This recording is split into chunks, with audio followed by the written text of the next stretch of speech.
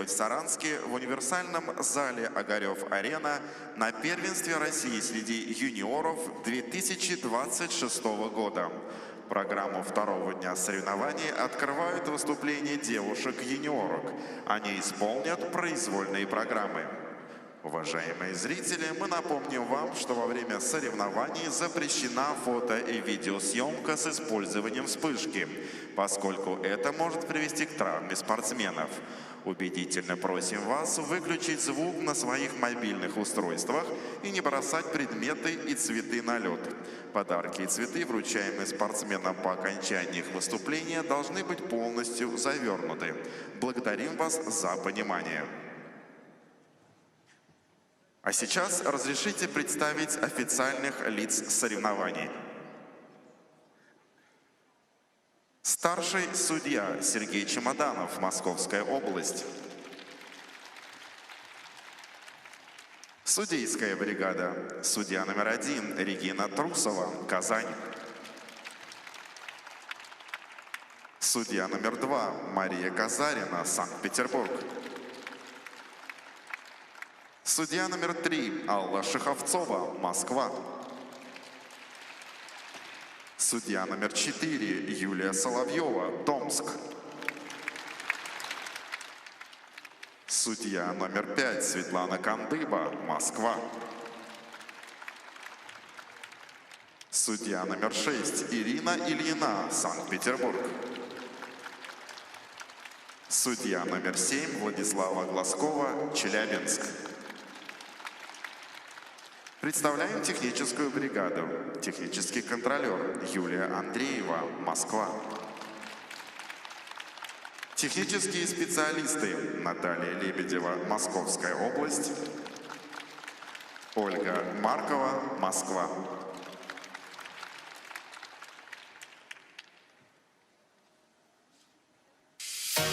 На лед для разминки приглашаются участницы первой группы.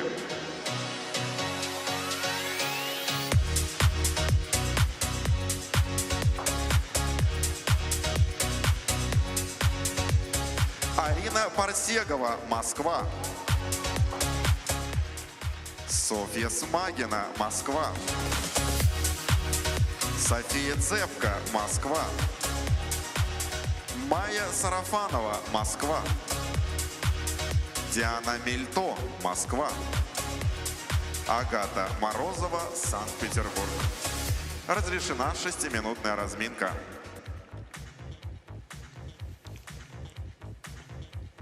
В Саранске продолжаются соревнования на первенстве России среди юниоров по фигурному катанию 2026 года. Юниорки сегодня исполнят свои произвольные программы. Первая группа участниц уже на льду. Девушки разминаются, а на комментаторской позиции, уже завершив разминку, Василий Соловьев и олимпийская чемпионка Анна Щербакова приветствуют вас. Всем привет, дорогие друзья, дорогие любители фигурного катания. Вместе с вами сегодня будем наблюдать за развязкой в турнире наших прекрасных девушек. Вчера показали высочайший уровень в коротких программах. Результаты очень плотные. И вот как раз в первой разминке мы можем видеть девчонок, у которых, возможно, не все вчера получилось.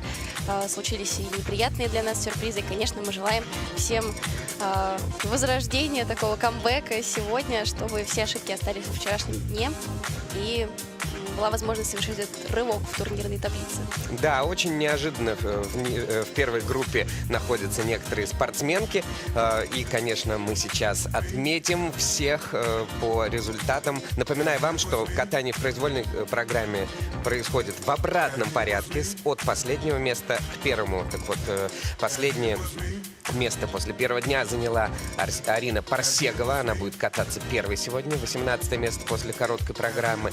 После нее будет выступать Софья Смагина. Вот очень символично только что она исполнила очень легко в самом начале разминки каскад тройной флип, тройной тулуп, тот самый злополучный, который вчера не получился. И еще раз показала, насколько это легко, как орешки, она щелкает эти прыжки.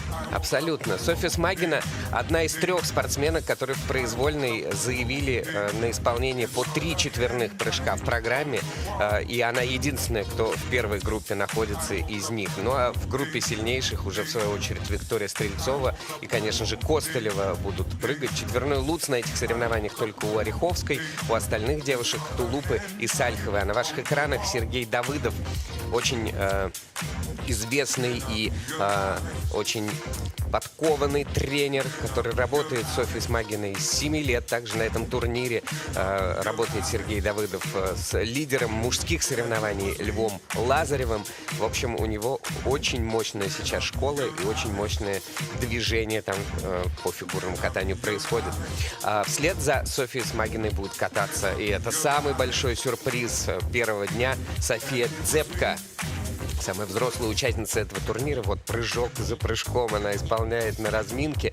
А вчера разминка началась с того, что София Дзепко вдруг ни с того ни с сего на ровном месте упала. И это оказалось, что это вот какая-то нервная обстановка. Она действительно на нее воздействует. И в своей программе она совершила одно из двух падений вчерашнего дня. Или вообще, нет, два было падения, да, и один срыв у Смагиной. Одно из двух падений вчерашнего дня и самое сюрпризное. Тренирует ее Екатерина Моисеева, Максим Завозин, которых вы также видели на ваших экранах. А вслед за Софией на льду с произвольной программой окажется Майя Сарафанова, еще одна ученица Екатерины Моисеевой, Максима Завозина, которая выступает под 4-м номером в этой разминке, 14-летняя спортсменка. Очень интересная работа ведется вот в штабе у Екатерины Моисеевой и Максима Завозина. Оба они... Ну, Максим вообще известнейший спортсмен, который раньше катался в танцах с Морган Мэтьюс за США и с Норой Хоффман за Венгрию, был чемпионом мира среди юниоров. А Екатерина Моисеева тоже была фигуристкой, но потом даже уходила из фигурного катания и работала, как она сама говорила, за любую работу бралась. Но, слава богу, судьба вывела ее обратно в ЦСКА, в родные пенаты, где она потихонечку начала развиваться как тренер. И вот сейчас такие потрясающие результаты демонстрирует. Диана Мильто будет кататься следующей из школы «Нашей надежды» с Навка-арены, где работает Светлана Соколовская, Виталий Бутиков. Ну и последний будет кататься Агата Морозова, которая тренируется у Ольги Ефимовой и Василия Попова. На ваших экранах Виталий Бутиков, тоже известный в прошлом спортсмен, который в танцах выступал с Кристиной Горшковой, был бронзовым призером юниорского финала Гран-при, взрослого чемпионата России, победителем универсиады, работал тренером в ЦСКА и сейчас трудится в наших надеждах на Навка-арене со Светланой Соколовской. 6 спортсменок, на которых мы с большим интересом сейчас будем смотреть. Произвольная программа — это, конечно, уже совсем другое испытание. Здесь вопрос не столько в чистоте, хотя и в ней, если ты претендуешь на самые высокие награды, сколько вот в выносливости, в длинном забеге, в каких-то очень интересных постановках, в широком спектре набора элементов и умении комбинировать. Если в короткой программе там никуда не деться, у тебя есть твоя программа, выполнил, не выполнил, все, до свидания. Особенно у юниоров. Шаг влево, шаг вправо. А тут в произвольной, ну, посмотрим, как у девочек работает голова в Саранске. Да, безусловно, в произвольной программе намного шире этот спектр возможностей, которые девочки могут продемонстрировать, намного больше разнообразия, выбора и кружкового контента, и программы, постановки. Так что сейчас будем с огромным интересом наблюдать. Ну и, безусловно, пожелаем всем девчонкам удачи. Первой будет выступать Арина Парсегова рядом с Сергеем Дудаковым и Георгием Пхлюком. Она сейчас готовится к своему выступлению. Пожимают они руки в качестве такого финального напутственного жеста. Арина во всех новостях на этом чемпионате, на этом первенстве, потому что выступает сразу в 2 видах, и сегодня вечером мы увидим ее еще и в короткой программе в парном катании. Так что пожелаем ей удачи, выносливости. Не получилось в короткой программе выстрелить, но, по крайней мере, теперь можно кататься со спокойной душой и просто показывать то, что умеешь. Катается она под музыку из бурлеска, блестящего мюзикла.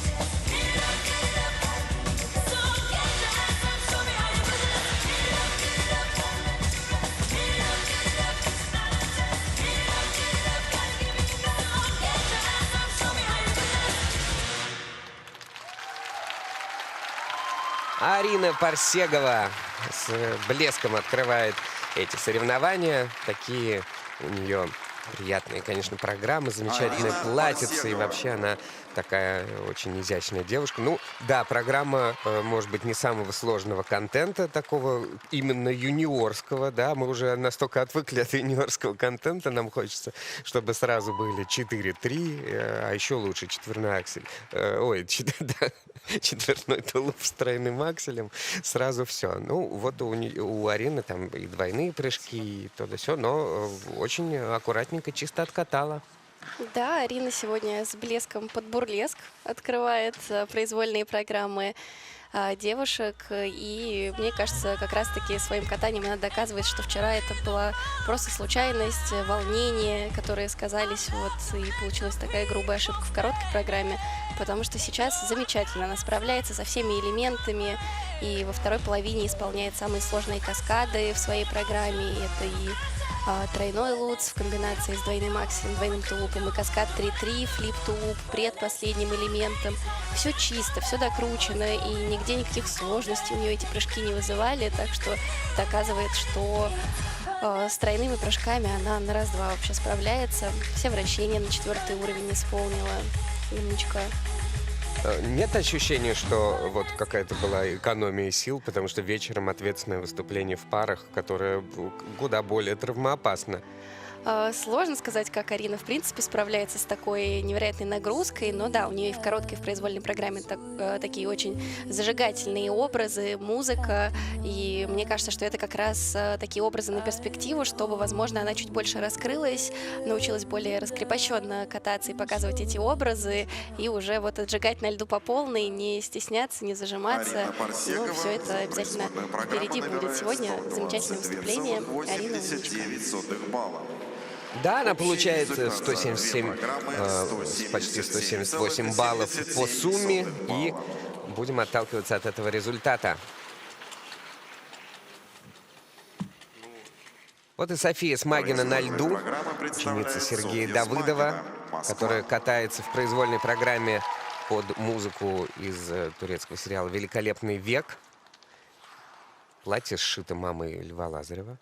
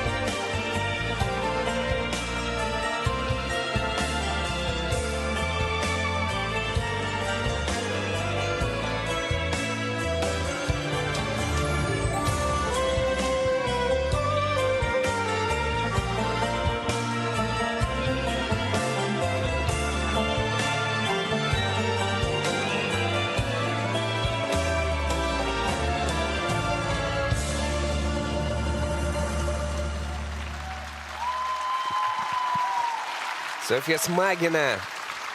К сожалению, Софья не получилось Смагина. какого-то уж прям волшебного камбэка, так, чтобы взлететь выше всех, но Софья поборолась, и все-таки мы увидели и четверной прыжок, и чистые другие элементы. И самое главное, конечно же, это ее упорство и желание сражаться, и голова соображала хорошо, да, как один из каскадов не получился, она его перенесла, все исполнила, и вот сейчас по-деловому вместе с тренером обсуждает, что, собственно, как все прошло.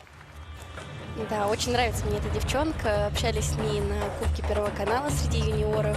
Такая спокойная, рассудительная. Как выходит на лед, у нее прям глаза загораются. И настолько боевая она в своих прокатах. И образы ей соответствующие подбирают в коробке в произвольно сейчас на ваших экранах. Самый сложный и чистый исполненный прыжок в программе, четверной тулуп на невероятной высоте. Вообще замахнулась, конечно, на очень серьезный контент. Софья 3 четверных. К сожалению, стартовый Сальхов не получился, но дальше очень быстро собралась, показала, что этот контент, то, что она может выполнять, и даже при ошибках дальше программа не сыпется, она ее выкатывает, может вернуть себя обратно в тонус. Четверной тулуп исполнила, во второй половине пошла на второй тулуп, который был заявлен в комбинации с двумя акселями, но был не самый чистый выезд. Прыжок сделан, но все-таки на отрицательную оценку от арбитров. И, соответственно, да, каскад она перенесла на последний прыжок в программе. И заключительные два прыжка это были каскады, флип-тулуп, неудавшийся в короткой, и комбинация Луци, два двойных акселя. В итоге справилась. Такой очень хороший рабочий прокат, от которого можно делать выводы, стремиться дальше. И это определенно опыт, который Софье в дальнейшем поможет стремиться к самым большим вершинам. И все, конечно, восхищены, и сам тренер, и в интервью я читал, что и мама спортсменки тем, вот как девочка относится к фигурному катанию, как она стремится, как она сражается с любыми неурядицами и все время движется вперед. Поэтому пожелаем ей удачи. Это было непростое первенство для нее. Ну, вот она набрала 190 баллов на данный момент впереди. И мы продолжаем. На льду София Дзепка, ученица Екатерины Моисеевой, Максима Завозина. Тренеры дают ей эмоциональный заряд. Наверное, вчерашний день нужно было забыть, как страшный сон. Казалось бы, всего лишь одно падение, да, но это было падение на ключевом элементе, а так как девочки вчера все выступили очень чисто, то, соответственно, такое падение откинуло Софию далеко назад. И вот сейчас она катается под музыку Арама Хачатуряна. «Спартак». Потрясающая программа.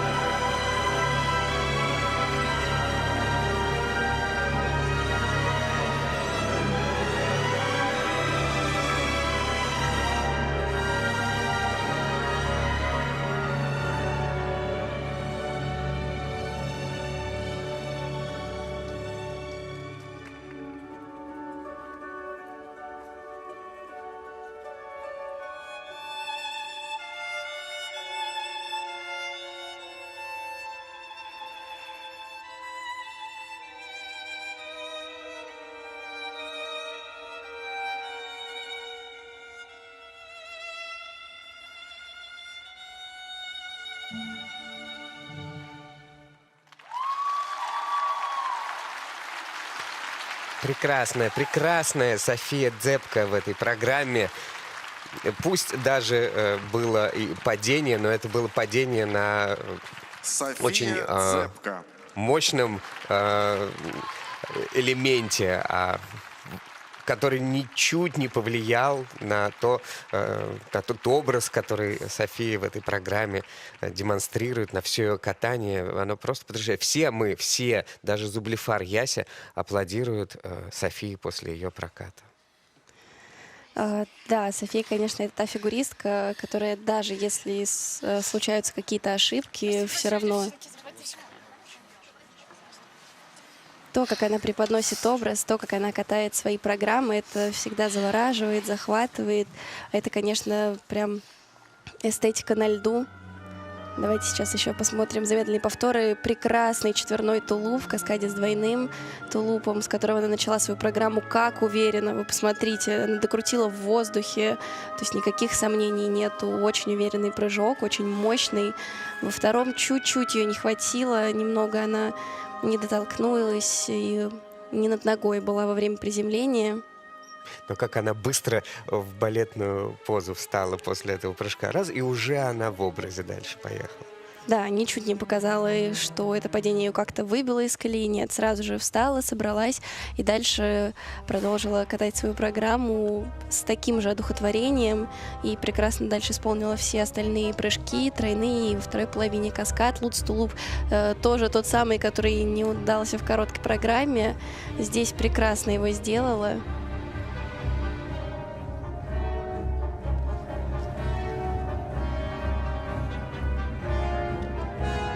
Спирали очень красивые.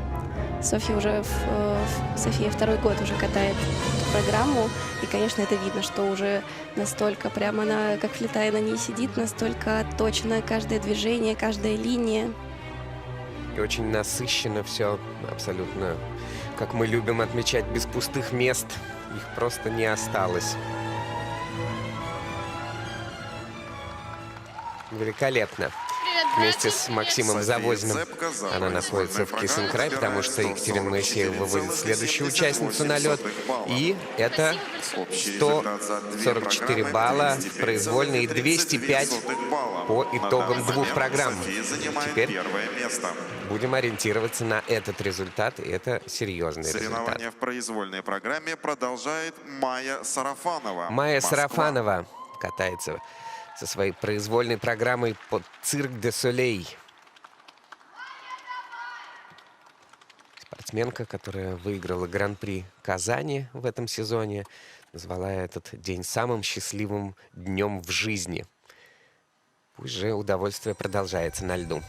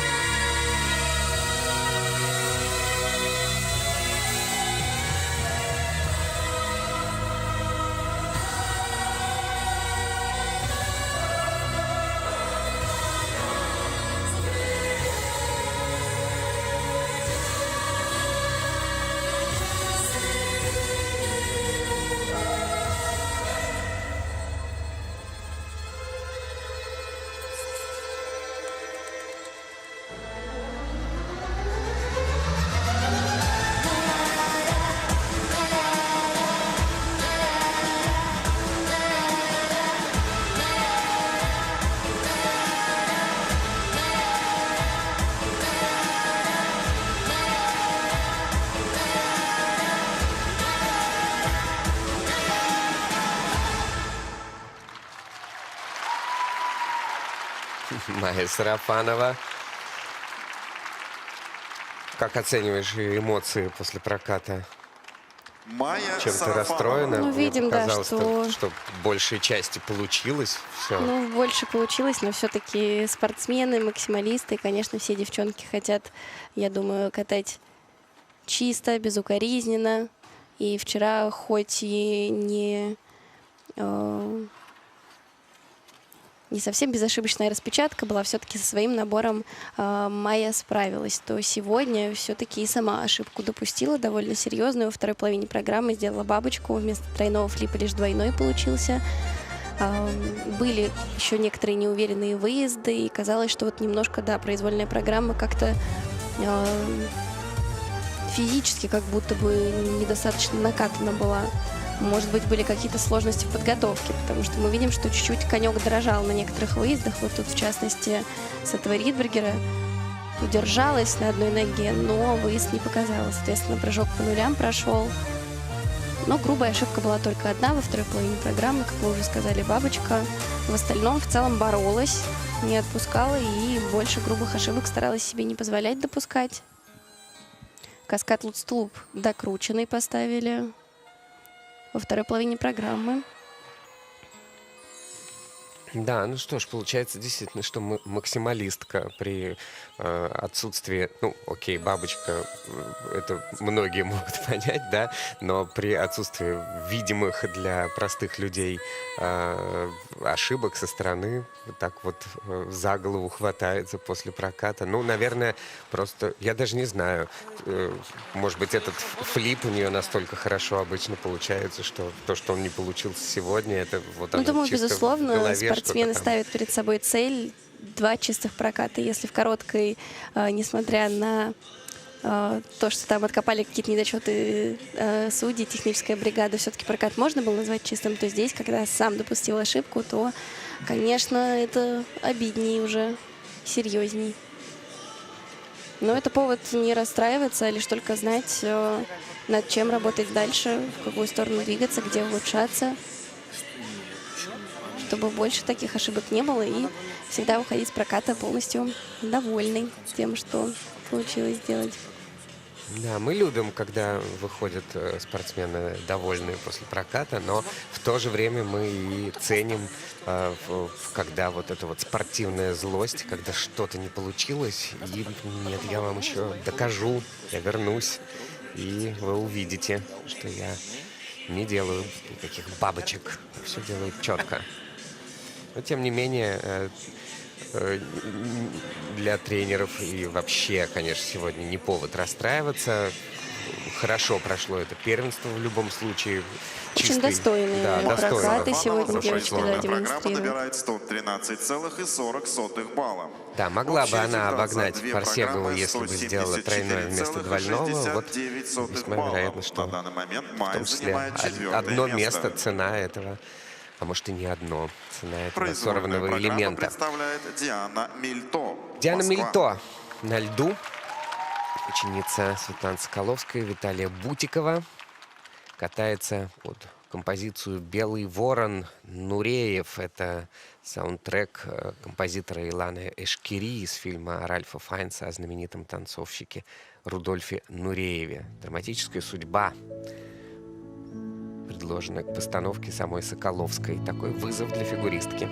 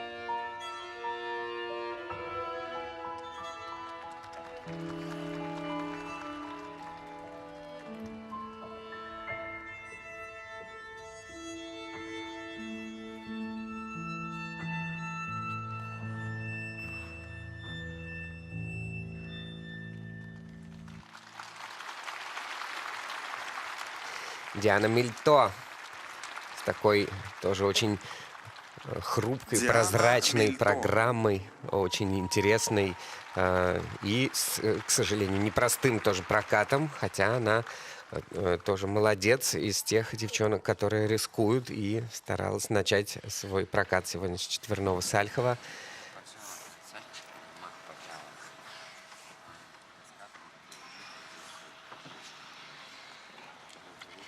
В общем и целом Виталий поддерживает, и первое слово, которое услышал, все нормально. Все неплохо, и во многих отношениях даже очень и хорошо. Да, прокат был сложный. Сразу же с первого элемента он пошел довольно тяжело. Падение с четверного Сальхова. Мы знаем, что Диана может чисто исполнять этот элемент, но здесь, к сожалению, мы видим вот приземление на передний ход. Это полоборот, недокрут, падение.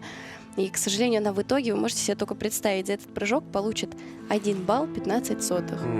Вот насколько Сколько усилий. да, рискованно идти на четверные прыжки, что они могут как возвысить тебя наверх, так и ты практически без элемента остаешься. То есть там тройной прыжок на этом месте не то, что больше принесет, но прям в разы больше баллов чисто тройной принесет. Но вот это тоже, да, цена риска, что если не получилось, ты на это идешь. Во второй половине, к сожалению, тоже без ошибок не обошлось. Вот мы видим Луц-тулуп довольно неплохо пошла, и с Луц неплохо приземлилась. На тулупе чуть корпус спереди остался и не удержалась на приземлении, в зубец ушла. В итоге ставит падение, хотя как такового его вроде бы и не было, но вес тела был перенесен уже и на руку, и на ногу, то есть 3 конечности, и при этом вес тела не на ноге, соответственно, ставит падение на этом прыжке и находит еще недокрут на двойном акселе в комбинации. Так что, да, прокат, конечно, далеко не безошибочный. Но Диана старалась, боролась, но, к сожалению, сегодня вот Ну, наверное, не находясь случилось. на 14 месте, вряд ли нужно было делать ставку именно на чистый прокат, потому что вряд ли он скажется Да, на нужно было призы, идти там, рисковать. что-то. Я думаю, что Диана с тренером абсолютно правильно сделали. Искать пределы. И программа, тем не менее, очень интересная получилась у Дианы. Успехов. И впереди катание Агаты Морозовой, ученицы Ольги Ефимовой, Василия Попова и Елены Формазовой, которая катается под Лебединое озеро.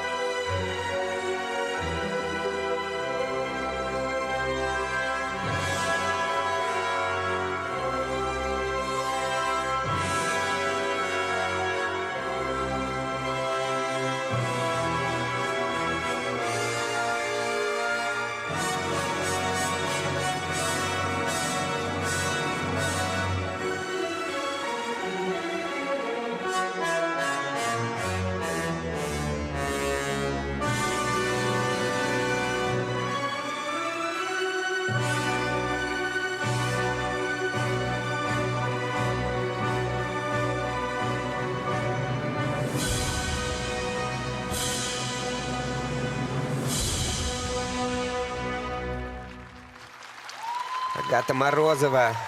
К сожалению, не удалось эмоционально поддержать этот мажорный аккорд в завершении программы. Так здорово она начала. Такое это было не только одухотворенное, но и наполненное хореографически катание. После каждый выезд, каждое движение, все в таком стиле. Все вот за что мы любим. Там классическое катание, да, катание под балетные номера. И потом немножечко так все пошло враскосяк. Печально. Да, видим, что довольно нервно. Довольно нервно сегодня проходят произвольные программы у девчонок. С трудом получается, конечно, выкатывать свои программы. Много ошибок совершают. При том, что, да, Агата, вот мы видим, прекрасно начала с каскада, тройной луц, Оллер, тройной сальхов, чисто. Затем был чисто исполненный тройной ридбергер на ваших экранах. И вот дальше уже начались ошибки. Падение с тройного луца, затем с флипа. Абсолютно корпусом туда чуть-чуть не довернулась. И справа корпус остался. Падение. Не удалось даже фирменно спасти этот элемент, как Агата делала это в короткой программе. Но за что я хочу ее похвалить?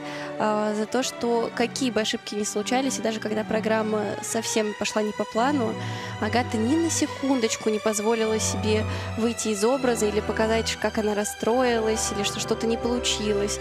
Абсолютно вот в секунду вставала и продолжала с эмоциями, с той же подачей катать, и как будто вот еще больше доигрывать свою программу. Я такое вот прям очень уважаю, потому что для меня это не про артистизм, это про характер и дисциплину. Когда идет программа, и ты не можешь себе позволить показать, что что-то получилось или нет. Вот как будто вырезали прыжки из программы, и никто не должен догадаться, вот были ошибки в этой программе или нет. Ты ее катаешь точно так, как она поставлена, как она отработана, и от этого плана никуда не ответвляешься. Вот этот крик отчаяния, я не понимаю, как с выходом со льда. Это вот квинтэссенция, конечно, девчачьего юниорского катания в том числе, когда вот что-то вдруг не получается, и ты не можешь это нащупать, и это очень изматывает. Мы, безусловно, наверняка. желаем понять, почему так произошло, чтобы поработать над этим, чтобы больше такого не происходило. Удачи, девчонки, и мы продолжаем. Вторая группа на льду. Елизавета Лабутина, Свердловская область. Алиса Гориславская, Санкт-Петербург. Арина Ореховская, Оренбургская область. Алиса Юрова, Липецкая область. Софья Федотова, Санкт-Петербург. София Сарновская, Москва. Разрешена 6-минутная разминка.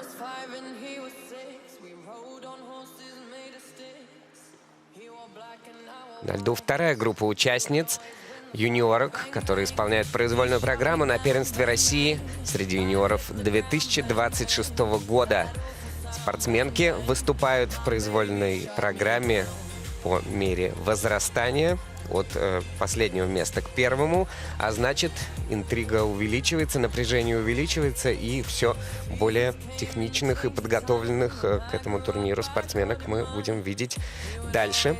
Первой будет кататься Елизавета Лабутина, 14-летняя спортсменка из Нижнего Тагила. Тренируется она в Екатеринбурге у Антона Сергеевича Киселева. Ездит туда 120 километров почти, не каждый день, несколько дней в неделю, а в остальные дни тренируется вместе со своей мамой Полиной Лабутиной.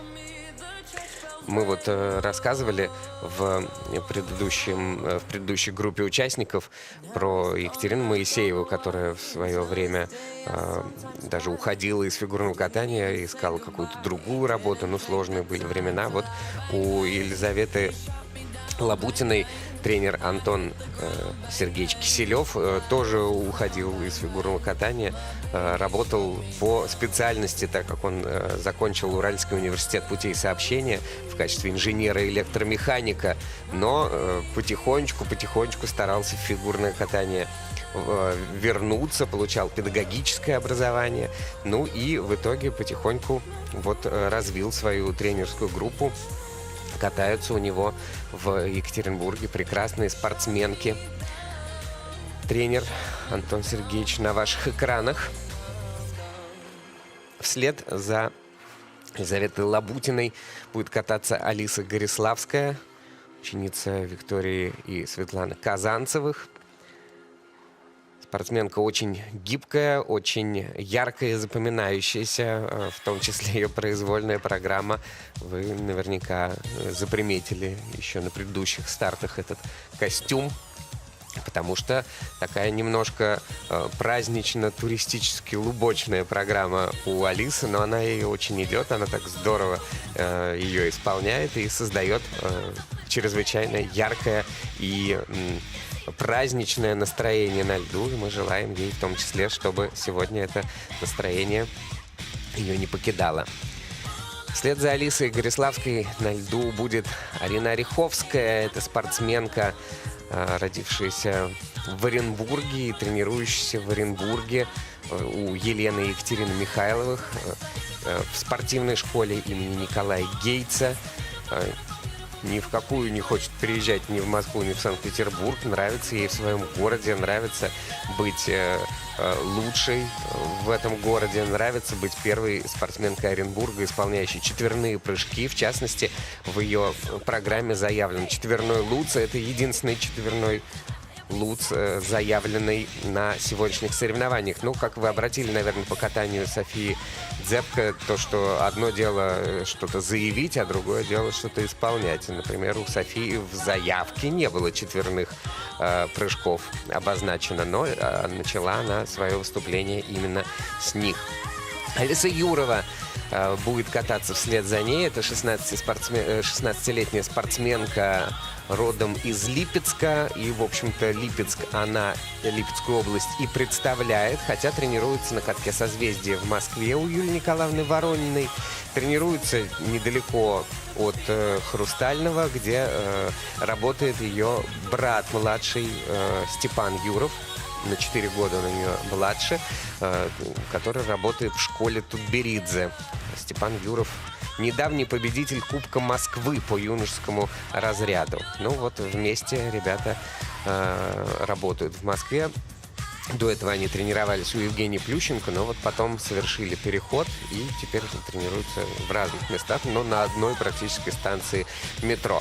Софья Федотова будет кататься вслед за ней. Это еще одна ученица Ольги Ефимовой, Василия Попова. Спортсменка, которая на Гран-при в Москве заняла 3-е место.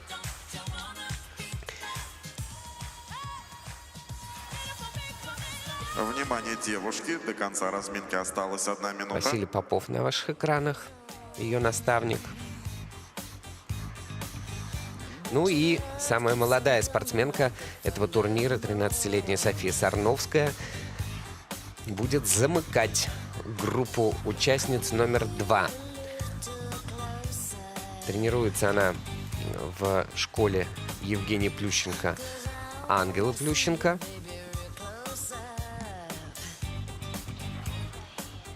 Серебряным призером была на Гран-при Казани, хотя лидировала после короткой программы. Спортсменка из спортивной семьи. Вообще у многих спортсменок братья и сестры занимаются спортом. В основном, я обратил внимание, по статистике, у всех братья хоккеисты. И все время они друг с другом как-то коммуницируют, ходят на соревнования друг к другу. Фигуристки учат братьев скольжению, каким-то еще делам. Ну, по крайней мере, так рассказывают в интервью. Ну вот, София отличается от тех спортсменок, у которых братья хоккеисты, потому что у нее братья фигуристы, причем очень успешные, особенно Никита. Выступление второй группы. Что ж, пожелаем чистых прокатов девчонкам во второй группе. В первой группе только Арине Просеговой удалось справиться со своим набором. Надеемся, что здесь девчонки продолжат эту тенденцию. Первой выступает Елизавета Лабутина. Ее произвольная программа — это саундтрек из недавнего российского кинофильма «Любовь Советского Союза». Спортсменка, которая бронзовую медаль взяла на московском этапе Гран-при, причем была второй после произвольной программы.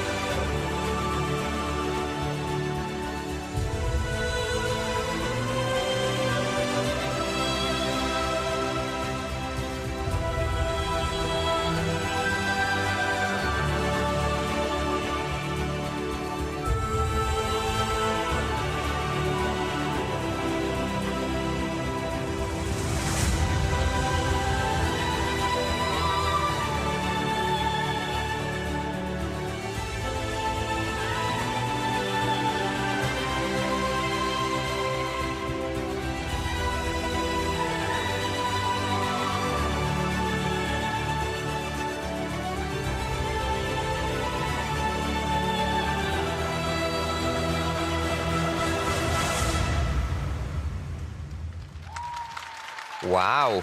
Елизавета Лабутина, молодчина! Настоящий боец, здорово откатала эту программу. Такая была собранная. Да, в какой-то момент шатала спортсменку, и мы тут вздрагивали и думали, что Да, происходит. комбинация из Луции двух акселей была, конечно, очень нервная. Но она ее вытянула. Но есть другая Да. проблема. Расскажи. Сейчас мы вернемся, да, еще к этой комбинации.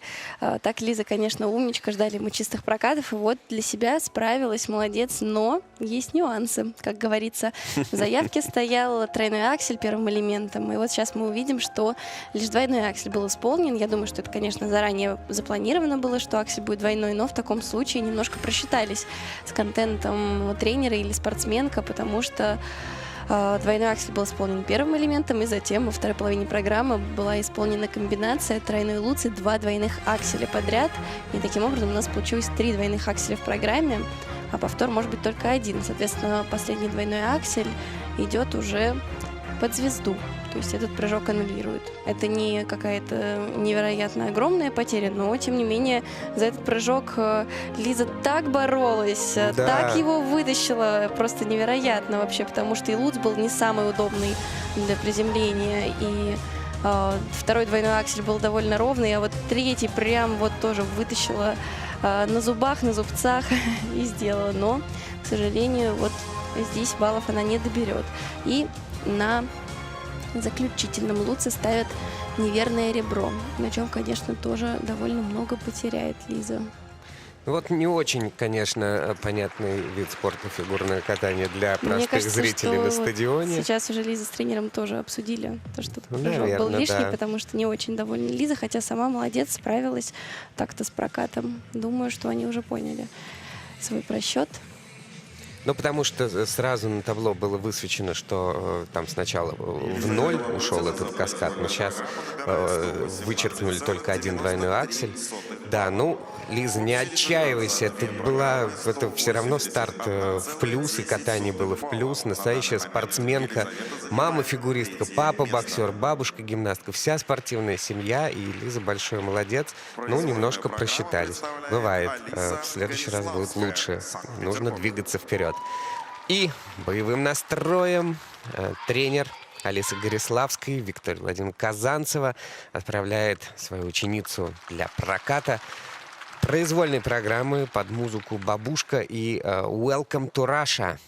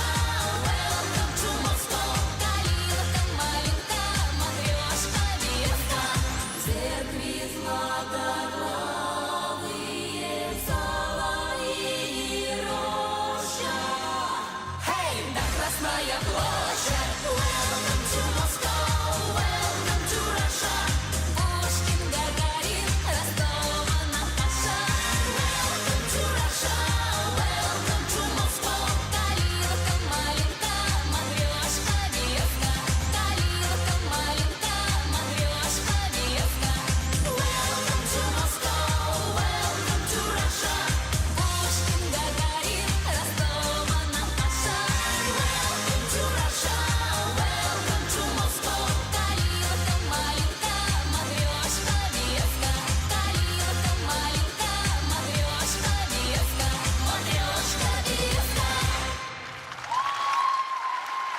Прекрасная Алиса Гориславская. Алиса Не удалось без Гориславская. падения выполнить эту позитивную во всех отношениях программу, но, тем не менее, вот настрой прям от начала до конца, сплошной позитив. Интересно, вот, когда спортсмены катаются вот такие мега-позитивные программы, это означает, что эти спортсмены и в жизни такие мега-позитивные, или это можно сыграть? Здесь, конечно, я думаю, все индивидуально, но Алиса производит впечатление как раз-таки именно вот такого светлого, открытого человека с искренней улыбкой, которая заставляет и всех вокруг улыбаться. Мне кажется, вот на ее прокаты невозможно смотреть без улыбки. И несмотря на то, что на этапах, конечно, более удачно удавалось исполнить Алисе эту программу, на прыжках вообще никаких вопросов не возникало. У нас очень чисто она выступала. То здесь, конечно, даже помимо падения были и другие недочеты.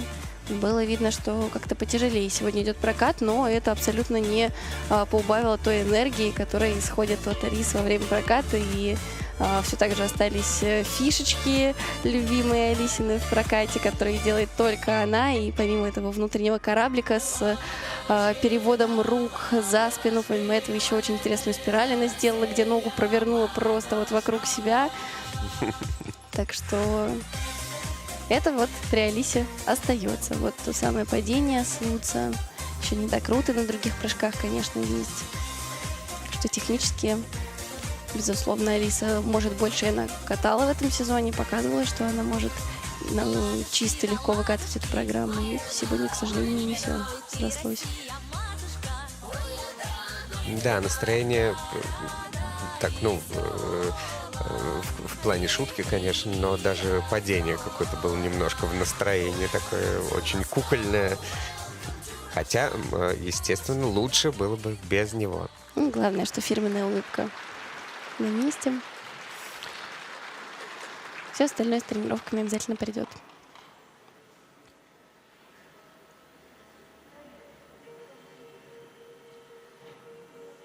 Алиса Гориславская также периодически выигрывает различные зональные соревнования, постоянный победитель первенства Северо-Западного федерального округа, выигрывала турнир «Серебряное ожерелье России». Ну и, в общем, познала радость побед различных и к ним стремится теперь на новом уровне. Сейчас она на 6-м месте здесь. А впереди катание спортсменки из Оренбурга, которая будет начинать свою произвольную программу, по крайней мере, так обещано, с четверного Луца. Катается она под песню израильской певицы Юваль Рафаэль «Новый день придет».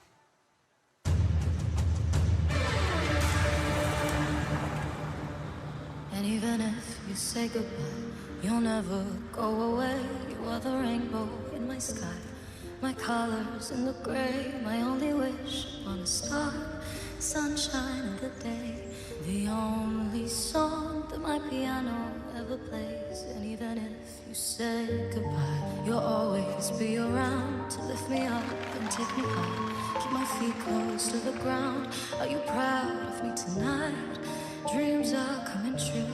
I choose the light, nothing to lose if I lose you. New day will rise, life will go on. Everyone cries, don't cry alone. Darkness will fade, all the pain will go by, but we will stay, even if you say goodbye.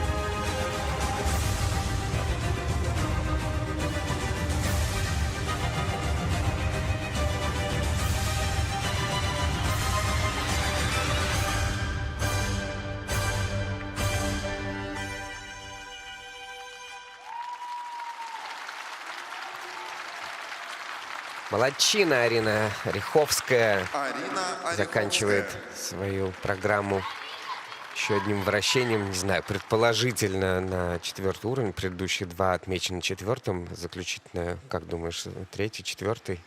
Ну, пока что отмечают как 3-й уровень в распечатке. Но, тем не Но менее, классное помимо заклона, выступление. да, есть что отметить в этой программе точно, потому что начала она свою программу с четверного луца. Единственная, кто среди всех девочек пошел на старший элемент ультраси, на старший четверной луц, самый дорогой четверной прыжок, ну, не считая акселя, конечно.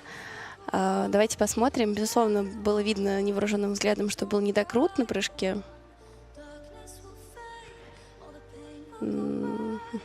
Ставят одну галку, да, по недокруто, на ощущениям, мой, что прям, честно, может, и взгляд, 2 да, целых, прям да. практически на передний ход она приземлилась, но, тем не менее, устояла на одной ноге, Да, пусть лучше в пользу удержалась, спортсмена да, будет эта засчитали в пользу галочка. спортсмена, я бы сказала, да, устояла на одной ноге, удержалась, выехала и дальше успешно справилась со своей программой. На Сальховой был чуть не четкий выезд, но мне показалось, что это потому, что у нее был запас под четверной. Я когда увидела этот Сальхов, говорю, надо четверной Сальхов тоже прыгать, потому что он там точно был. Вот.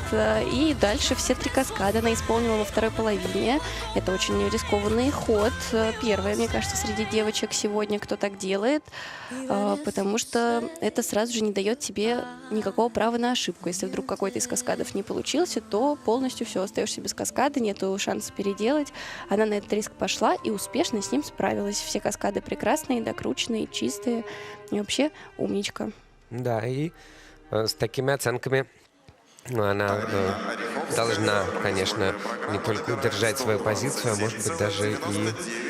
Ага, 3-я по произвольной программе уступила Софье Смагиной, но так как был запас у нее по баллам после короткой программы, то она Софью, первая, кто, ну, 2-я после Дзепки, отодвигает на следующую позицию. И пока что уступает только Дзепке, ну, там большой отрыв, 15 баллов, понятно.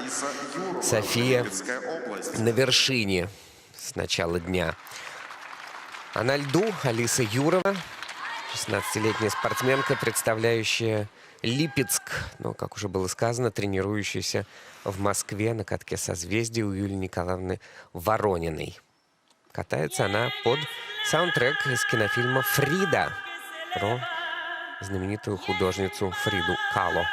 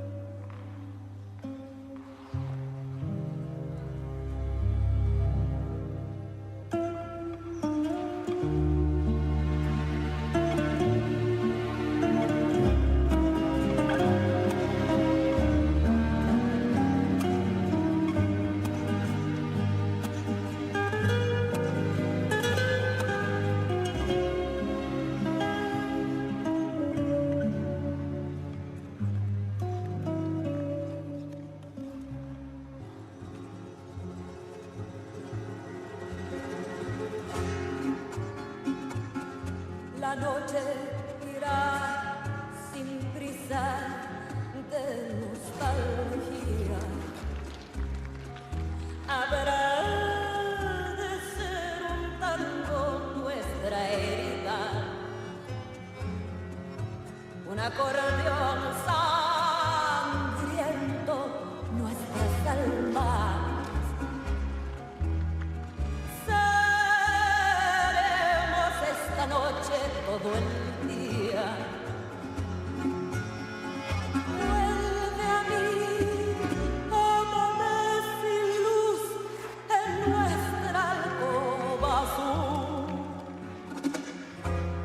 donde no hubo sol para nosotros.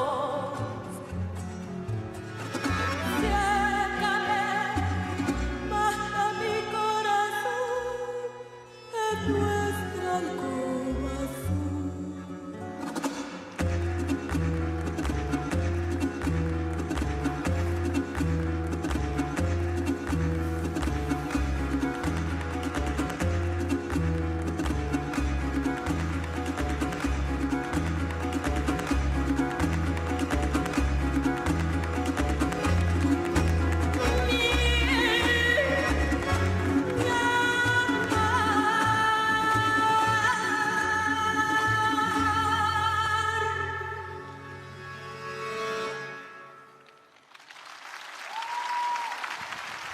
Алиса Юрова.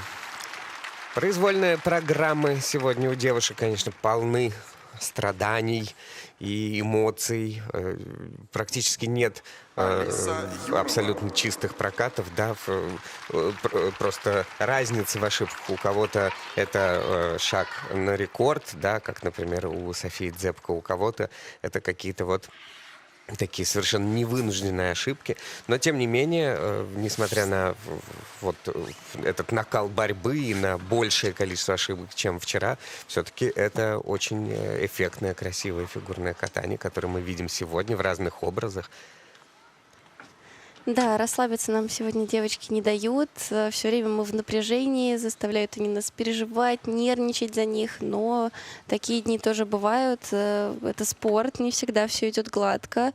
И во многом можно выделить, что несмотря на большое количество откровенно ошибок за сегодняшний день, девчонки не бросают программу, доделывают, показывают все равно разные образы, и за этим все равно приятно наблюдать. Именно за прокатами, конечно же, мы желаем чистого исполнения элементов. Но вот у Алисы сегодня хорошо прошла первая половина программы. Первые 4 прыжковых элемента успешно были выполнены. Один из них в каскаде с двойным тулупом. И вот вторая половина совершенно не задалась. Там должно было быть 2 каскада самых сложных, самых дорогих элементов в программе. Вот здесь должен был быть каскад тройной луц, тройной тулуп. Но, к сожалению, как мы видим, лишь падение с тройного луца. Следующий тайнулс она смогла сделать, добавила к нему комбинацию из двойного акселя и двойного тулупа. И заключительный прыжок Ридбергер.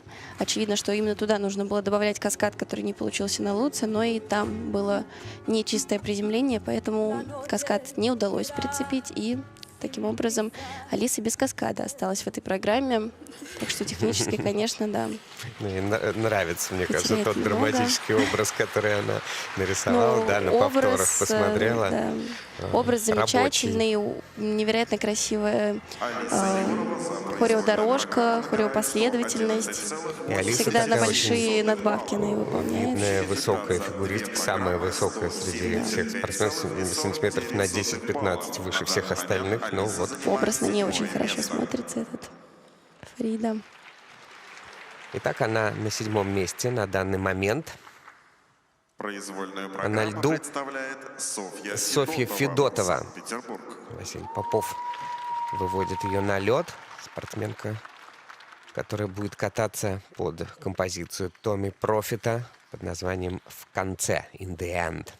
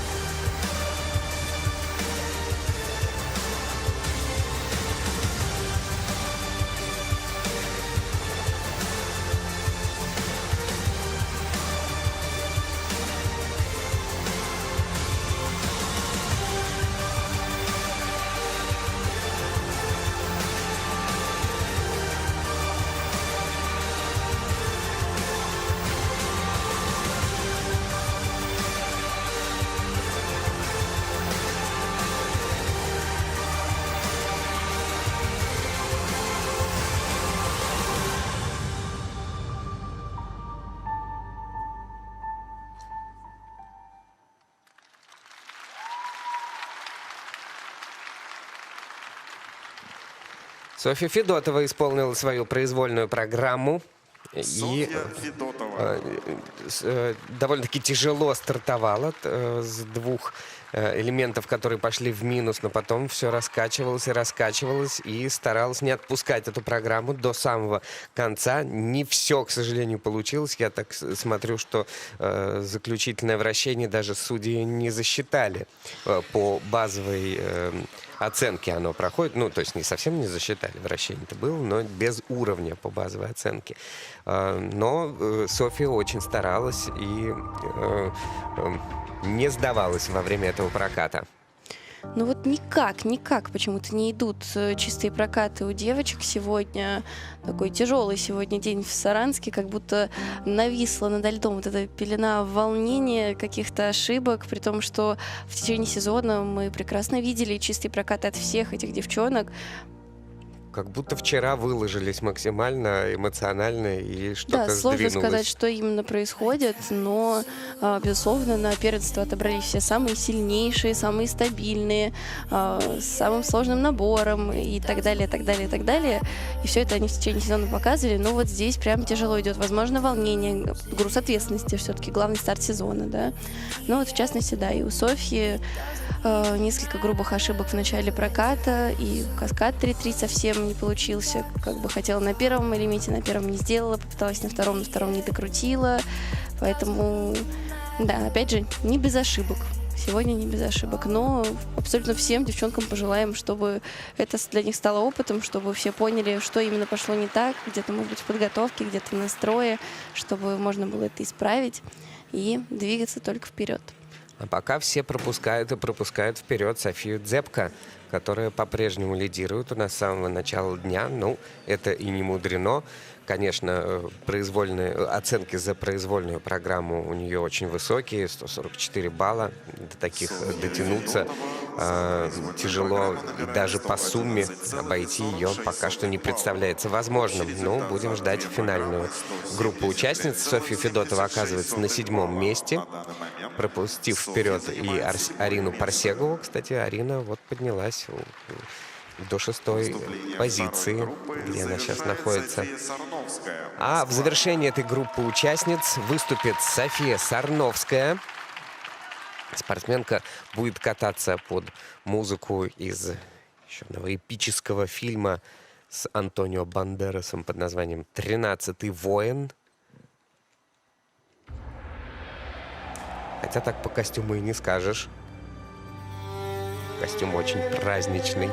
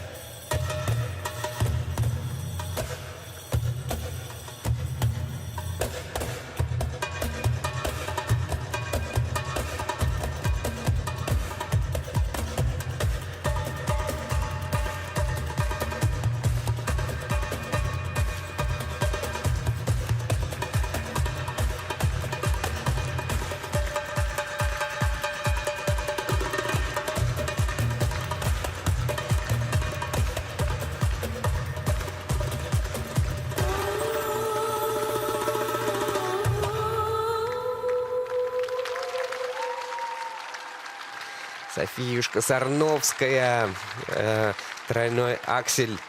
Снова первый не София дался, и она Сарновская.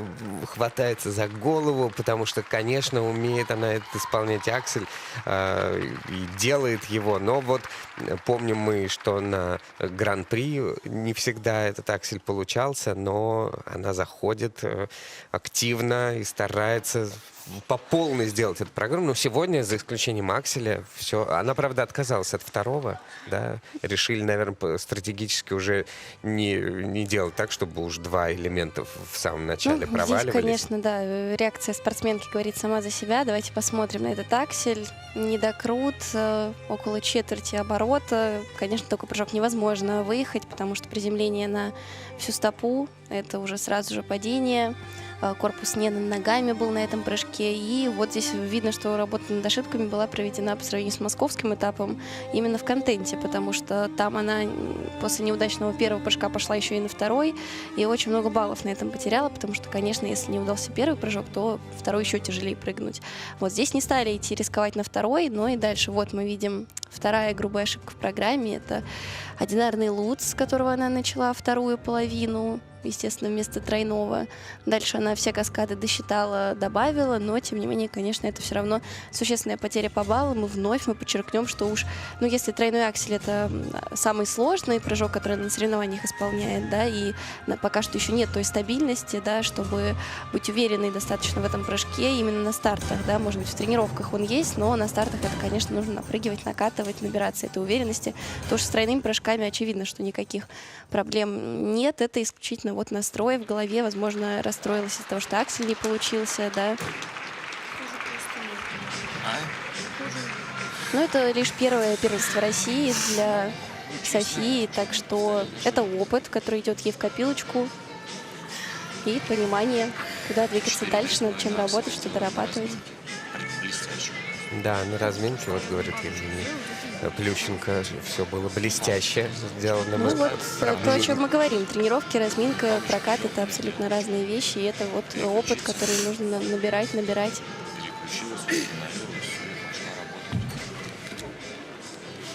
Я был уверен, что ты на второй аксель все-таки пойдешь. Ну, видим, что это решение Софии было. Софии. Память просто подвела, потому что боялась такой ситуации, как на первом этапе было. Как мы с вами Да, мы ситуацию с тобой в предвидели. точку смотрели, да, в корень зрили. Да, для тех, кто не слышит, София как раз говорит о том, что Пошла и делать надо от начала до конца. Потому что на второй аксель не пошла, потому что побоялась, что повторится именно та ситуация, которая была на московском этапе. Но видишь, мы предположили с тобой, что на Ну, удержание, да, я думала, а что это Евгений тренер. Викторович говорит, нет, надо, не смогла первый, иди еще один сделай, второй получится. Воспитывает в подопечной бойцовские качества, чтобы рвалась вперед и не сдавалась, рисковала. Интересно. Ну что ж, София Сарновская занимает на данный момент 4-ю позицию, а впереди выступление еще 6 спортсменок, но группу сильнейших мы увидим с вами после заливки льда.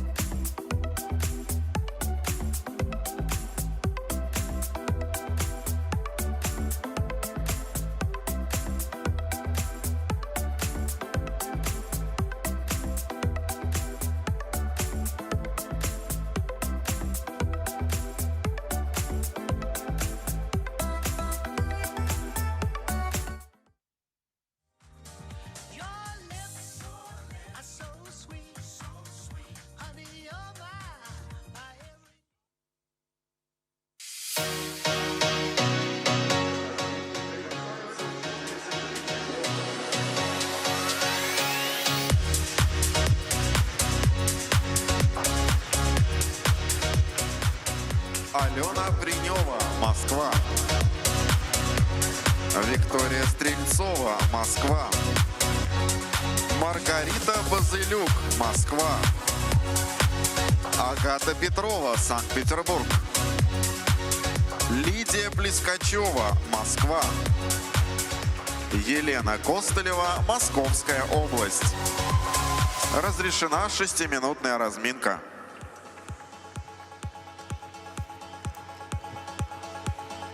Шесть спортсменок, лидирующих после короткой программы, объединены в группу, которая выступит сейчас на первенстве России среди юниоров 2026 года. Я умышленно не сказал 6 сильнейших спортсменок, потому что мы знаем, что находится список спортсменок на пороге таких серьезных изменений, потому что София Дзепко, которая выступала в первой группе, скорее всего, поднимется достаточно высоко, чтобы оказаться где-то примерно вот в этой же группе участниц, но тем не менее, после короткой программы лидируют именно эти 6 спортсменок, 5 из них из Москвы и области и 1 из Санкт-Петербурга. Первой будет кататься спортсменка Алена Принева, ученица Этери Тутберидзе, Сергея Дудакова, Данила Глейхенгауза, Георгий Пахилюк также на ваших экранах, тренерский штаб Хрустального. Алена Принева серьезная очень девушка, относится к своей жизни с вдумчивым таким подходом, рассказывает в интервью, что подумывает в том числе и об альтернативных профессиях. Никто не знает, как там со спортом дело пойдет, а на врача-косметолога всегда выучится самое время. Но, тем не менее, Алена растет как спортсменка, идет вперед. Тоже, кстати, папа и брат хоккеисты. Вопрос о том, о чем я говорил в начале трансляции. Очень много хоккеистов среди братьев у спортсменок. Еще одна ученица Этери Тутберидзе с 23-го года, Виктория Стрельцова, катается в этой школе. До этого тренировалась у Софии Федченко, у Марины Черкасовой, в том числе призера Олимпийских игр 80-го года. Именно Марина Черкасова была ее первым тренером, или одним из первых тренеров, благодаря чему в том числе Виктория так выучена исполнять эти прыжки, но и, конечно, природное дарование тоже имеет место быть. Вслед за ней будет кататься Маргарита Базылюк, спортсменка, которой очень не удалось в прошлом году первенства, и были разочарованы все ее болельщики, многочисленные и преданные ее результатам. Вот в этом году она на 4-й позиции после короткой программы готова атаковать. Все-таки она победительница первенства России среди юниоров позапрошлого года. Ну, в этом году она была первой в Магнитогорске, хотя, как вы, наверное, знаете, ни в короткую, ни произвольную программу не выиграла, но первое место заняла, потому что у девушек, ее соперниц, был такой вот серьезный разнобой. В Казани была всего лишь 6-й. Пожелаем этой спортсменке здесь удачи. Мы всем спортсменам желаем удачи.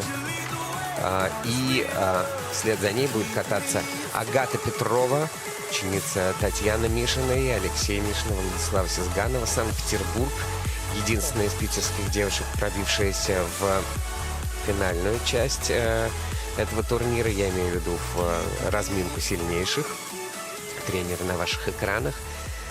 Агата, как тоже было сказано в интервью, пришла в фигурное катание, чтобы кататься не хуже Платона. Платон — это тоже брат и тоже хоккеист. Ей очень хотелось на льду рассекать не хуже брата-хоккеиста. Ох уж эти братья-хоккеисты, много влияния они оказали на женское российское фигурное катание, и его не стоит недооценивать. Вслед за ней Лидия Плескачева, ученица Светланы Пановой. Лиде 15 лет. В сентябре была у нее травма. Она вот как раз в фигурное катание пришла вслед за сестрой. Причем сестра уже закончила, а Лида делает такие сумасшедшие успехи. В детстве занималась акробатикой, играет на фортепиано. В общем, большинство девушек очень разносторонние и занимаются не только фигурным катанием, а еще и многие хорошо учатся. Что я всегда говорю своим детям, чем бы вы ни занимались, а вот школа — это важно. Внимание, девушки, Не только знания, до но конца и развязки все то, осталось что 1 минута. со школой связано полезного. Ну и, конечно же, Евгений Плющенко выводит Елену Костылеву в группе сильнейших.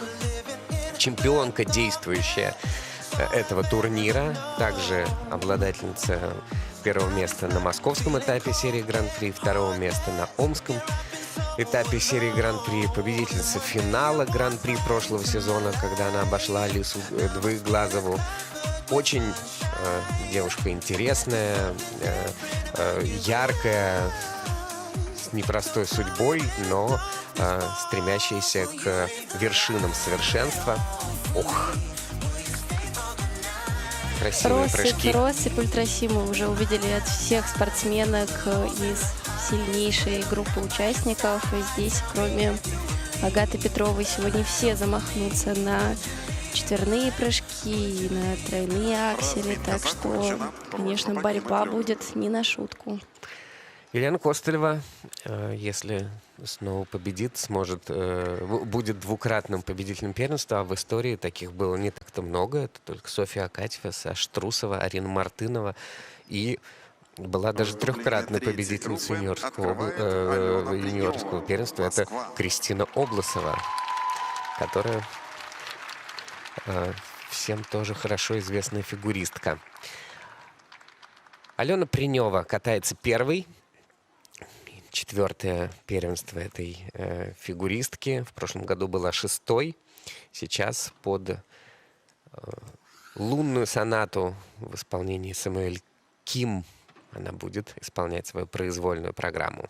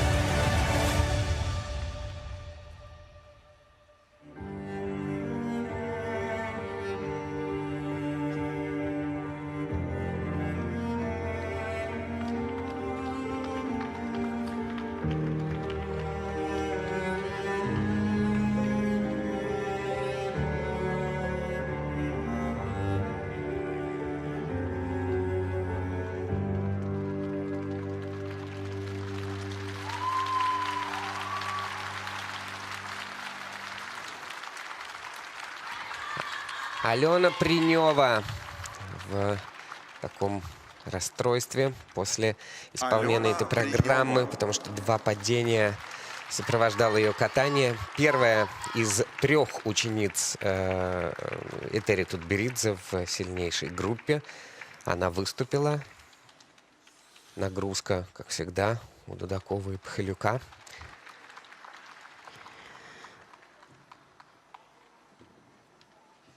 Ну, не будет реакции. Или если даже и будет, ты не услышишь, что говорит Сергей Да, Викторович, потому пытаюсь- что он, как пытаюсь всегда, очень подслушать. тихо, Очень интересно. собрано, тихонечко по делу. Да, Алена очень сильная фигуристка, и, насколько я помню, она не раз замахивалась на контент из 3 четверных прыжков, 2 луца и тулуп.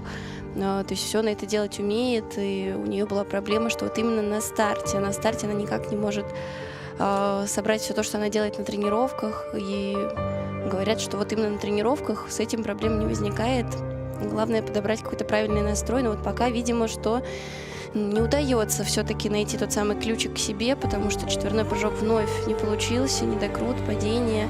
Самое обидное, наверное, даже не то, что четверной не получился, а то, что дальше и на тройном прыжке случилась ошибка, хотя казалось, что очень уверенно она едет программу, и Луц Тулуп уже сделала каскад 3-3 во второй половине, потом довольно неожиданно было видеть это падение. Посмотрим, вот оно как раз, да, видимо, что и конек немножко подвернулся, недокрут и падение, но дальше все равно молодец, собралась, и комбинацию, которая должна была быть на этом луце, она сделала со следующим прыжком, последним прыжком в программе, тройной флип и 2 двойных акселя сделала. Все вращения исполнила на 4-й уровень, видимо, какая замечательная растяжка, что все есть в этой фигуристке, и прыжки есть, и катание невероятное, и вращение. Вот все бы собрать вместе, и все тогда засверкает. И она оказывается на 4-м месте по произвольной программе. Пропустила вперед не только Дзепко, но и Смагину с Ореховской. Но по сумме 2 программ она пока что 2-я.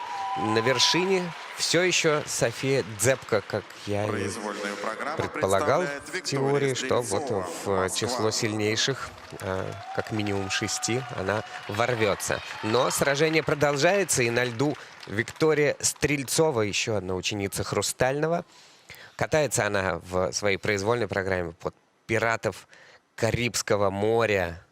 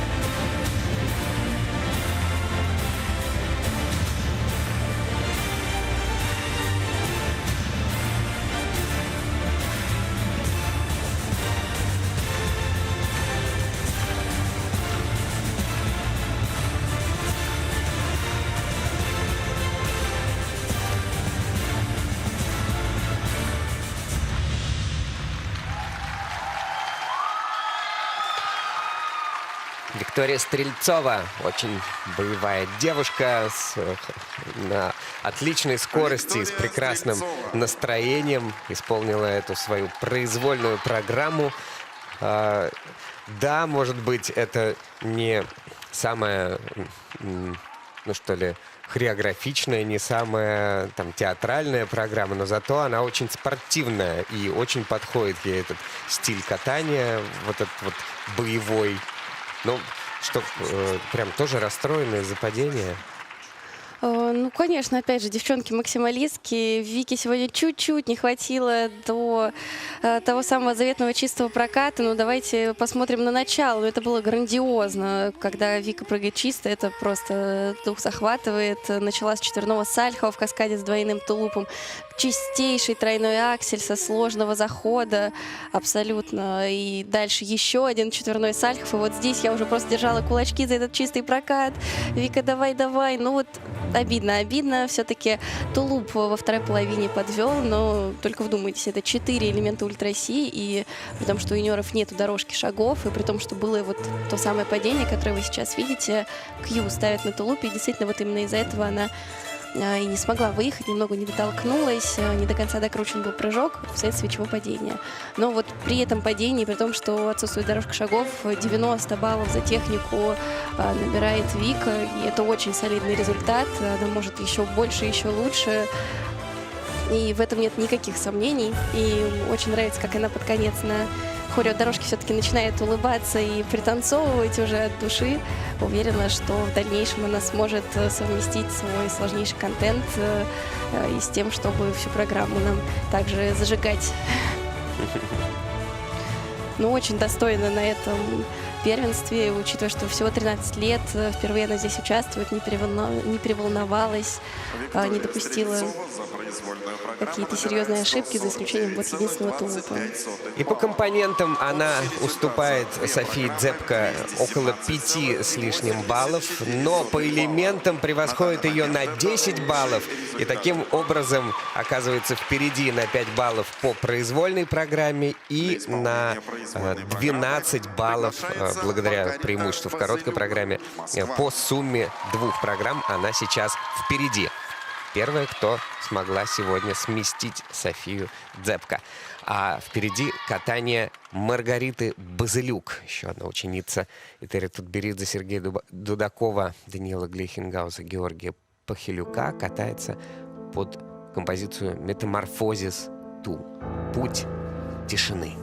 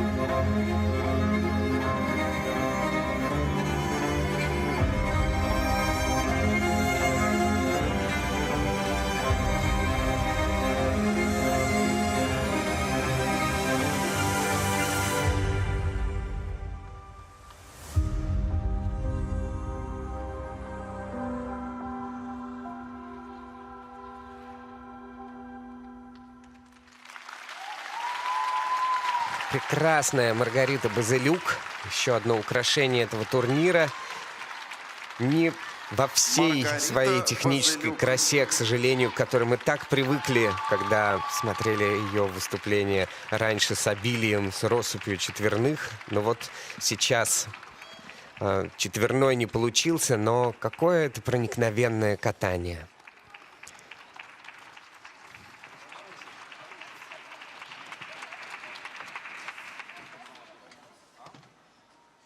Да, конечно, несмотря на то, что технически сейчас Марго вместе с тренерами сделали такой вот намеренный шаг назад, да, и нету такого количества элементов ультра-си, которые Марго исполняла. Не устану говорить, что, конечно, как она преобразилась в этом сезоне, такое вдумчивое, чувственное катание, прям с душой каждый жест, как она чувствует музыку. Ну вот видим, пошла она на один четверной прыжок, на элемент ультра-си, к сожалению, не удался. Четверной сальхов, ставит кью, падение, но дальше собралась вот прям с характером, со своим бойцовским, все тройные прыжки, прям было видно, что на контроле делает и не позволяет себе допустить какую-то помарку, ошибку, и так и случилось, как она себе это запланировала, все тройные прыжки она исполнила, ни к одному прыжку нету никаких вопросов, все докручено, все чисто, все уверенно. Пожелаем Марго, чтобы от старта к старту она, конечно, набирала и набирала снова эту уверенность и своим прекрасным катанием, прекрасными программами еще и совмещала это все с тем набором прыжков, которые она нам уже демонстрировала и которые она может делать, чтобы все это вернулось и все сложности остались позади. Маргарита Так, все три Базылюк за ученицы произвольную программу в сильнейшей набирают группе 135,61 тутберидзе выступили, балла. и Общий результат проигрывает за две программы и по компонентам, и по элементам 204,28 балла. Софии На данный момент Дзепко Маргарита занимает Базылюк третье место. и пропускает ее вперед всего лишь на балл. София Дзепко сейчас на втором месте, лидирует Виктория Стрельцова. Маргарита Базылюк третья, а впереди выступление еще трех спортсменок, все три из разных школ тренерских. Вот первая из них Агата Петрова, третье место после короткой программы. Ученица Татьяна Мишиной, Алексея Мишина, Владислава Сезганова катается в произвольной программе под музыку японца Джо Хисаиши. Ностальгия по кино.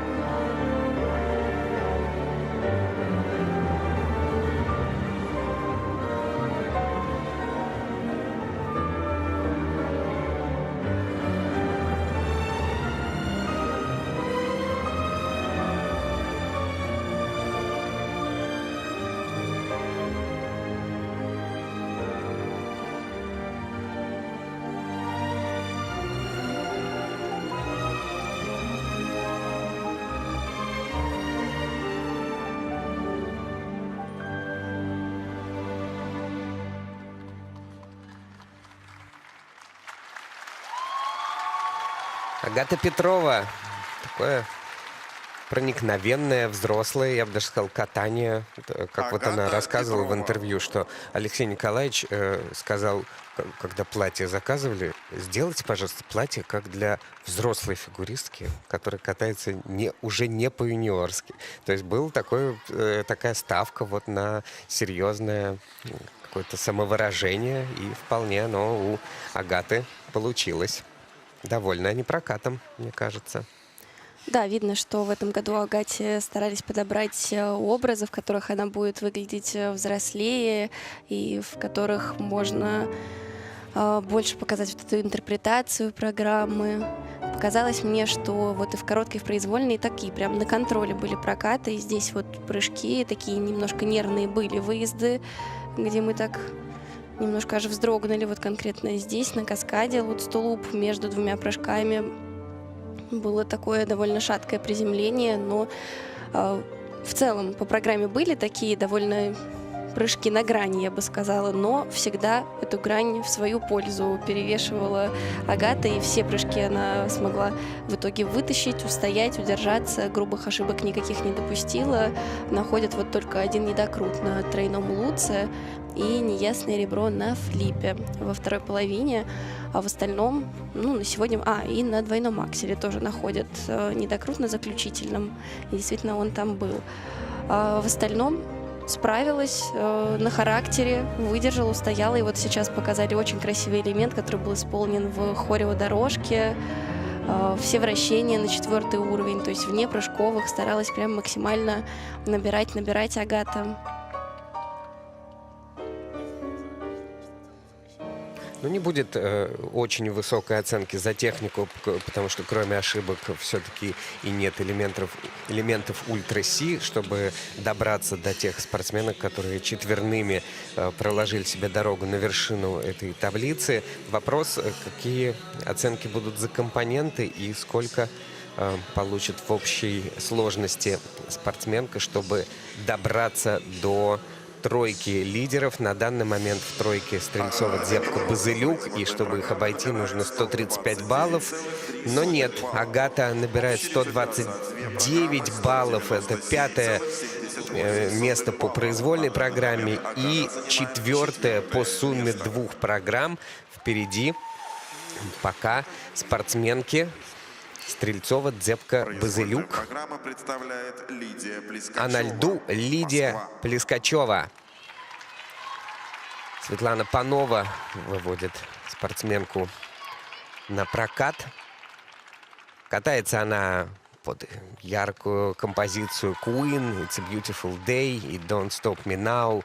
Всегда в настроении подпевает себе во время исполнения произвольной программы. Пусть же это настроение сыграет по полной программе так, как это, например, было в Омске, где она совершенно блестяще исполнила победную произвольную.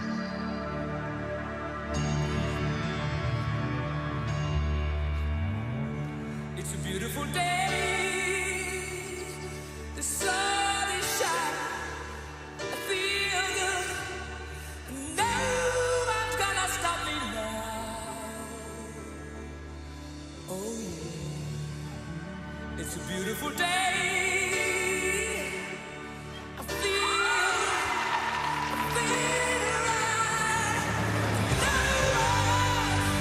No one's gonna stop me now, mama.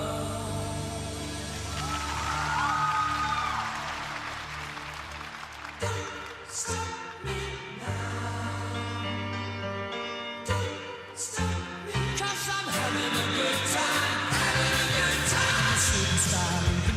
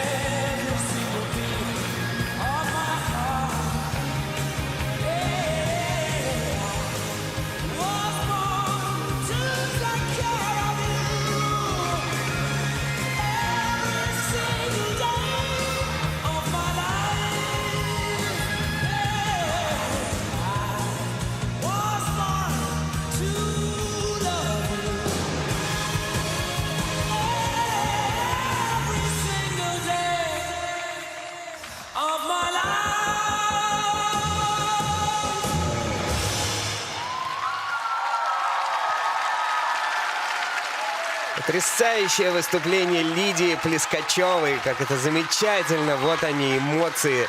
Наконец-то в завершении практически уже этого дня, когда спортсменка максимально рада своему прокату, максимально рада тому, что она показала. И ее счастливый тренер Светлана Владимировна Панова, которая по ее самостоятельному признанию в интервью говорила, что вот я закончила кататься, потому что слишком нервничала на публике. И решила, пусть более крепкие девушки катаются, а я их буду учить. И вот такие девушки прекрасные, как Лидия, и ее ученицы, демонстрируют нам такое потрясающее выступление.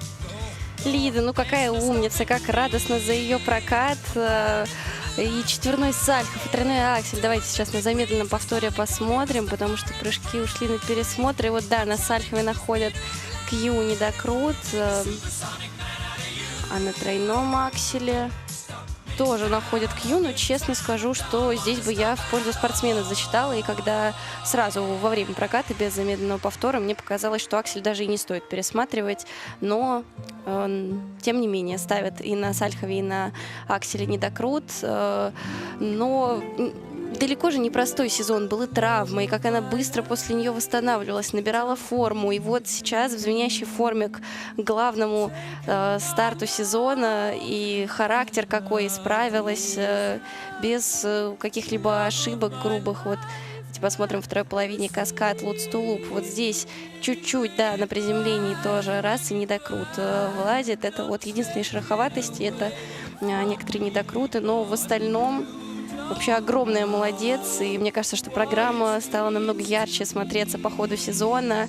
Вы смотрите, и подпевает, и танцует. С какими эмоциями она катает эту программу. Мне кажется, что в плане интерпретации тоже намного лучше стала чувствовать она этот образ и передавать его зрителям. Прям очень классными эмоциями зарядила нас Лида своим потрясающим прокатом произвольной программы. Поздравляем с этой программой, и она вторая по произвольной программе, уступает Виктории Стрельцовой, но первая по сумме двух программ. Какие эмоции! Она лидирует. Лидирует она уже как минимум серебряный призер. Потрясающе. И завершает эти соревнования Елена Костылева, действующая чемпионка данного турнира, ученица Евгения Плющенко, выходит для того, чтобы исполнить произвольную программу на музыку Эдварда Грига, Пер Гюнд, конечно, в современном переложении.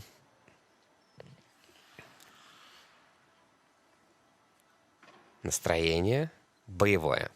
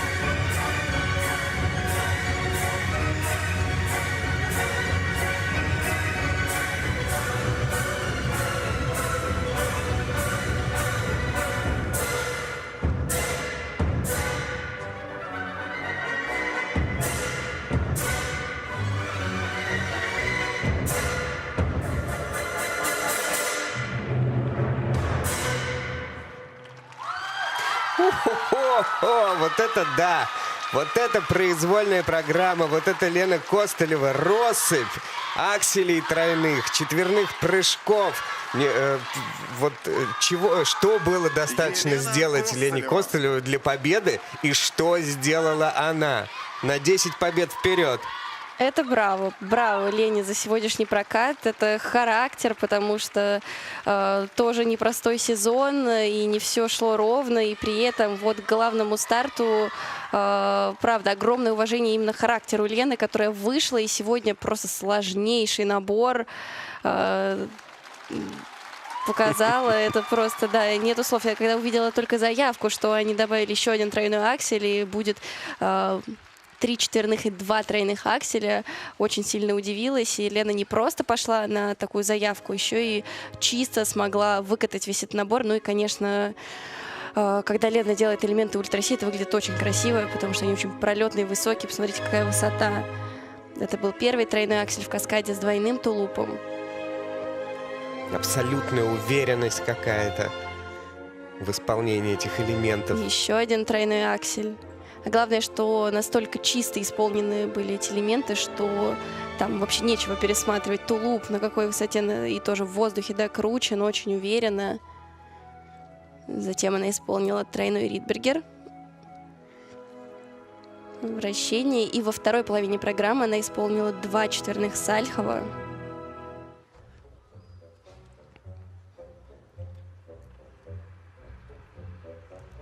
Видим первый Сальхов в комбинации с 2 двойными акселями.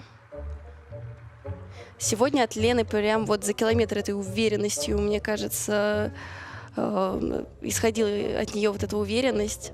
Второй Сальхов. Каждый элемент как по учебнику, такая крутка сумасшедшая. При этом тоже интересное наблюдение. Отказались от старших тройных прыжков. То есть в программе нету тройного флипа, тройного луца, заменили их.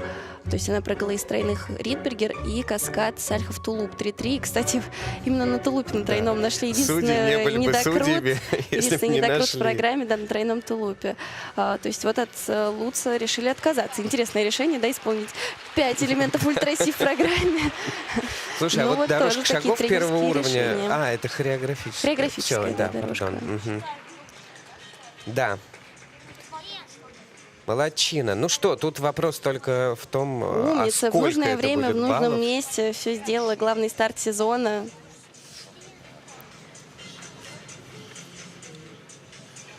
Елена Костылева Красотка. за произвольную программу Ну что ж, по набирает произвольной 157,37 программе она на балла. 8 баллов больше набирает, чем Виктория Стрельцова. И по сумме она на 10 баллов больше набирает, чем Лидия Плескачева. Поздравляем. Абсолютная победа в таком великолепном совершенно стиле. Супер победа ангелов Плющенко, точнее, одного из ключевых ангелочков этой школы. Ну что скажешь по итогам этих соревнований? Тяжелый у девчонок сегодня день был. Да. Программы произвольные шли с трудом, много было ошибок. Но на какой высокой ноте мы закончили. Вот сильнейшая разминка порадовала. И София Дзепко, как мы ждали, все-таки поднялась намного выше. Не хватило ей все равно до пьедестала, но, тем не менее, какой рывок она сделала. И, конечно, тройка призеров. Лена Костылева, Лида Плескачева, Вика Стрельцова очень порадовали своими прокатами. И Маргарита Базылюк очень понравилась сегодня. Так что девчонки огромные умнички. И вот первая шестерка. Все сегодня справились.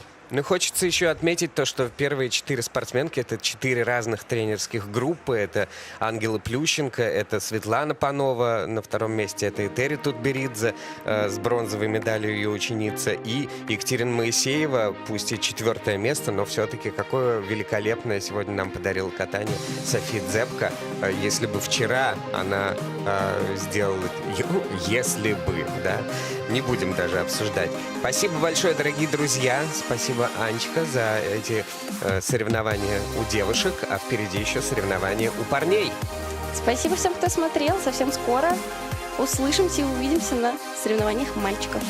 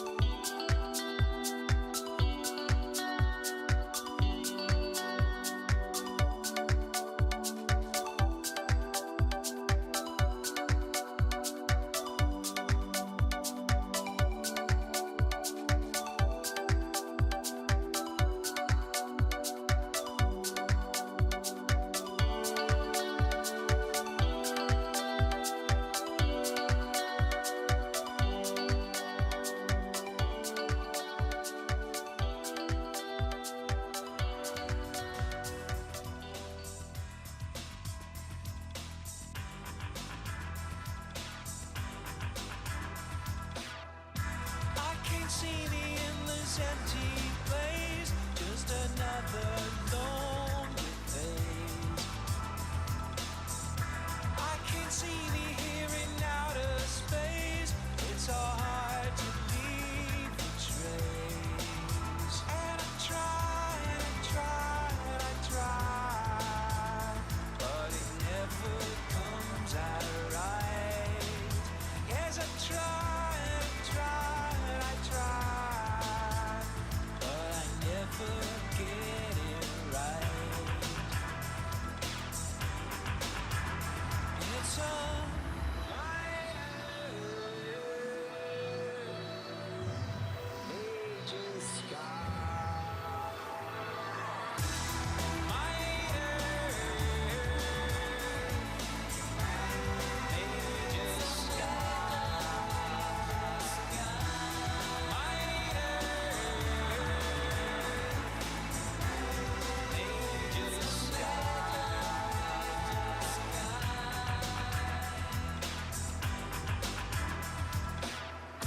I can see the endless lonely town, not a friendly face around. Can you hear me when I speak out loud? Hear my voice above the crowd. And I try and I try and I try, but it never comes out right. Yes, I try and I try and I try, but I never get it right. It's a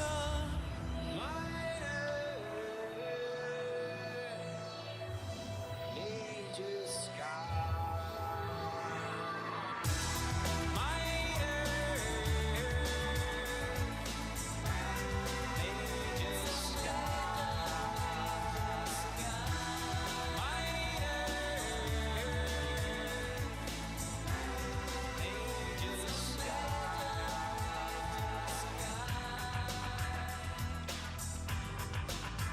And I try and I try and I try, but it never comes out right.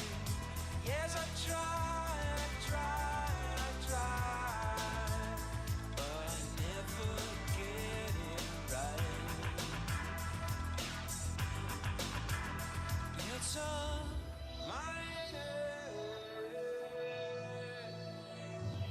major sky.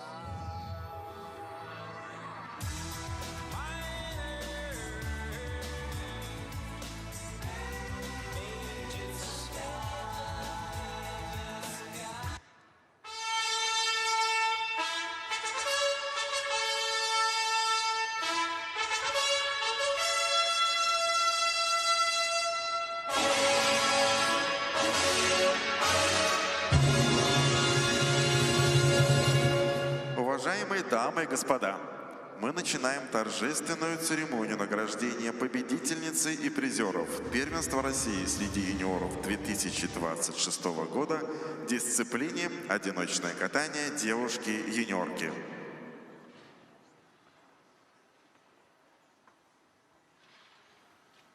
Первое место и звание победительницы завоевала Елена Костылева, Московская область.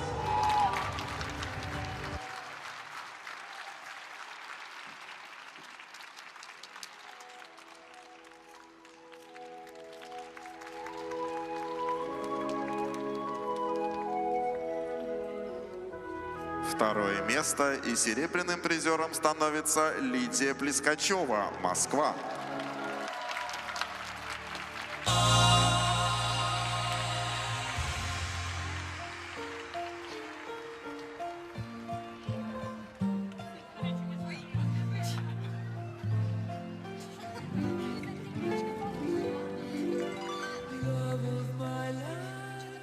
Третье место и бронзовую медаль завоевала Виктория Стрельцова, Москва.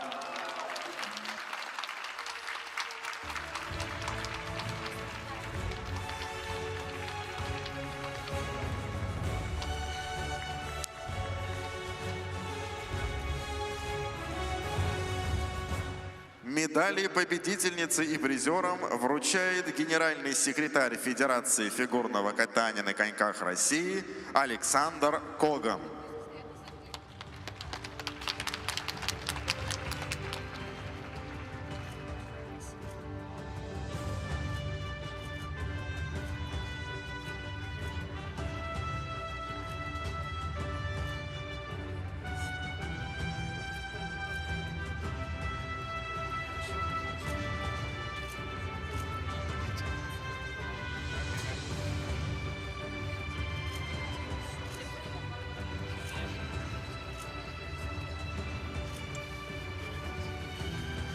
Грамоты победительницы и призерам вручает вице-президент Федерации фигурного катания на коньках России, президент Федерации фигурного катания Республики Мордовия Владимир Грибанов.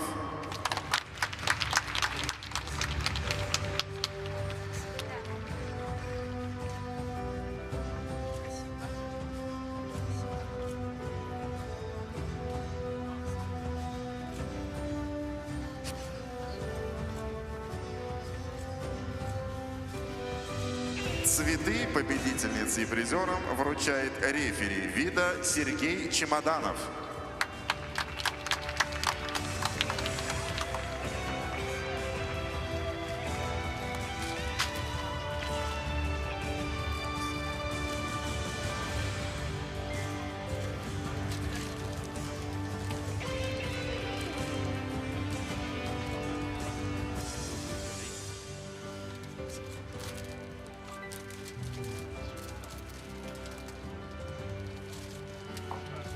Победительницу и призеров поздравляет технический контролер Юлия Андреева.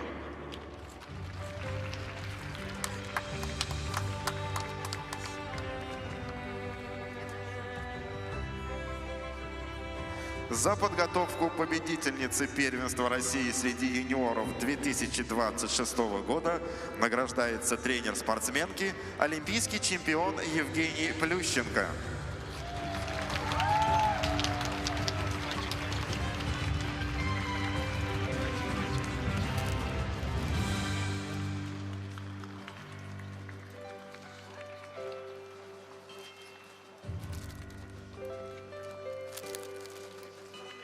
Желаем победительнице и призерам соревнований здоровья и новых спортивных побед. Ваши аплодисменты.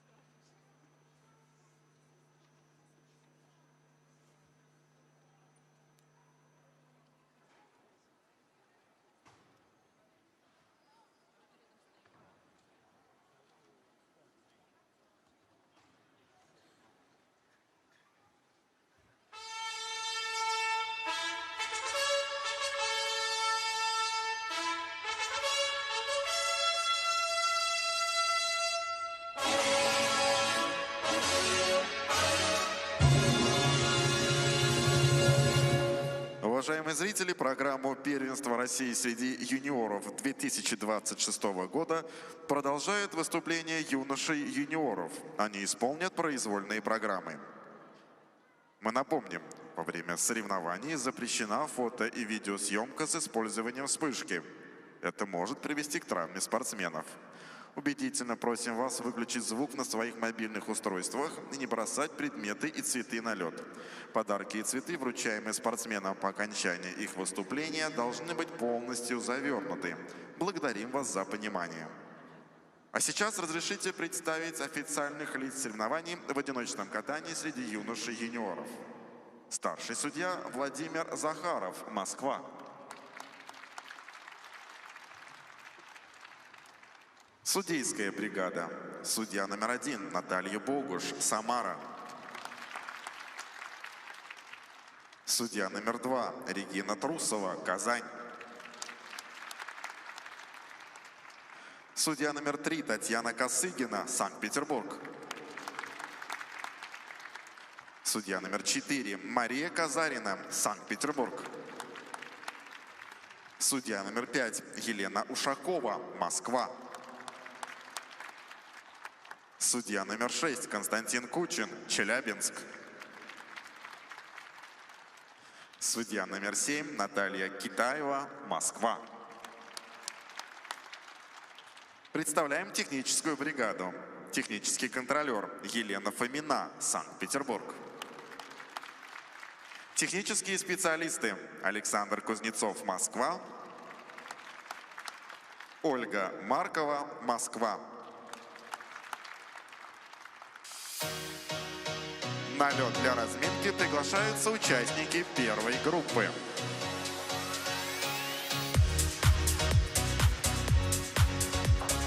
Никита Малютин, Москва. Александр Симков, Санкт-Петербург. Илья Неретин, Санкт-Петербург. Михаил Алексахин, Московская область. Ильяс Халиуллин, Республика Татарстан. Николай Колесников, Москва. Разрешена 6-минутная разминка.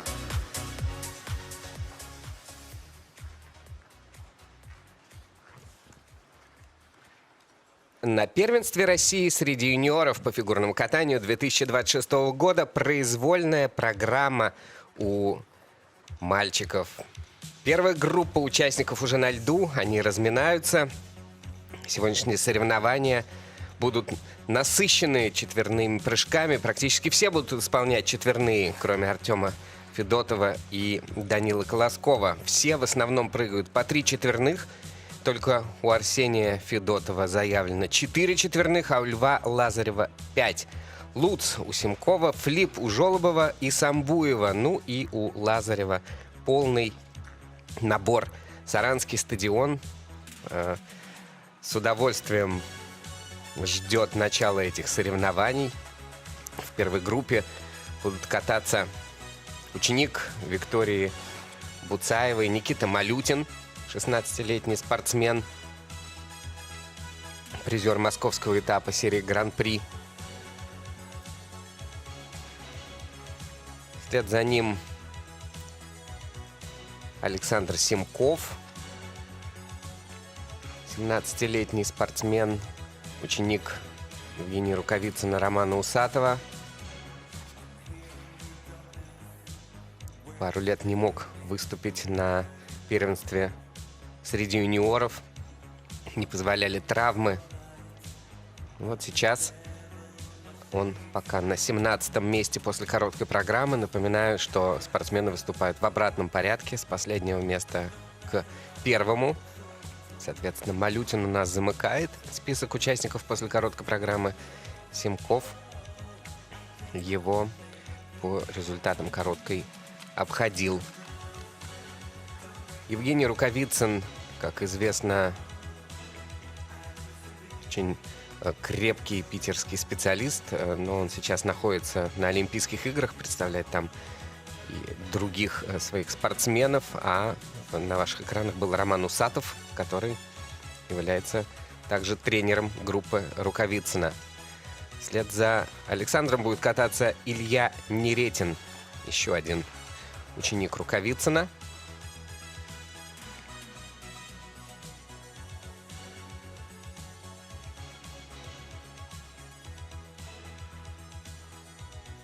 С большим интересом будем сегодня Да, следить россыпь за четверных произвольной заявлена, программой, да, потому начиная с что Луца. как раз мы обсуждали, вот чем отличается юниорское от взрослого, да, катание. И вот именно здесь ребята уже не боятся идти рисковать, потому что понимают, что все они, конечно, уже какие-то себе планы на будущее строят о выходе во взрослое катание, и там без огромного количества четверных прыжков, к сожалению или к счастью, бороться ни за что не получится. Все ребята амбициозные, и поэтому уже здесь мы увидим как раз-таки вот те самые наработки на будущее, где ребята будут стараться идти на максимум своих возможностей. Конечно, без ошибок это сделать сложно, но мы пожелаем, чтобы сегодня с минимальным количеством ошибок у ребят получилось пройти это первенство России. 14-летний Михаил Алексахин катается под руководством Евгении Плющенко. Евгению только что вручили чемпионскую медаль, очередную тренерскую, после победы Елены Костылевой.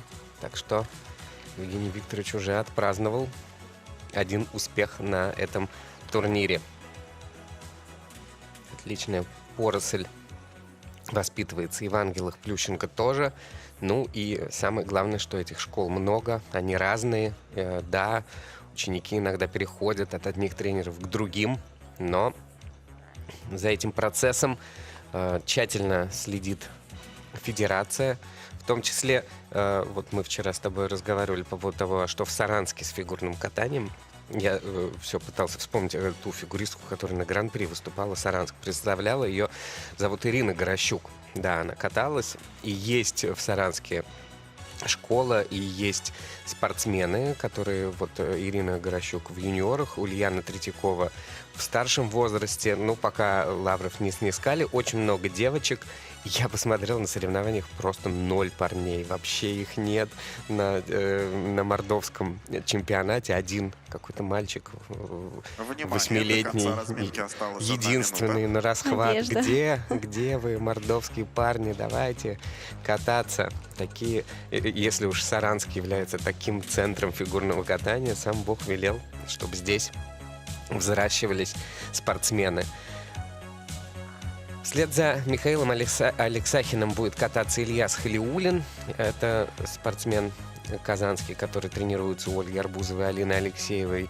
Потом Николай Колесников, ученик Светланы Соколовской. Ну, и он замкнет эту группу. В дальнейшем у нас еще будет 2 группы, а также заливка льда. В общем, все по хорошо известному маршруту нас ожидает в этих соревнованиях.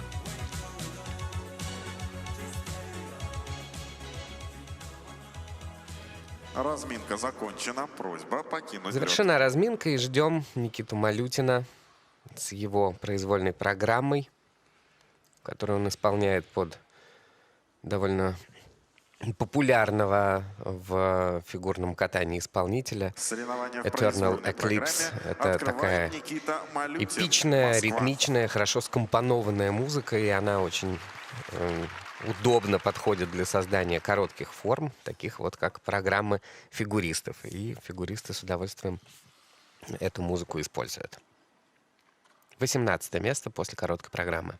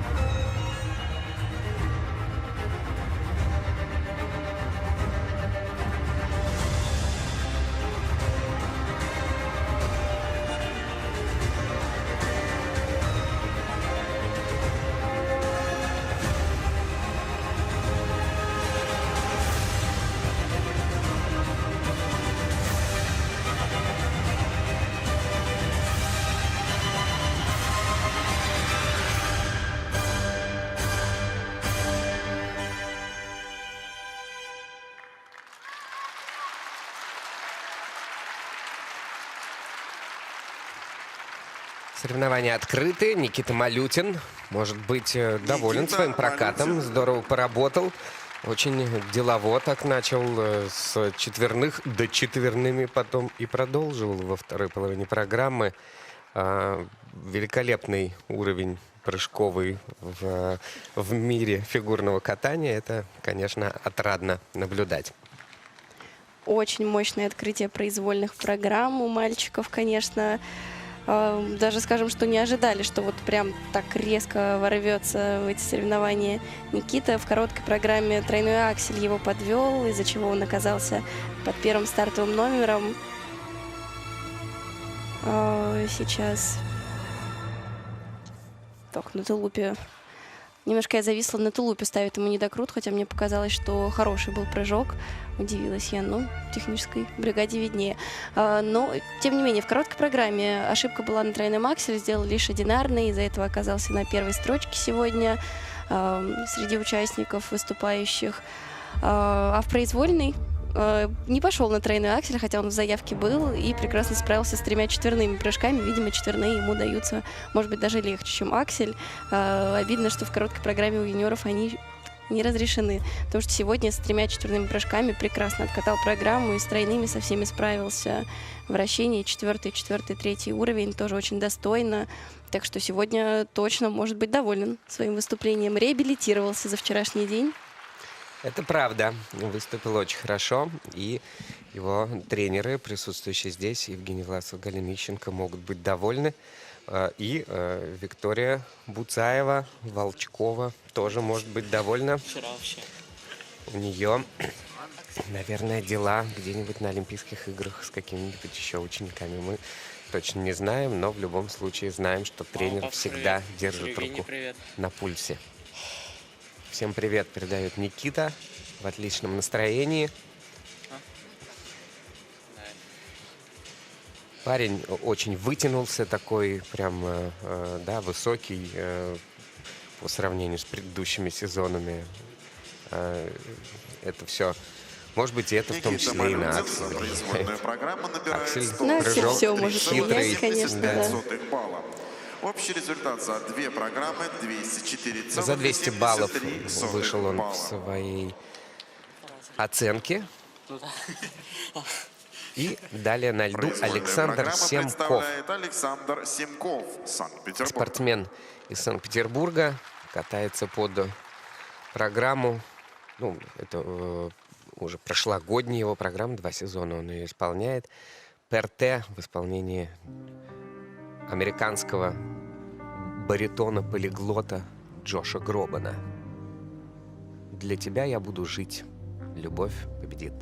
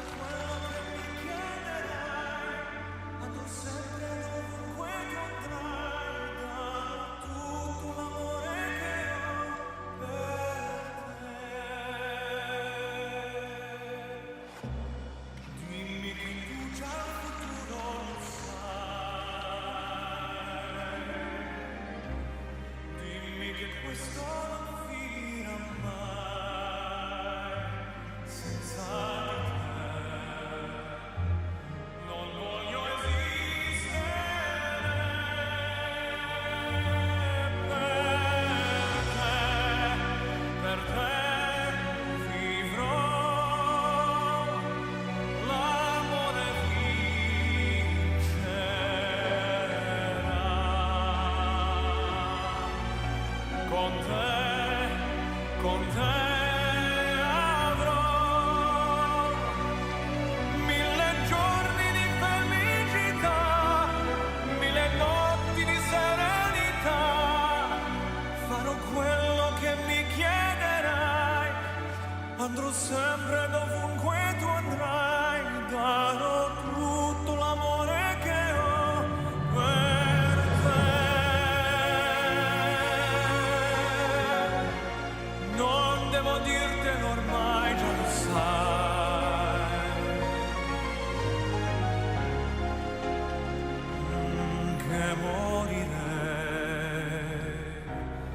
senza di te.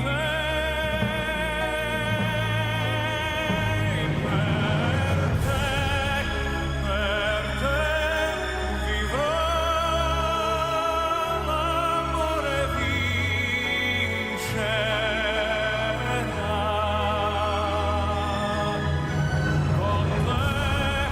Con te farò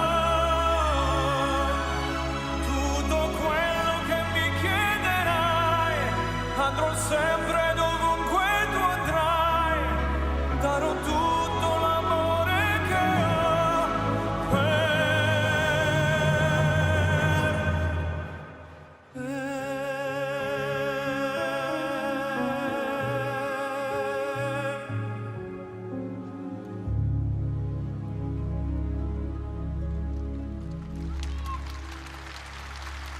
С душой прокатал эту программу Александр Семков с чувством.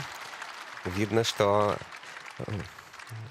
пошло у него дело, несмотря на четверной луц в начале, который Александр Семков. прям заставляет нас вздрагивать и волноваться. Такие падения, безусловно, но красавчик, молодец. Сегодня молодец. Да, Александр оказался в первой разминке благодаря, вернее, из-за каскада в короткой программе, которую он неудачно сделал. И тоже удачно смог реабилитироваться. Мальчики радуют своими произвольными программами. Хотя начало было, конечно, да, не для слабонервных. Уже не первый раз, мне кажется, Александр падает так, что в самом начале программы кажется, что после этого не то, что дальше докатать, там, в принципе, и встать довольно сложно. Сейчас покажут повтор. Очень неприятное падение в недокрут четвертиборота. Из этого нога прям вылетела из-под спортсмена. И такое было сильное падение. И после этого, конечно, очень сильный характер должен быть, чтобы встать, продолжить, так еще и на таком высоком уровне продолжить, словно ничего не произошло. Выполнил еще 2 четверных прыжка, 2 четверных тулупа, один из них в каскаде с тройным. Шикарный тройной аксель в первой половине и во второй половине аксель в комбинации с двойным акселем. Луц Оллер Сальхов. Очень насыщенный контент. Не совсем справился. То есть это падение вот никак на него не повлияло. Смог встать, продолжить в полную силу, с полной отдачей. Очень сильный прокат. И в дорожке остались, в хореодорожке остались силы на то, чтобы такие эмоции выдавать. И прям в полную силу все сделал. И докрутил все вращения до 4-го уровня, точнее, 2 последних вращения до 4-го уровня. Делал программу до самого вот этого вот финального движения. Ну и покачивание головой подтверждают, что Александр сделал свою работу хорошо. 214 баллов по сумме 2 программ он набирает. А тем временем его тренер Роман Усатов выводит на лед Илью Неретина. Для исполнения произвольной программы приглашается Илья Неретин. Илья Неретин катается под Антонио Вивальди времена года.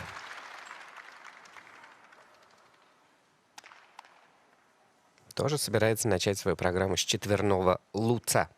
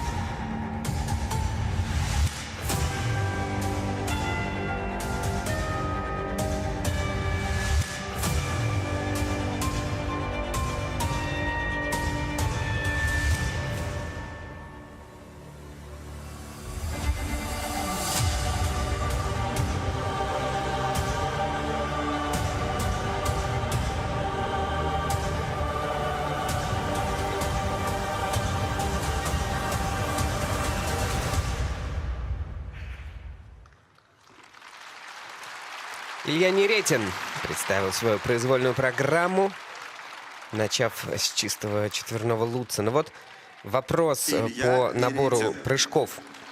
Если изначально у него стоял каскад из четверного тулупа и тройного тулупа, и он прыгнул чистый четверной, но не стал делать каскад, а потом со следующего четверного упал.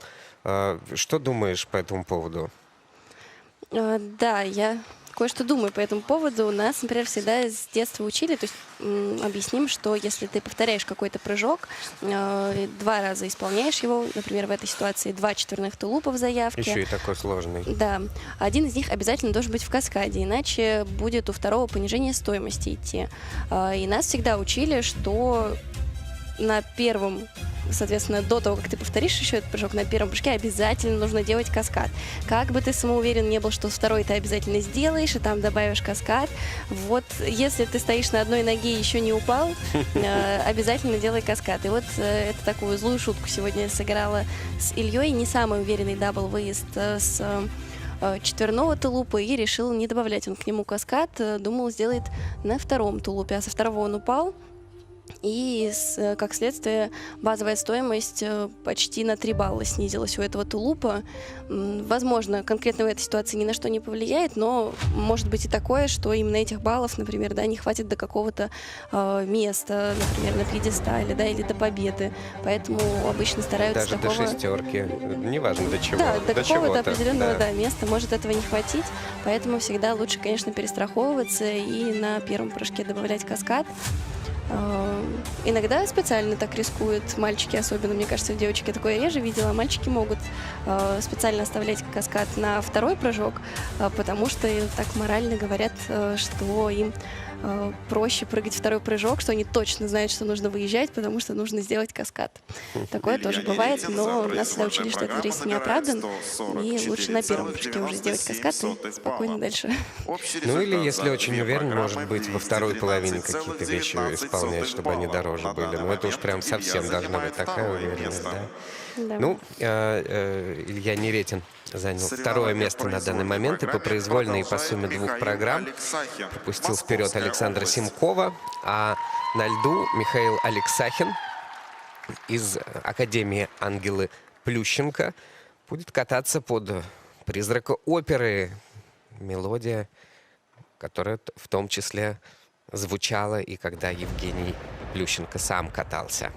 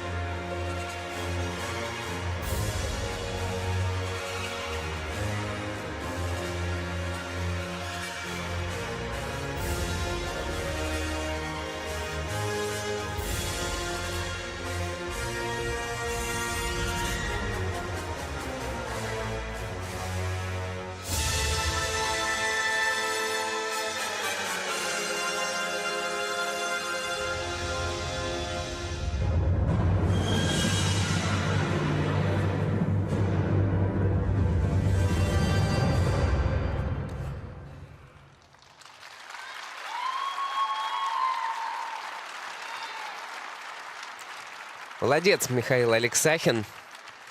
Достойно Михаил выступил. Алексахин. Серьезный набор прыжковый. Старался поддержать. Да, конечно, мы сейчас находимся в первой... Какой крокодил! Лакост прилетел буквально. Невероятнейший. Да, мы находимся в первой группе участников, где пока что нет той чистоты, которая отличает лидеров этого соревнования. Но парень рискует, парень движется вперед. Да, прокат в борьбе. В борьбе очень многое прям было видно, что из последних сил на характере уже делал. И к концу, когда даже силы его покидали, потому что набор заявлен очень серьезный. 3 четверных прыжка и 2 тройных акселя. Но очень многое, конечно, без грубых ошибок. Да, нету падений, не было бабочек. Но при этом большинство прыжков ушли на пересмотр. И не просто так. Сейчас давайте с вами посмотрим. В частности, вот на этом сальхове четверть недокрута. И вообще очень вот много было именно вот таких, да, недочетов, как недокруты. На четверном тулупе тоже Q ставят. И во второй половине на тройных акселях тоже здесь Q. И на следующем акселе четверть недокрута. На луце тоже недокрут. В общем, очень хорошая база, от которой можно отталкиваться, да, серьезная заявка, 3 четверных, 2 акселя. Видно, что работа над этим ведется, и есть куда стремиться, просто вот вычищать, физически добавлять, да, больше прокатов, чтобы были силы исполнять такой контент и при этом делать это чисто, потому что очевидно, что прыжками Михаил прекрасно владеет, но чтобы выкатывать это все в программе, да, и докручивать, думаю, что нужно вот больше именно физических сил, больше опыта, больше прокатов, и все это как раз-таки придет. Также над вращениями он сегодня работал. Единственное, что вот в одном... То есть 2 вращения пошли 4-м уровнем в его программе, а одно не учли позицию. И это из турнира в турнир такое вот происходит у Михаила. Периодически что-то во вращениях теряется.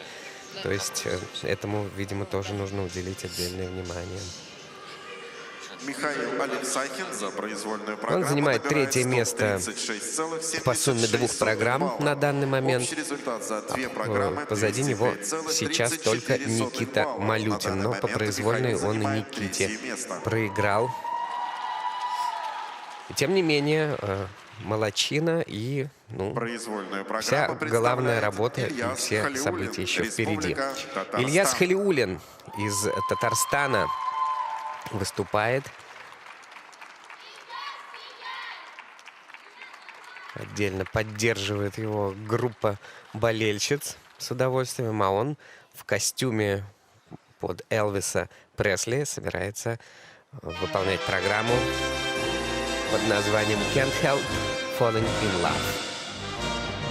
If you're looking for trouble, you came to the right place. If you're looking for trouble, look right in my face. I was born standing up and talking back. My daddy was a green-eyed mountain jack because I'm evil. My middle name is Marie. Yeah. Well, I'm evil. So don't you mess around with me.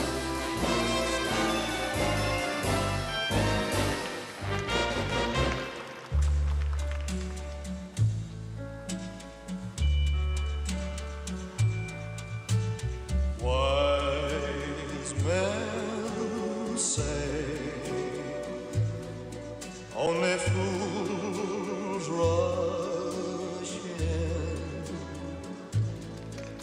but I can't help falling in love with you. Like a river flows surely to the sea, darling, so it goes. Some things are meant to be. Take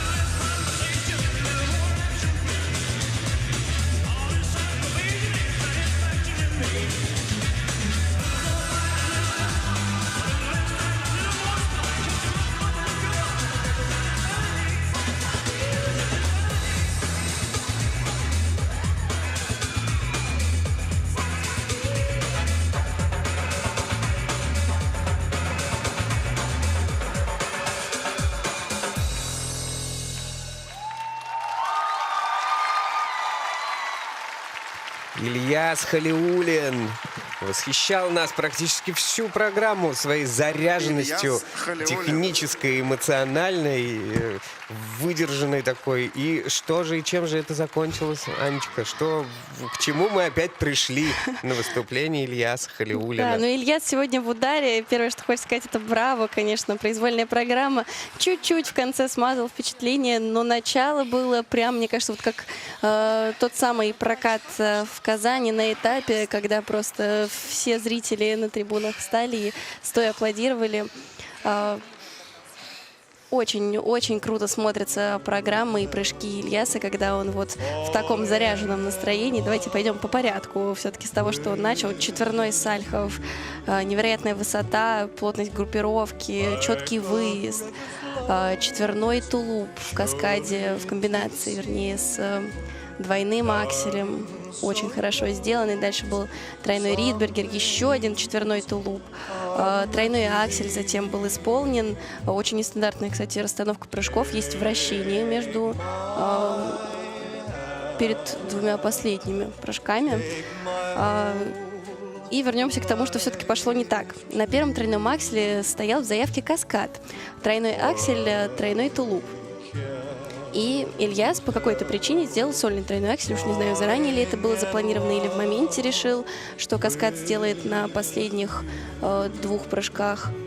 Но в итоге тоже, о чем мы с вами говорили, что это неоправданный риск, и если вдруг у тебя не получится на втором прыжке, то ты очень много баллов теряешь. То есть если бы Илья сделал на первом акселе каскад, он бы не потерял ничего, потому что аксель первый у него тоже во второй половине. Но в итоге, к сожалению, случилось падение со второго акселя, и он получает плюс рип, так называемый репит, повтор.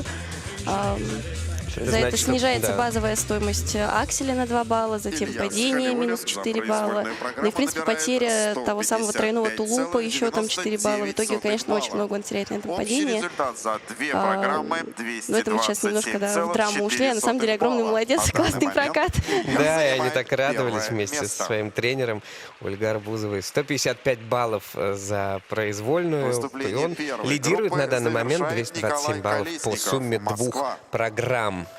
А в завершении этой группы участников катается Николай Колесников, еще один очень артистичный, пластичный молодой человек, 16 лет, ученик Светланы Соколовской. И катается он под пение Димаша.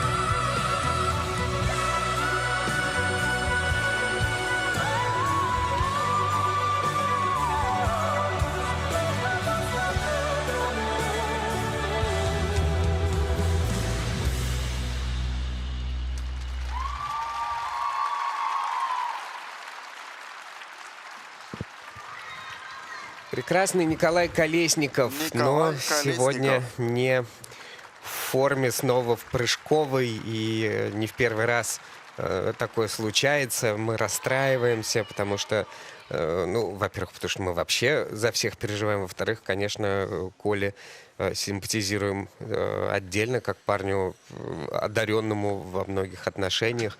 Но вот что, это какие-то проблемы роста, просто период такой, или какие могут быть предположения у тебя?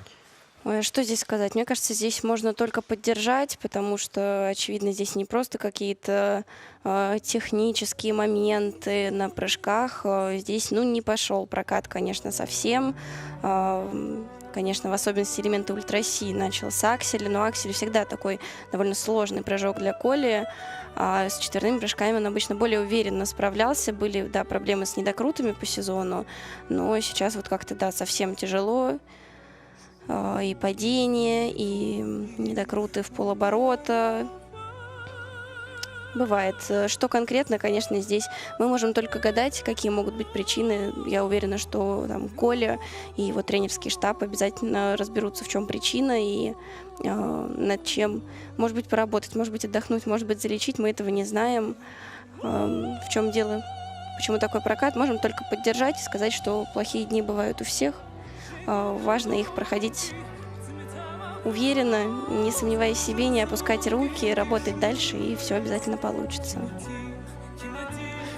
Что можно сказать по пластике и владению коньком У Коли Николая? всегда, да, отличается тем, что он очень пластичный, у него очень красивые руки в программах, очень красивые спирали, которые он делает, и для мальчиков это редкость. Вращение у него в очень красивых позициях, в шпагате. Так что, да, это вот отличительная черта катания Коли. Но и технически он очень сильный тоже Николай спортсмен. Колесников Так за что произвольную программу все набирает обязательно придет, 112 если баллов много работать ровно. и разобраться, в чем Общий же была результат все-таки за две причина программы такого проката. 183,75 Пожелаем удачи балла. На Николаю и данный всему момент тренерскому Николай занимает штабу. шестое место. И первая группа участников завершила свое выступление, а На вторая летной уже разминке приглашаются выходит на участники разминку. второй группы.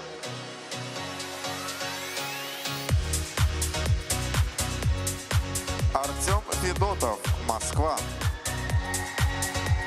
Макар Солодников, Пермский край. Илья Мальков, Республика Татарстан. Данил Колосков, Санкт-Петербург. Роман Хамзин, Санкт-Петербург. Марк Лукин, Москва. Разрешена 6-минутная разминка.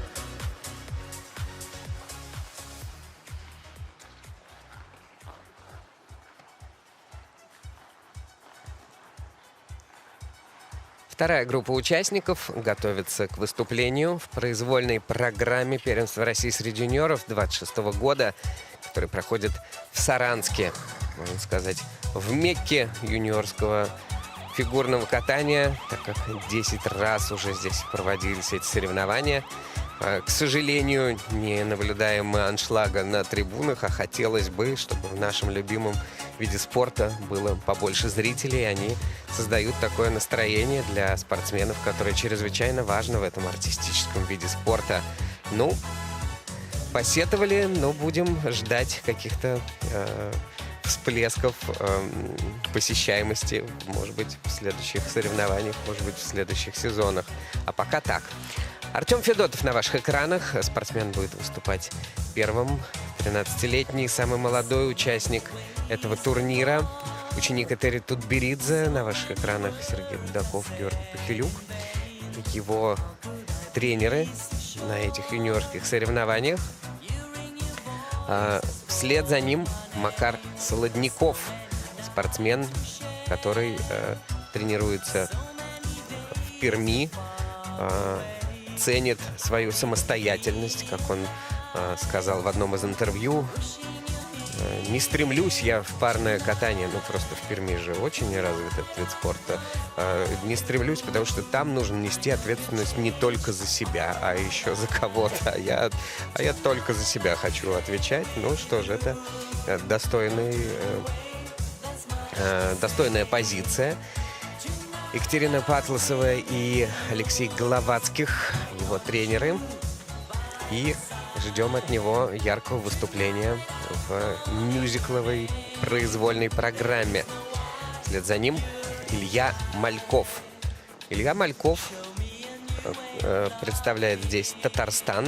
Два спортсмена у нас из этой республики достойно ее представляют. Ильяс Халиуллин в предыдущей группе участников прям порадовал своим настроем и со своими умениями. А это Людмила Владимировна Гафарова, тренер Ильи.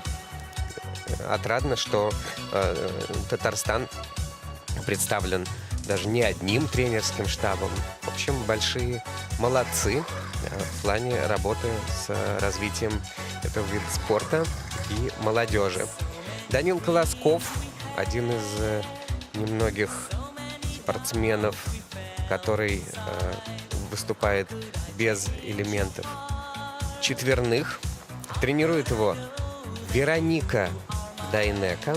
На этих соревнованиях выводит на лед Александра Панфилова. Ждем от него программу на музыку из фильма «Гладиатор», очень популярную снова в этом сезоне. Как будто какая-то волна ностальгии прокатилась по мужскому одиночному катанию. И Данила Колоскова она тоже немножечко задела. Ну и, конечно же, Роман Хамзин, 14-летний ученик Татьяны Мишиной, Алексея Мишина, вместе с Владиславом Сизгановым. Вот они его настраивают на выступление.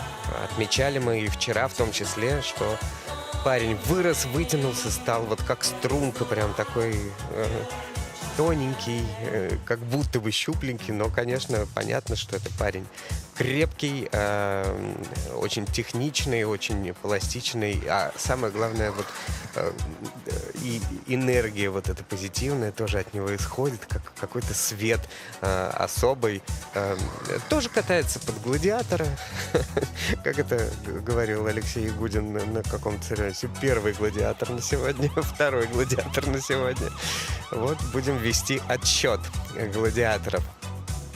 Ну и что еще можно сказать про Романа Хамзина? То, что он плавает, между прочим, первый юношеский разряд и старается вот эту всю свою осанку и пластику, суставы, которые растут, поддерживать в таком хорошем, в такой хорошей форме с помощью бассейна. А еще был, Внимание, юноши, до конца конечно, разминки осталась забавный 1 минута. рассказ про то, как он попал в группу Мишина. И это ходит по интервью и по сетям. То, что он тренировался у Марии Николаевой в юбилейном и случайно встретил Алексея Николаевича в столовой. Сказал: да, приятного аппетита, Алексей Николаевич. Алексей Николаевич сказал: на просмотр приходи завтра. И после этого пришел на просмотр. Ну, не знаю, за что купил, зато продал, но звучит это забавно. В завершении группы будет кататься Марк Лукин, еще один ученик из школы Виктории Буцаевой, Евгения Власова, Галины Ищенко. Ждем от него интересного тоже пластичного и творческого катания. Очень давнишняя у него история выступлений на первенстве России. Вообще он тут закончена. самый Просьба старожил, покинуть лед. Марк Лукин. Он выступал еще в сезоне 20-21 годов, когда занял 16 место. Потом 2 сезона пропустил, потом стал 4-м, потом опять 15-м. Вот так вверх-вниз Выступление второй группы открывает Артем путешествует Федотов, по турнирной Москва. таблице. Ну, пожелаем ему удачи в этом сезоне. А сейчас Артем Федотов под кричалки на трибунах поддерживающие. Он будет кататься под игру Висенте Амиго из Кордобы. Это один из самых известных гитаристов фламенко современности, обладатель Грэмми. И вот его композиция «Поэт на ветру».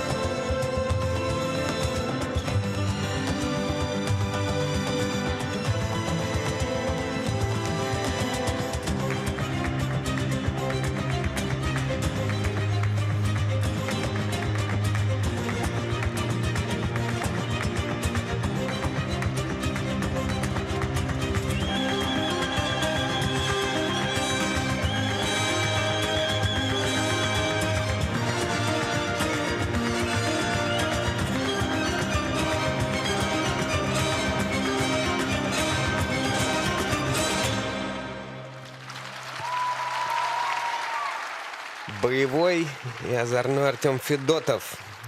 Очень Артем Федотов. слаженный продемонстрировал прокат в этой произвольной программе. Было здорово. Артем сегодня молодец. Точно можно поздравить с удачным дебютом Артема. Это его первое первенство России, первый сезон в юниорах. И что в короткой, что в произвольной программе со своей поставленной задачей он точно справился. Самый сложный у него прыжок в программах — это тройной аксель. Он сделал его в короткой программе, он сделал 2 акселя в произвольной. Сейчас давайте повнимательнее посмотрим, потому что на первом акселе поставили Q-недокрут. Ну, сомнительно, но да, есть к чему придраться. Вот второй, например, аксель оставили чисто. Вот, так что, ну, дальше вопросов быть не может. Тройные прыжки, естественно, он уже очень уверенно выполняет, без каких-то сложностей. Мне кажется, вновь было видно, как и в короткой программе, что, сделав второй аксель, он тоже заулыбался и дальше уже довольный поехал катать программу. На 4-й уровень сделал все 3 вращения. Сейчас видим одну из... это уже заключительный тройной лутс. До этого была одна из самых сложных комбинаций в программе. Тройной лутс, тройной тулуп, двойной аксель. Мне вот очень интересно было бы найти какой-то образ для Артема Федотова, чтобы ему катание было прям, ну, в какой-то невероятнейший драйв. То есть Артем видно, что да, он все делает, все очень четко и эмоционально, но вот так, чтобы ему, ну что ли, не знаю, прикол какой-то вот был бы в этом катании, чтобы он получил от него умножить на 2 или там умножить на 10 удовольствия, потому что, мне кажется, этого парня нужно уметь заинтересовать. Произвольную программу представляет Макар Солодников, Пермский край. Из Пермского края Макар Солодников. Он катается под рок-оперу «Моцарт». Музыка там совершенно не моцартовская, а рассказывается как раз история Вольфганга Амадея и его взаимоотношений с современниками.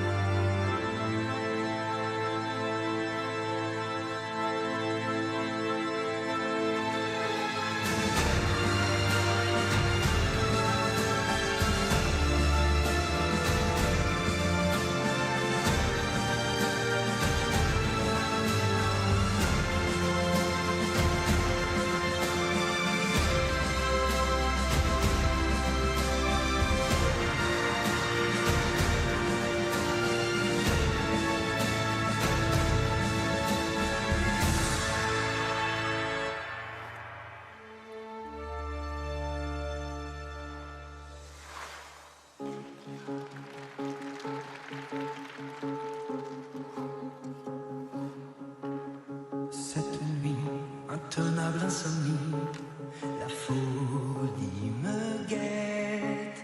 Je suis seul que je fuis. Elle me dit, tu fais rater des lits, quoi qu'il advienne, on traîne ses chaînes, ses peines.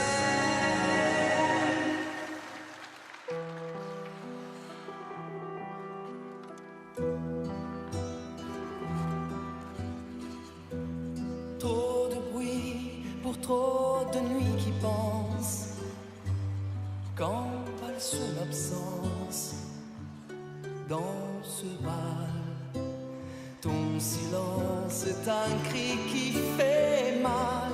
Je devine ton visage sur les ombres, les souvenirs sombres m'assassinent. Je dors sur des roses qui signent ma croix. La douleur s'impose, mais je n'ose pas effleurer les choses écloses sans toi. Oh ma rose, ne fane pas. Je manque de toi dans mes nuits, dans la pluie, dans les rires, dans le pire de ma vie.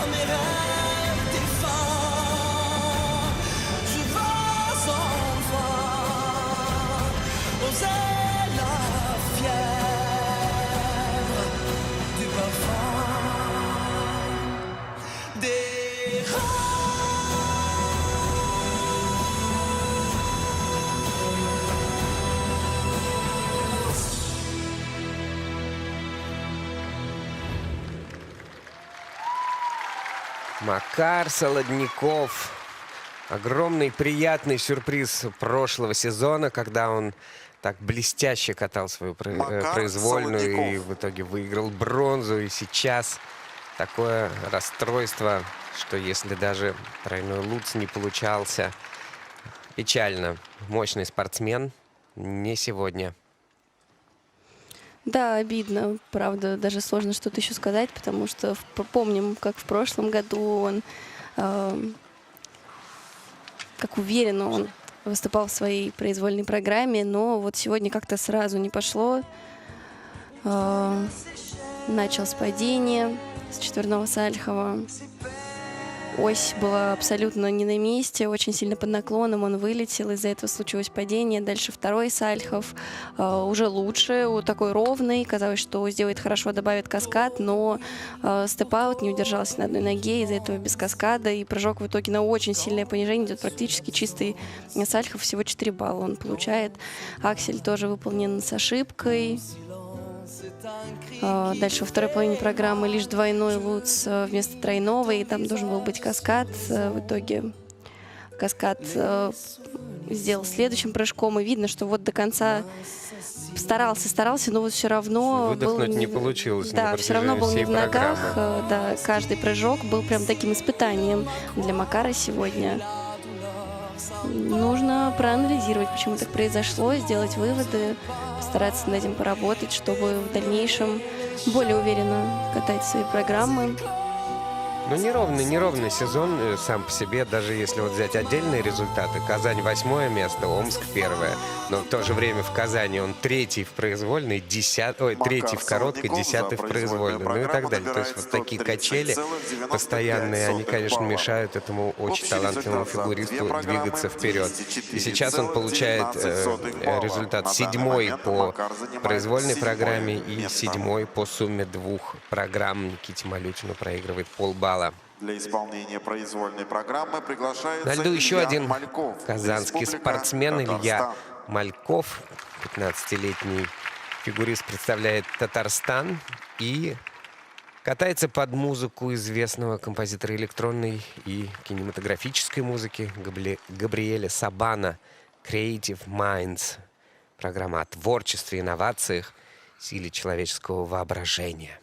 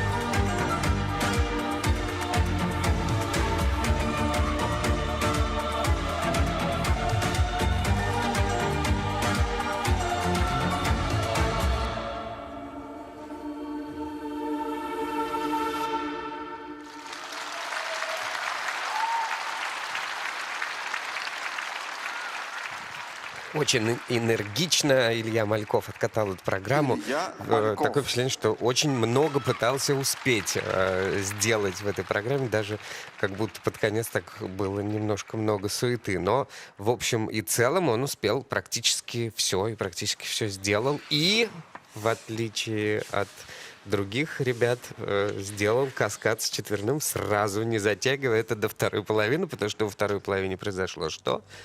Падение с четверного. Да, именно так. Илья, да, прям как энерджайзер по площадке носился, исполнял свои прыжки. Они у него очень такие хлесткие, верткие, такой он прям юркий. Вот, Юркий, хорошее слово. Да, пыталась подобрать подходящее.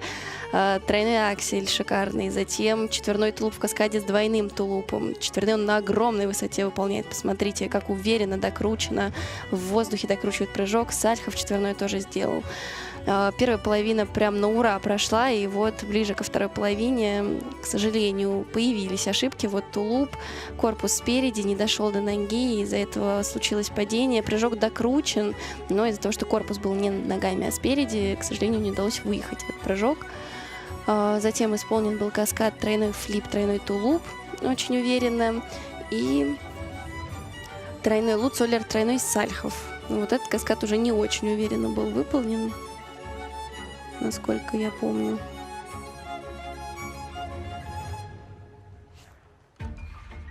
Вроде выполнено ничего, Нет, только да, вот да, на луце... на нем ставят attention, неясное ребро, Непонятное поэтому ребро, идет да. снижение баллов. Тройной флип был не очень уверенно выполнен в конце из таких помарок.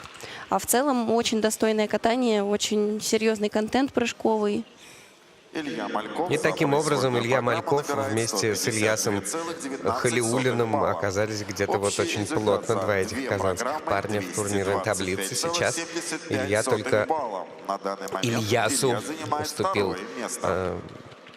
1,5 балла и находится на второй Соревнования в позиции. произвольной программе продолжает Данил Колосков, Санкт-Петербург. На льду Данил Колосков, ученик Вероники Дайнеко, катается под музыку из кинофильма «Гладиатор».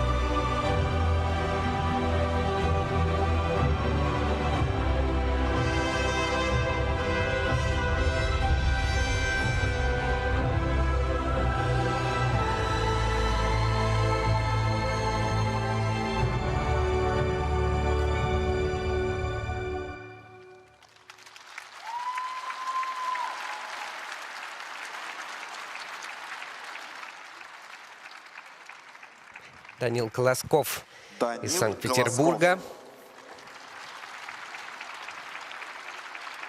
Достойное такое мужественное катание было в этой произвольной программе. Да, как мы уже отмечали, это один из немногих фигуристов, который без четверных выступает. Поэтому необходимо было делать ставку на чистый прокат. Но вот без путаницы в элементах все равно не обошлось. Давай разбираться, что сделано, а что нет. И почему не засчитано будет. Да, Данил не шел на четверные прыжки. И, конечно, ставка, я думаю, была сделана именно на чистый прокат. В первой половине это успешно удавалось. Был сделан прекрасный тройной аксель в каскаде с двойным тулупом, тройной луц, еще один вот тройной аксель на ваших экранах. То есть, насколько мог без четверных, контент был максимально сложный. Тройной Ридбергер, первая половина чистая. И вот во второй половине начались проблемы.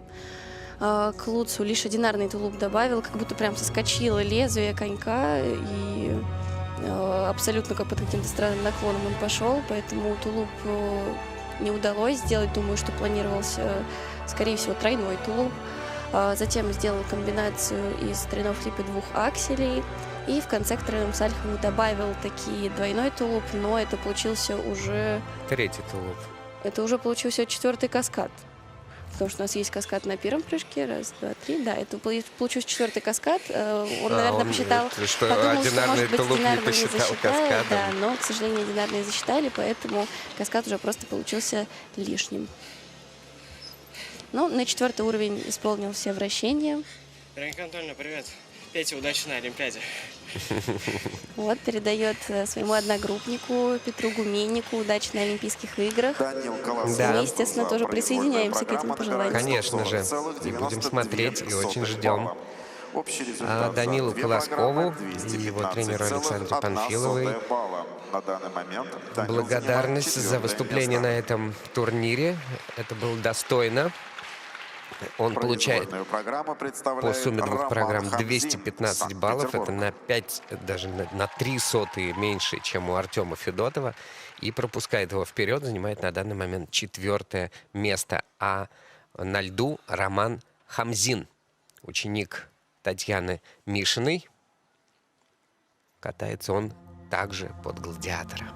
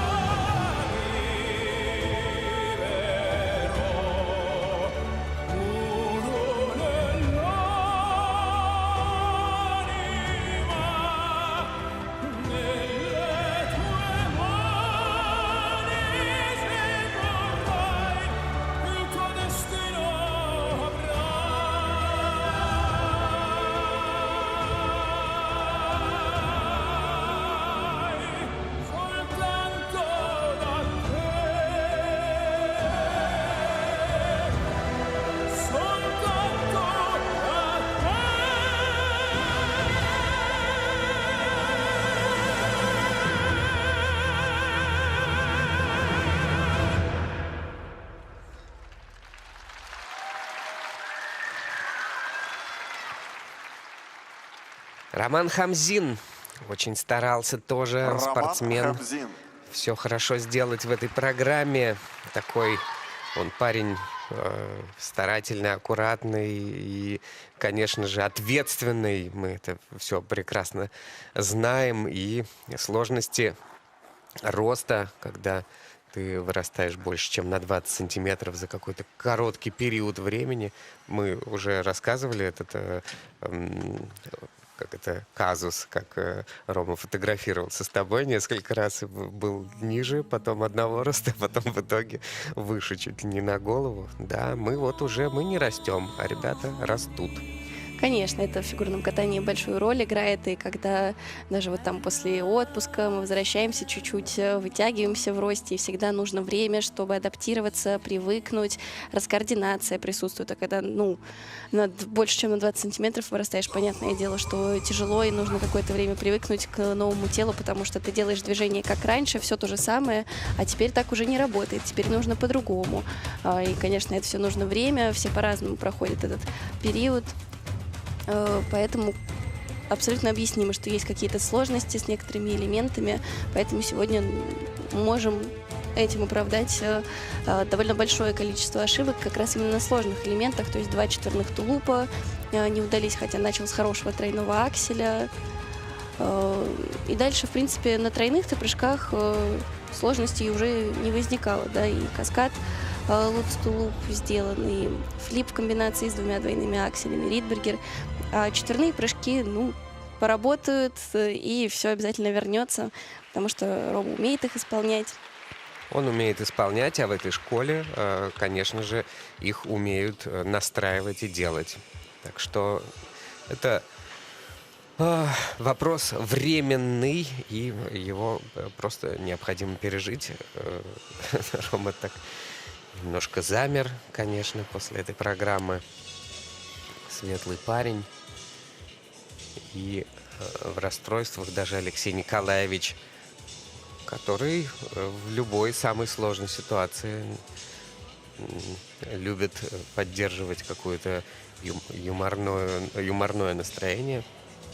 Так вот немножечко напряжены и мы все, потому что ожидаются оценки, и ожидаются они не очень быстро. Но по тройному акселю, который вот он вначале выполнил, и довольно чисто, тем не менее сразу видно, что вот это вот какой-то прыжок, как ни у кого, я имею в виду по технике исполнения.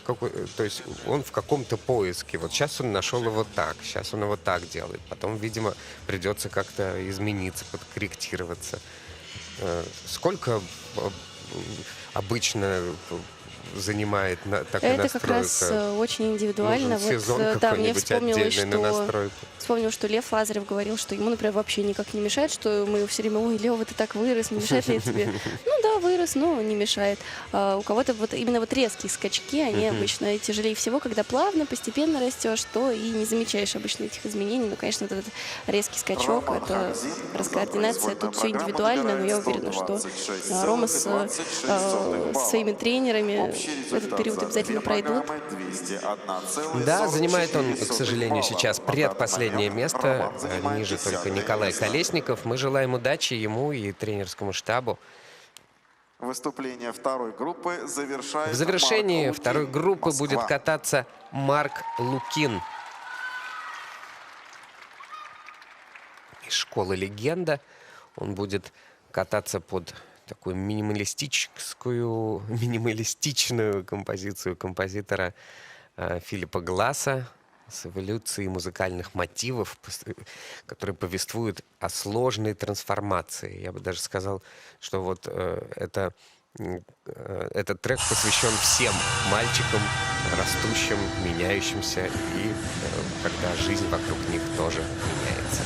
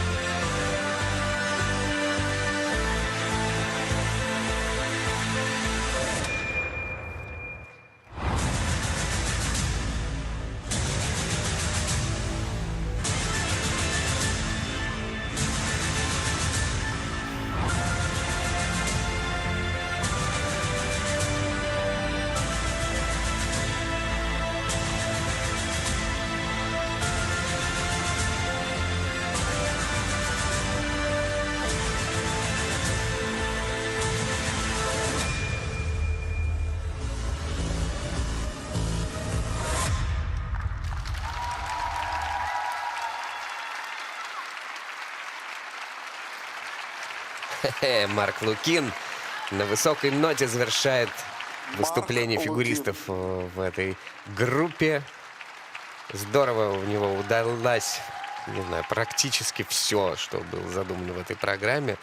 Или может быть, даже вообще все. Ну, вот, начинается сейчас судьи, мы смотрим в протоколы на наших технических мониторах, и уже потихонечку там недокруты.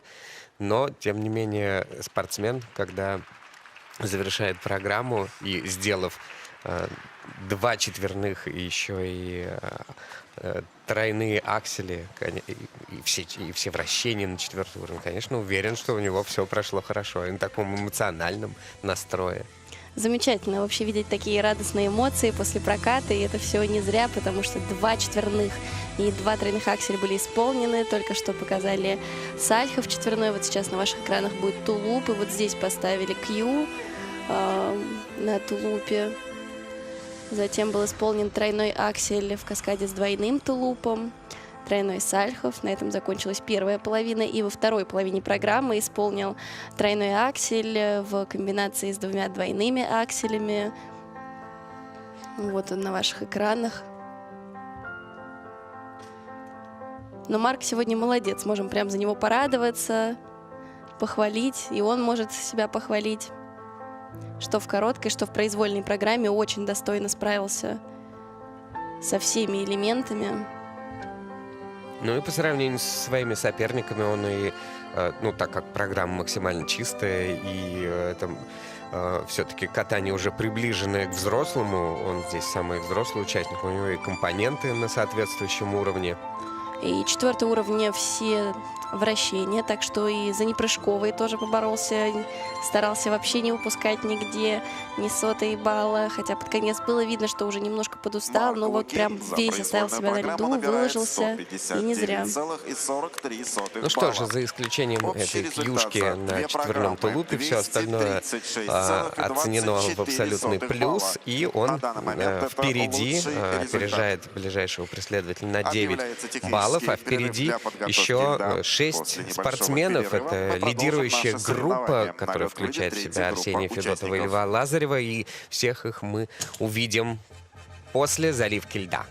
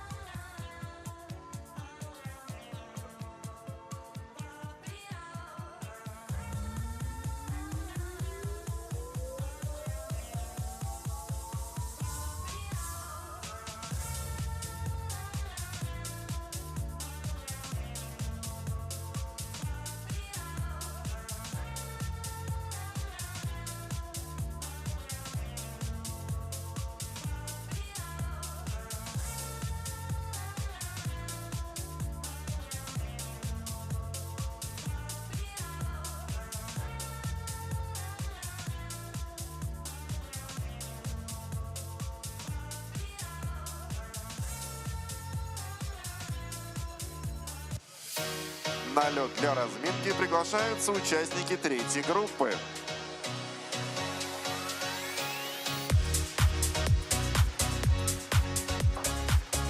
Даниил Жолобов, Москва. Герман Ленков, Санкт-Петербург. Глеб Ковтун, Тюменская область. Алдар Самбуев, Москва. Арсений Федотов, Москва. Лев Лазарев, Москва. Разрешена 6-минутная разминка.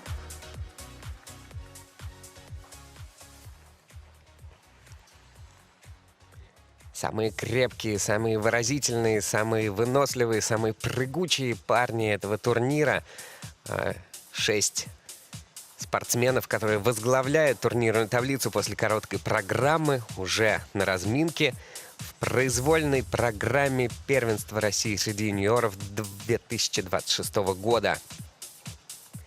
Будет соревнование совершенно невероятного накала. Мы в этом уверены. Как оно пройдет с технической точки зрения, трудно предположить, кто что выдержит, кто на что решится. Но это соревнование, наполненное четверными прыжками, великолепными программами, талантом этих спортсменов и их тренерских коллективов. Ну а на данный момент в соревнованиях юношей на первенстве юниорском лидирует Марк Лукин. Он лучше всех исполнил свою произвольную программу несколько минут назад и находится на вершине турнирной таблицы. А на ваших экранах Даниил Жолобов, еще один ученик из школы «Легенда», где работает Виктория Буцаева, Евгений Власов, Галина Ищенко. С падением разминается. Решил размять падение Даниил Жолобов на этой разминке.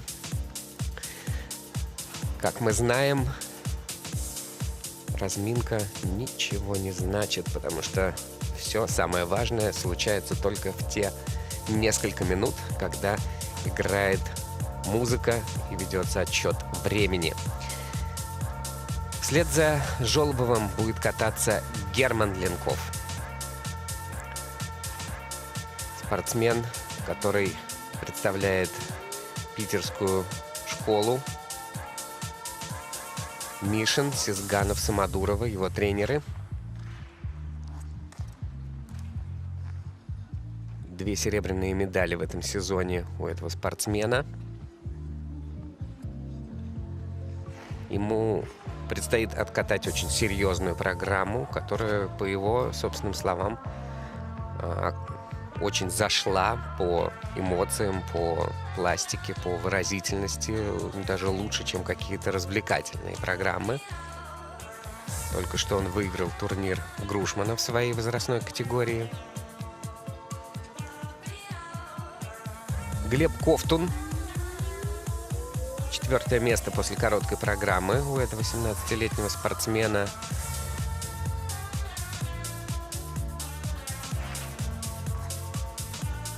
Его тренер Наталья Заболотная на ваших экранах. В общем, героические тюменские энтузиасты фигурного катания, которые развивают в этом регионе совершенно сумасшедшим образом этот вид спорта.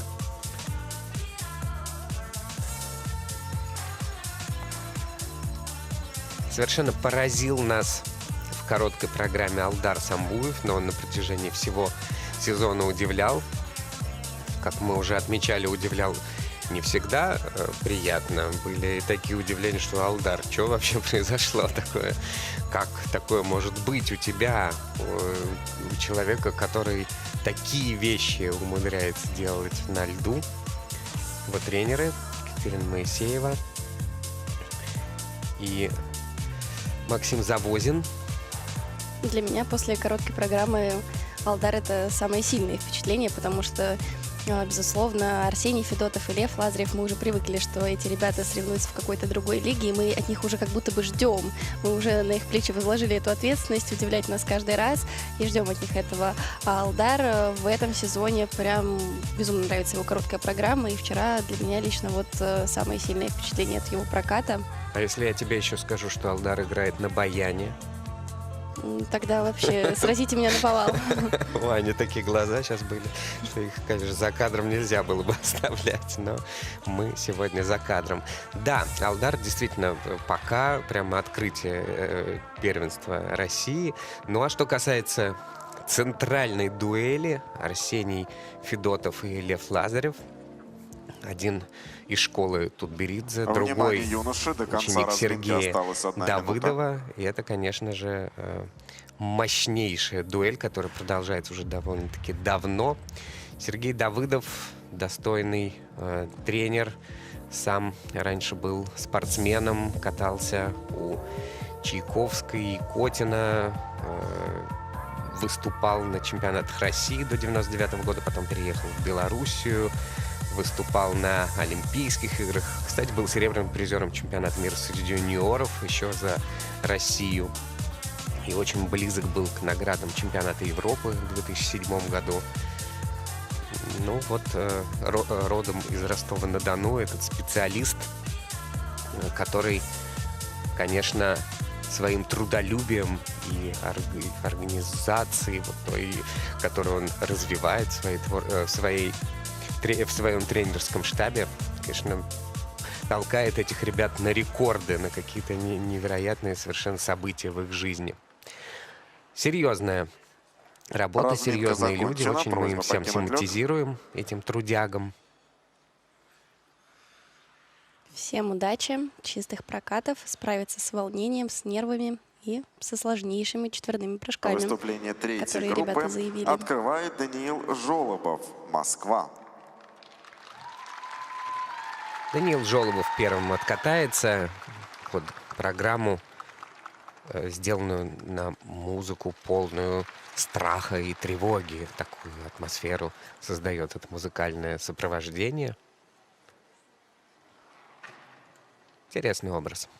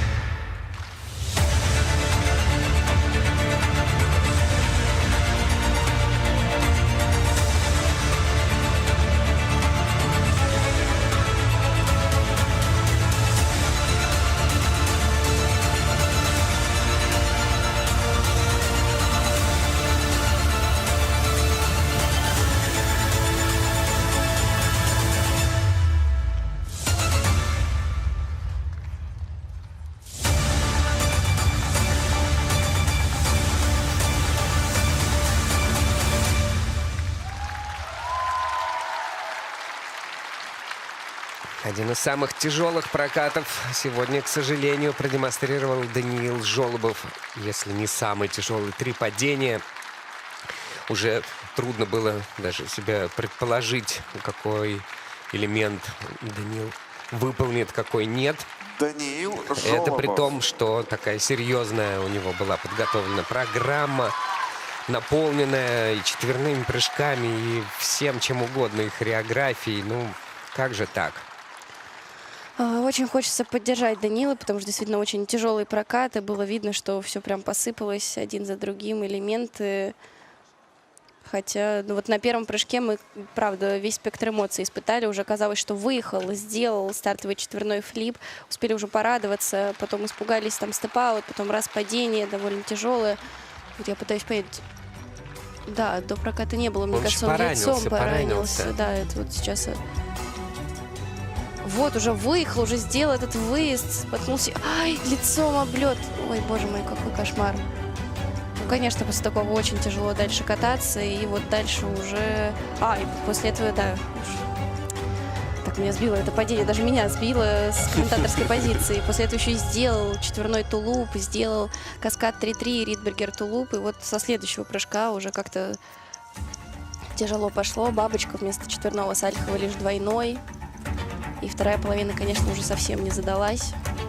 Думаю, конечно, это падение сильно подкосило Даниила. И дальше идет падение с тройного акселя в недокрут, тоже такое неприятное.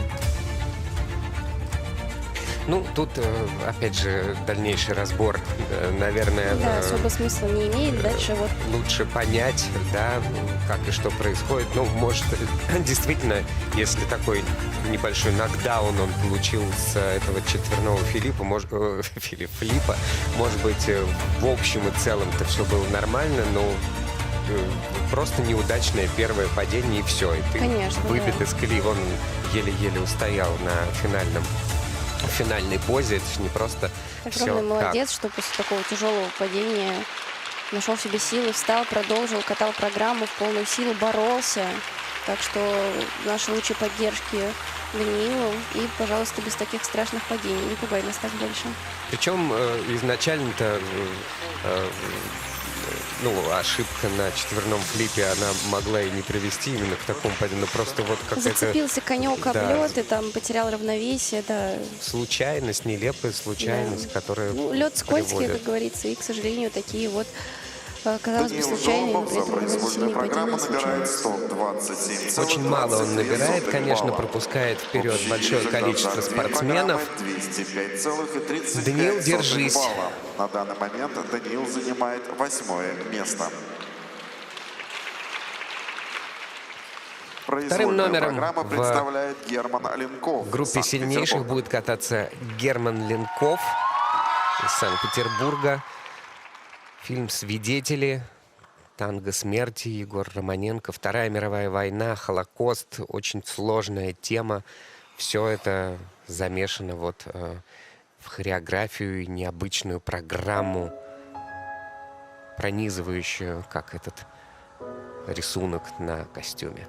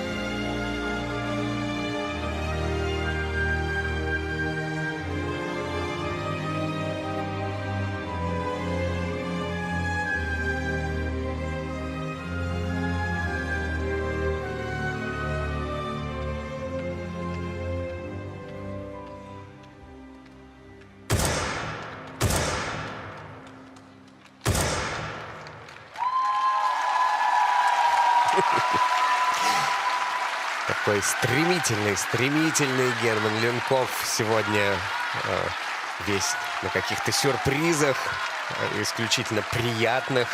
И пошла сегодня программа, пошло катание, пошли прыжки. И супер! Великолепно для заключительной группы. Прям то, что надо. Да, именно так. Сегодня прям держал себя, не отдавал ни балла, ни элемента, ни соты. И старался все сделать на максимум. И сегодня ему все удалось. Абсолютно все элементы находятся в плюсовой зоне. Хорошие надбавки за элементы, хорошие уровни. Почти все 4-го уровня, одно вращение 3-го. А в остальном без помарок, без ошибок, без недокрутов. Вот что заявил, то и исполнил. Всю хореографию Леонида Свириденко выполнил, все четкие 2 постановки. четверных, тройной аксель. Давайте пересмотрим повторы. Начал с четверного тулупа, чуть-чуть корпус на приземлении ушел вниз, но он это сразу же исправил, удержался, никакой ошибки по марке не допустил. Аксель очень хороший, уверенный. Затем исполнил четверной сальхов, здесь без вопросов. Каскад, тройной сальхов, тройной тулуп. Прям вот так очень хладнокровно, от элемента к элементу. Все четенько выполнял.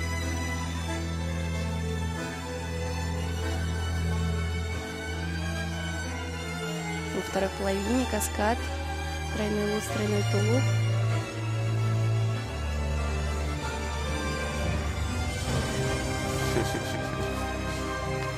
Красивые эмоции в завершении. Актер. Настоящий актер. 2 заключительных вращения на 4-й уровень. Вся программа в плюсах. Ни одного элемента не прошло без плюсов. А за четверной сальхов целых 3 балла судьи прибавили ему за выполнение элемента. Супер. И за свою произвольную программу он набирает 165 баллов. Это первое место.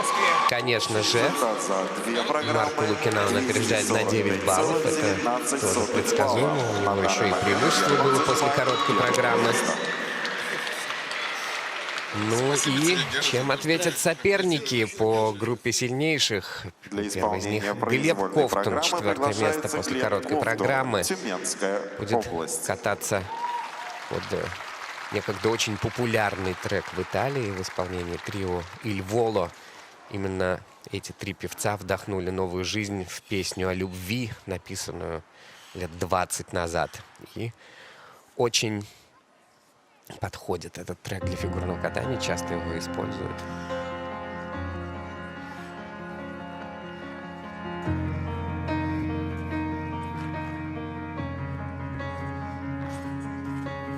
Chiudo gli occhi e penso a lei, il profumo dolce della pelle sua, è una voce dentro che mi sta portando dove nasce il sole. Sole, solo le parole, ma se vanno scritte tutto può cambiare, senza più timore te lo voglio urlare, questo grande amore, amore, solo amore, è quello che sento. Dimmi perché quando penso solo a te. Dimmi perché quando vedo solo te. Dimmi perché quando credo solo in te. Grande amore.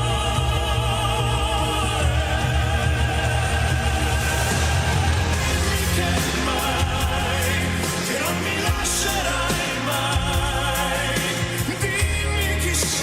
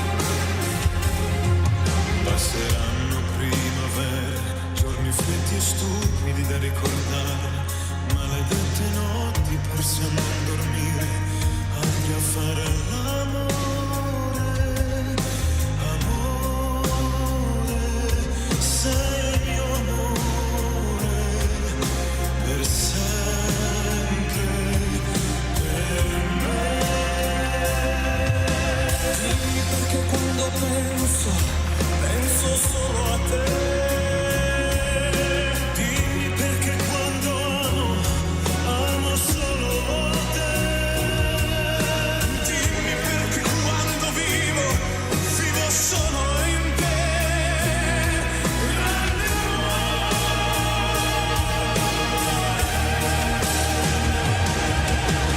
dimmi che mai, che non mi lascerai mai. Dimmi chi sei, respirerò giorni miei d'amore. Dimmi che sai, che non mi sbaglierai mai. Dimmi chi sei, che sei il mio unico grande amore.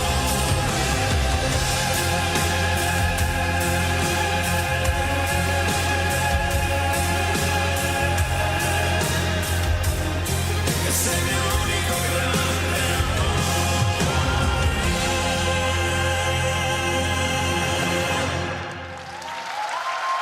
Блестящее катание дарят нам спортсмены финальной группы участников. Глеб Ковтун тоже ни пяди ни пяди противнику не отдает. Забирает все, что только можно, и тоже получает отличные оценки от судей за исполнение своих четверных. Глеб Супер катание. Ковтун. Приятный Браво, сюрприз. браво Глебу. Чистый прокат произвольной программы с сложнейшим контентом. 2 четверных и 2 тройных акселя. Самое главное — это характер. Как он, с какой мощью он врывался в каждый прыжок. И даже если вдруг не идеально вылетал, вцеплялся в лед на приземлении и не позволял себе нигде ни одну помарочку допустить. Это заслуживает наших аплодисментов и нашего уважения. Абсолютно верно. Конечно, эмоции через край в этой разминке бьют. У Глеба очень мощные и катания, и прыжки. Посмотрите, какая красота. Абсолютно заслуженно. Он получает почти 3 балла надбавок за этот Сальхов. Затем каскад, четверной тулуп, тройной тулуп. Тоже 2 балла надбавок он получает. Очень красиво смотрятся такие прыжки. Тройной аксель, тройной тулуп.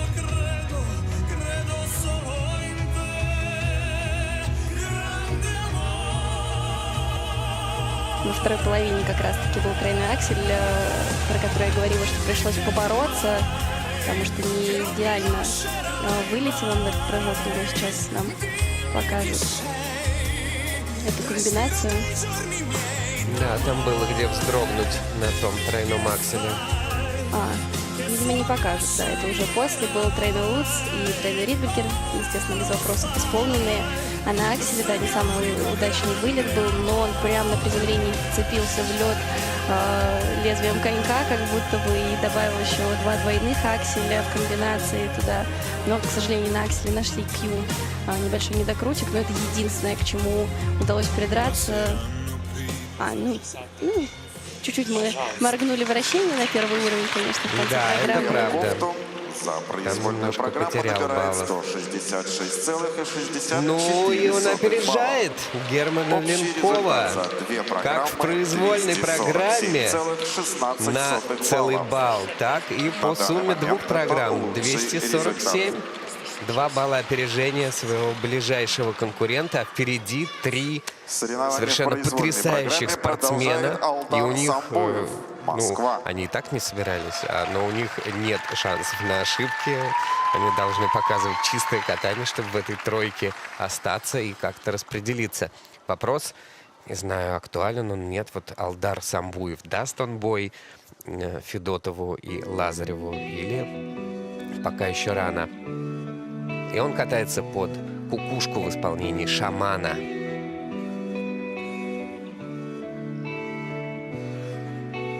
Песен еще не написанных сколько. Скажи, кукушка, пропой. В городе не жители на выселках. Кому жить или гореть свистой. Свистой. Солнце мое, взгляни на меня. Моя ладонь превратилась в кулак. Если есть порох, дай огня.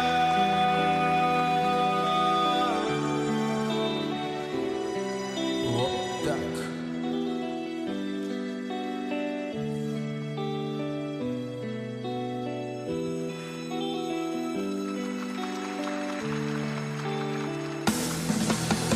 Кто пойдет по следу одинокому?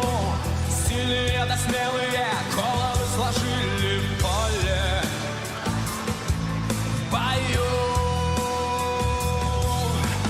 мало кто остался в светлой памяти, в трезвом уме, да с твердой рукой в строю. В строю. Солнце мое, взгляни на меня. Моя ладонь превратилась в кулак. Если есть порох, дай огня.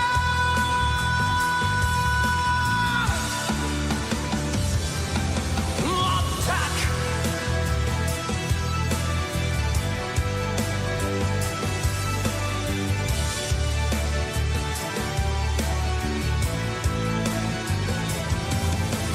Где же ты теперь, воля вольная?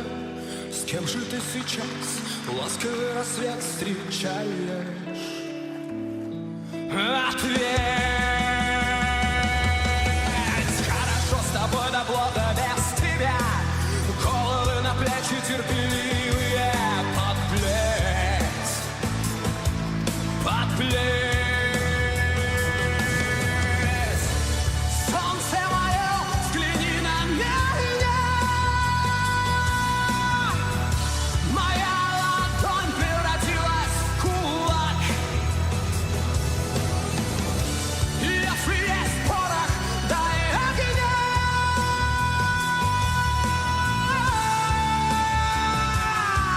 Вот так.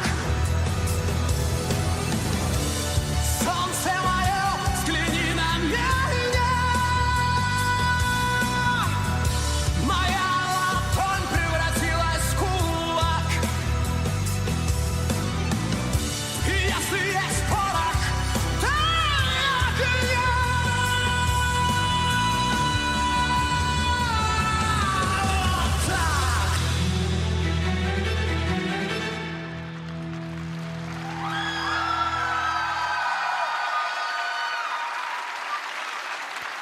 Алдар Самбуев, парень чрезвычайно интересный и, конечно, всего чего угодно можно было ожидать от него.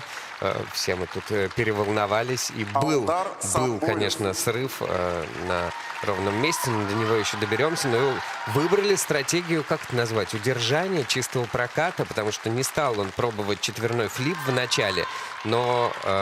Можно ли без четверного флипа рассчитывать на что? На призы можно было бы или... Я думаю, что на данный момент...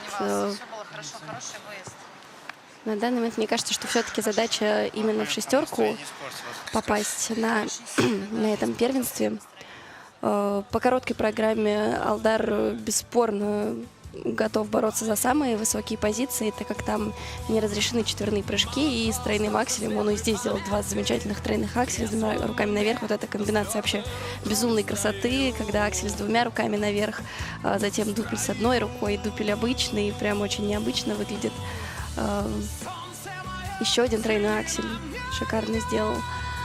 Вот, но в произвольной программе, конечно, ребята все катались с четверными прыжками, и вот те, кто сейчас претендует на топ-6, все ребята с четверными, поэтому я думаю, что здесь все-таки цель была именно в шестерке остаться за счет и отрыва по короткой, и за счет чистоты катания. Но вот, к сожалению, то самое злополучное место, каскад Лутс-Тулуп. На Тулуп абсолютно вообще по корпусу не дошел, был под большим наклоном, в итоге не докрутил полоборота и так довольно неприятно упал. Но хорошо, что дальше собрался, дальше все сделал во второй половине. И флип-тулуп, каскад тоже 3-3 не докрутил немного, но устоял, боролся. У меня есть ощущение, что даже вот с этими там, потерянными 6 баллами на этом элементе, ну, даже семью, он все равно не обошел бы Глеба Ковтуна, так вот чисто по математике. Ну, это уже предположение, да. И Алдар Самбуев за Алдар произвольную программу набирает получает 149,5 балла. 6-е место Общий по результат за произвольной, две программы и он на 4-м месте 231,2 балла. за Ковтуном, На данный Как раз Блинковым и попадает в Лукиным. Алдар шестерку. занимает 4-е Он место. в 6-ке, да. Ну, можно сказать, что удержали. Да, молодец, его поздравляют. И одновременно чуть грустно, но и в то же время грустно, что вот такой был невероятнейший этот взлет в короткой программе. И, конечно, хотелось еще Ну, какого-то произвольно нужно продолжения еще борьбы. подтягивать, да, Ну, с хорошо, короткой. хорошо. Тем не менее, поздравляем, точно так же, как и тренеры поздравляют Алдара Самбуева. И на льду Арсений Федотов. Shout, Personal Jesus, Depeche Mode. И 2-е место на данный момент после короткой программы.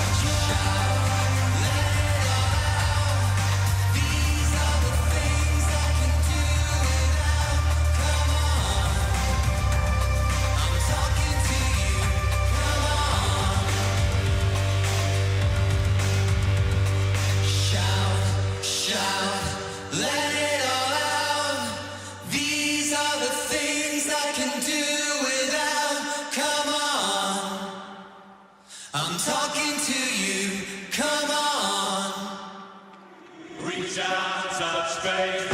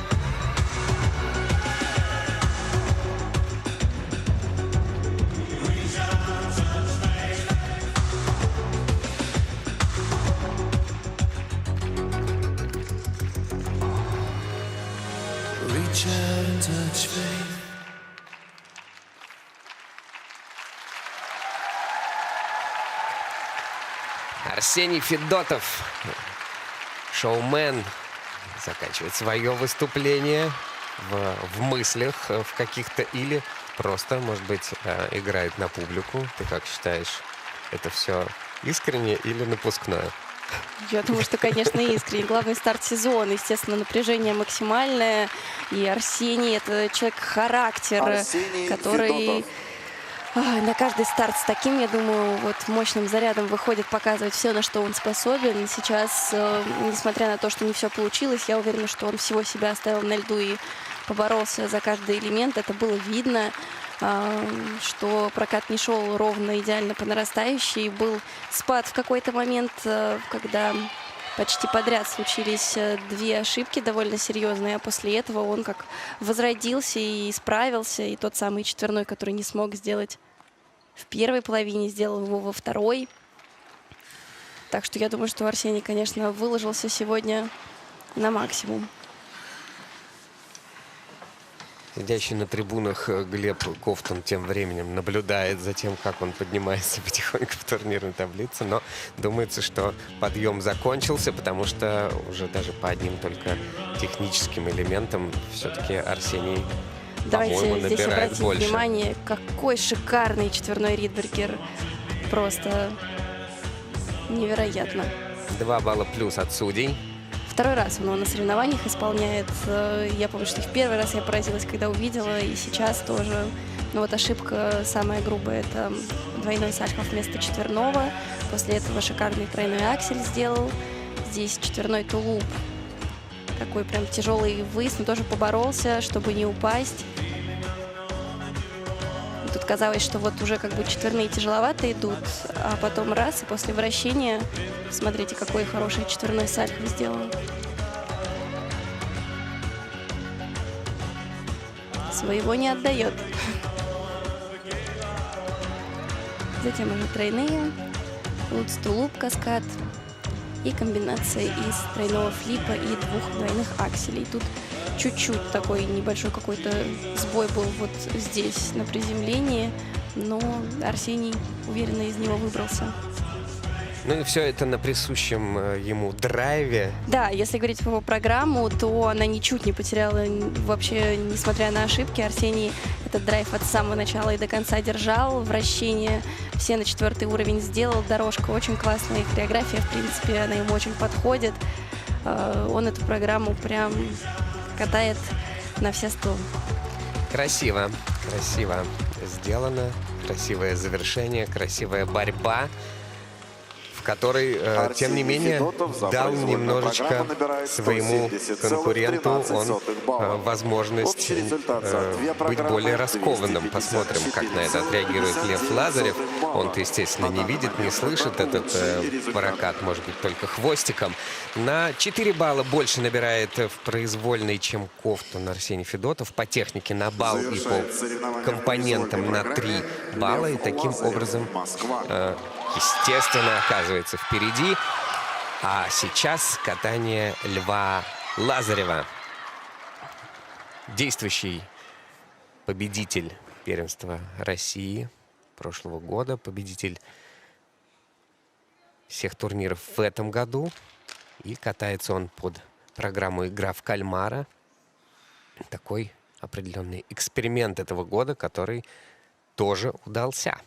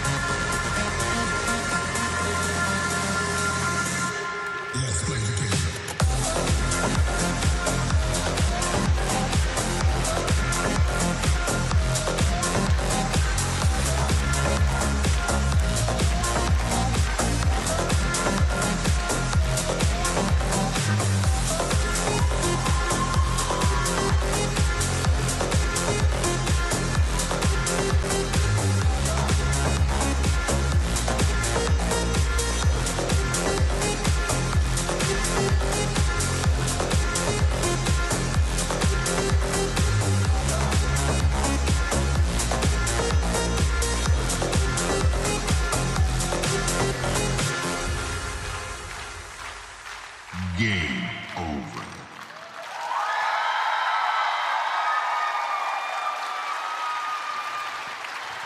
Лев Лазарев весь на эмоциях на протяжении всего проката. Мне кажется, его как-то, ну, если не распирало, то как-то вот метало в разные стороны эмоционально. Сделал прыжок, удивился, обрадовался, поехал дальше. Но вот что-то у него там внутри прям бурлило. Для него это очень важное сегодня было выступление. И то, из чего оно состоит. Браво, браво, Лев. Невероятный прокат сегодня. Мы тебя поздравляем. Ты огромный молодец. Аплодируем тебе за твой характер, за эту волю к победе, за борьбу, которую ты продемонстрировал в этом прокате. Это просто невероятно. Лев — машина просто. 5 четверных прыжков. Можете себе представить. И Лев сегодня с ними справился. Да, сегодня победители, что в мужском, что в женском катании, шли на максимум всего, вне зависимости от того, что продемонстрировали соперники. Шикарный четверной флип. К сожалению, неясное ребро отмечают и на четверном, и на тройном флипе, но по докруту вообще никаких вопросов не было. Вот ни к стартовому флипу, ни к луцу, вторым элементом, который был исполнен сальхов. Вот здесь мы видим радостно, как Лев сам порадовался, что сделал его. Не самый удобный был прыжок. На выезде прям пришлось тогда тоже вцепиться в лед, чтобы удержать это приземление. Затем во второй половине тоже не самое удобное приземление с четверного луца, но затем 2 двойных акселя добавил. То есть это говорит о том, что не все было так просто в этом прокате. Это нам показывает, насколько сложные элементы, дает нам напомнить, насколько сложные элементы исполняет Лев. И во второй половине программы этот луц, затем тулуп, вообще шикарно. Невероятный набор, при этом все вращения 4-го уровня. Огромный молодец сегодня. Но у него сейчас по технике, Техника не знаю, баллов просто на 20, мне космическая. кажется, будет больше, чем у ближайших конкурентов. Это прям нокаут для всех. За Без 110 вопросов. баллов по технике, да, Да, будет да, точно.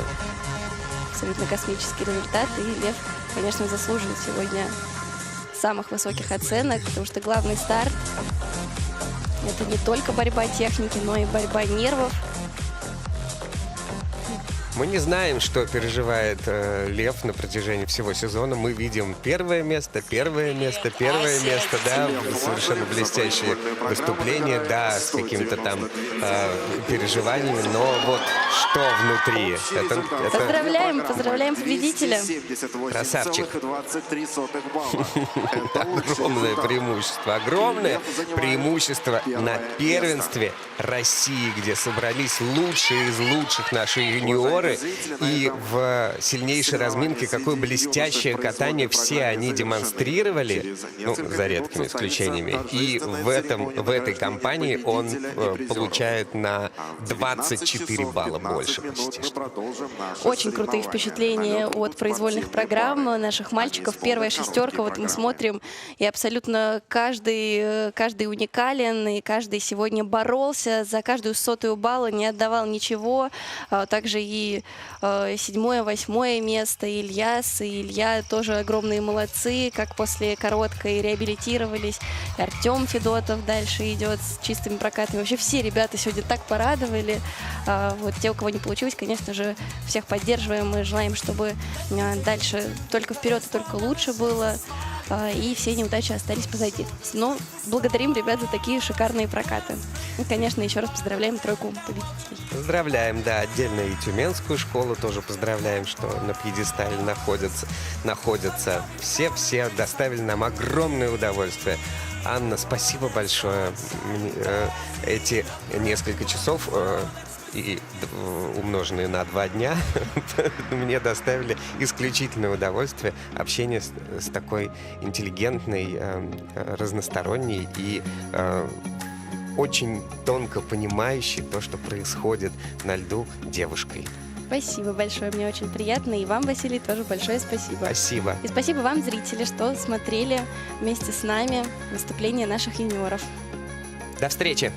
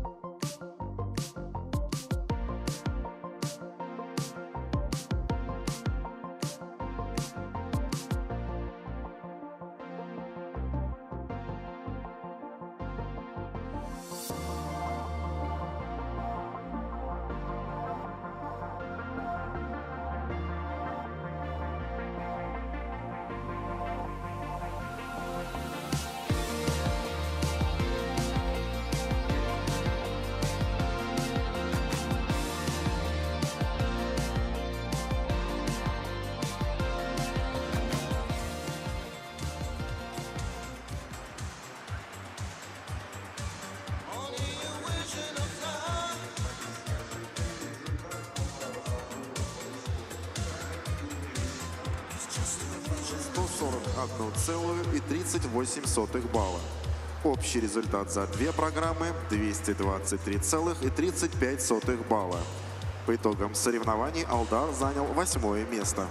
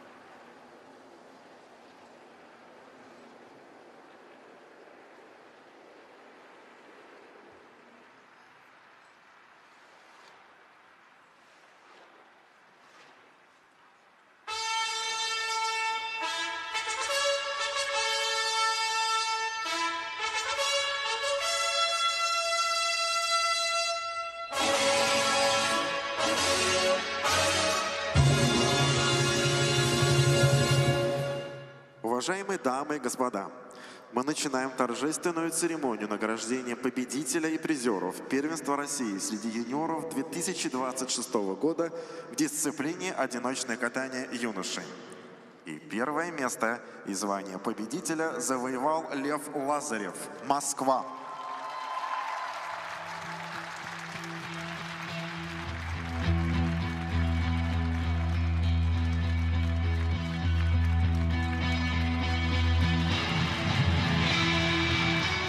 Второе место и серебряным призером становится Арсений Федотов, Москва.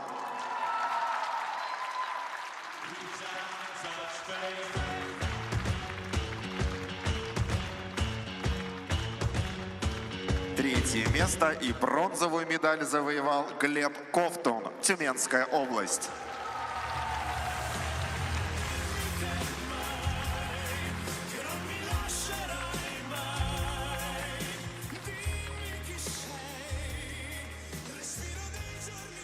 Медали победителю и призерам вручает министр спорта Республики Мордовия Никита Ларьков.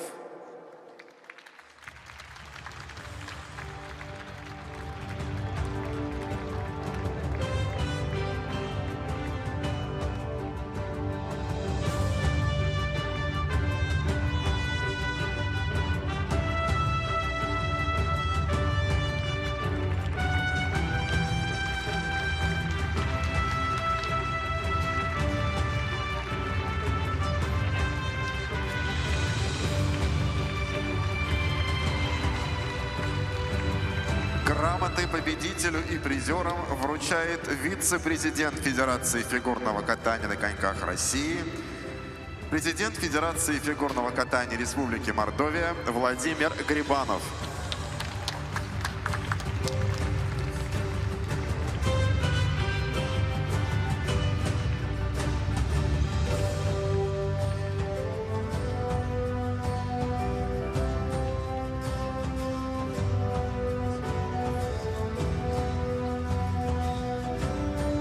Цветы победителю и призерам вручает рефери вида Владимир Захаров.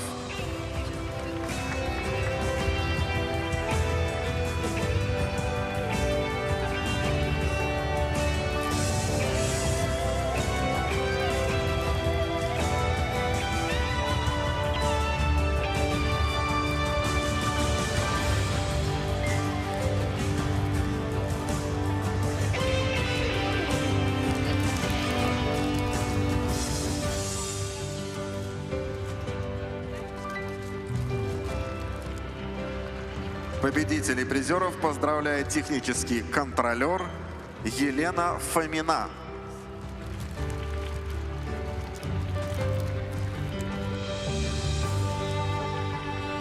За подготовку победителя первенства России среди юниоров 2026 года награждается тренер Сергей Давыдов.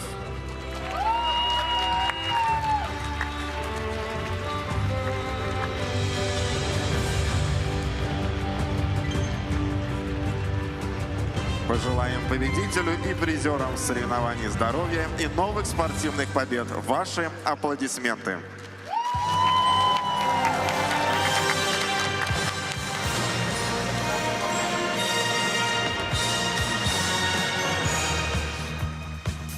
На этом торжественная церемония подошла к концу, и через несколько минут мы продолжим наши соревнования. На лед выйдут спортивные пары.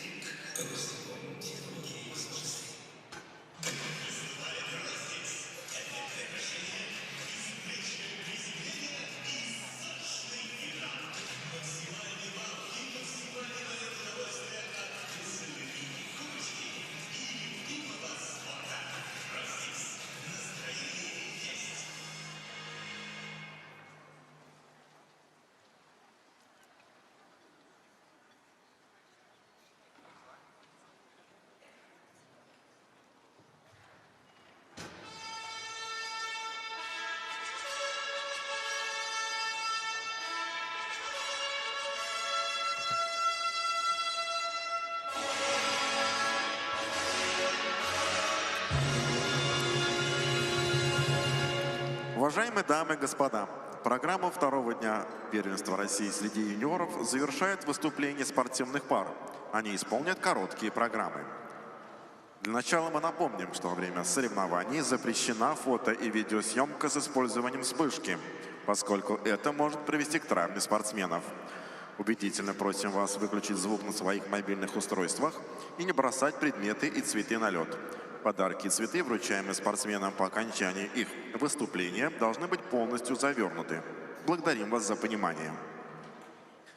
А сейчас разрешите представить официальных лиц соревнований в парном катании среди юниоров. Старший судья Владимир Захаров, Москва. Судейская бригада. Судья номер 1 Елена Фомина, Санкт-Петербург. Судья номер 2 Татьяна Косыгина, Санкт-Петербург. Судья номер 3 Татьяна Рашевская, Белгород. Судья номер 4 Лолита Лабунская, Москва. Судья номер 5 Юлия Соловьева, Томск. Судья номер 6 Мария Грибоносова-Гребнева, Москва. Судья номер 7 Владислава Глазкова, Челябинск. Техническая бригада, технический контролер Наталья Китаева, Москва. Технические специалисты Лариса Федосеева, Санкт-Петербург. Александр Кузнецов, Москва. На лед для разминки приглашаются участники первой группы.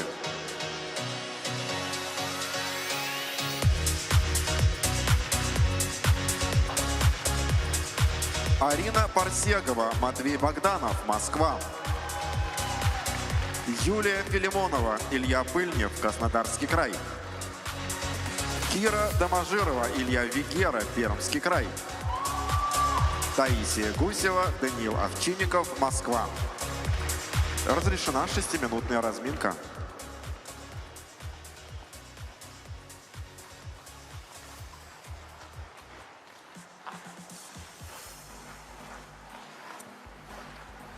Продолжается соревнование на первенстве России среди юниоров 2026 года. И это парное катание. Короткая программа включает в себя 12 участников, которые сегодня будут в 3 группах демонстрировать свои короткие программы. И будет интересно прямо с самого начала, потому что одна из ключевых интриг этого турнира, как вот можно выдержать одновременно и выступление в одиночном катании, и в парном. Все только об этом и говорят, только и за Ариночку Парсегову переживают. Но на самом деле, конечно, это не главная интрига турнира, а главный расскажет Максим Троньков. Двукратный олимпийский чемпион, который сегодня вместе со мной, с Василием Соловьевым, будет вам рассказывать об этих соревнованиях. Здравствуйте, дорогие любители фигурного катания. Знаю, что сегодня очень напряженный для вас день, потому что и первенство России сегодня целый день идет на Первом канале, и наши одиночники и одиночницы уже разобрались, кто же из них чемпион, кто же из них серебряный призер, а кто бронзовый. Еще и началась Олимпиада, уже командник. Я сегодня весь обложился гаджетами и целый день смотрел фигурное катание, поэтому даже не знаю, как меня хватит еще на час. Хорошо, что это парное катание, мое родное и любимое, поэтому в нем я хоть что-то понимаю и постараюсь, чтобы и вы познакомились поближе с этим замечательным спортом, не только фигурным катанием, но и дисциплиной парное катание. Парное катание прекрасно совершенно. Вот на ваших экранах сейчас была тренерская группа Филиппа Тарасова. Если в прошлом году на первенстве юниорском у этой команды было 3 пары, то сейчас целых 6 пар. Это половина состава. Так что контент у Прыжковой, у Хрустального довольно крепок. Будет интересно за всем этим понаблюдать. И кто же у нас сегодня в первой группе на разминке? Как я уже говорил, первыми будут выступать Арина Парсегова, Матвей Богданов. Только-только Матвей исполнилось 18 лет. 28 января у него был день рождения. Ну а Арина одна из самых молодых участниц. 13 лет ей. Катаются они как раз в группе Филиппа Тарасова. И будут открывать эти соревнования. Вслед за ними выступят Юлия Филимонова, Илья Пыльнев, ученики олимпийского чемпиона Федора Климова, которые тренируются в Сочи вместе с этой тренерской группой. Затем Кира Доможирова и Илья Вигера, спортсмены, которые уже в 3-й раз на первенстве юниорском будут выступать. В прошлом году, к сожалению, были всего лишь 10-ми, хотя довольно-таки неплохо выступили в произвольной программе. Но нужно лучше. В этом сезоне у них 2 приза. В Магнитогорске 2-е место, в Казани 1-е.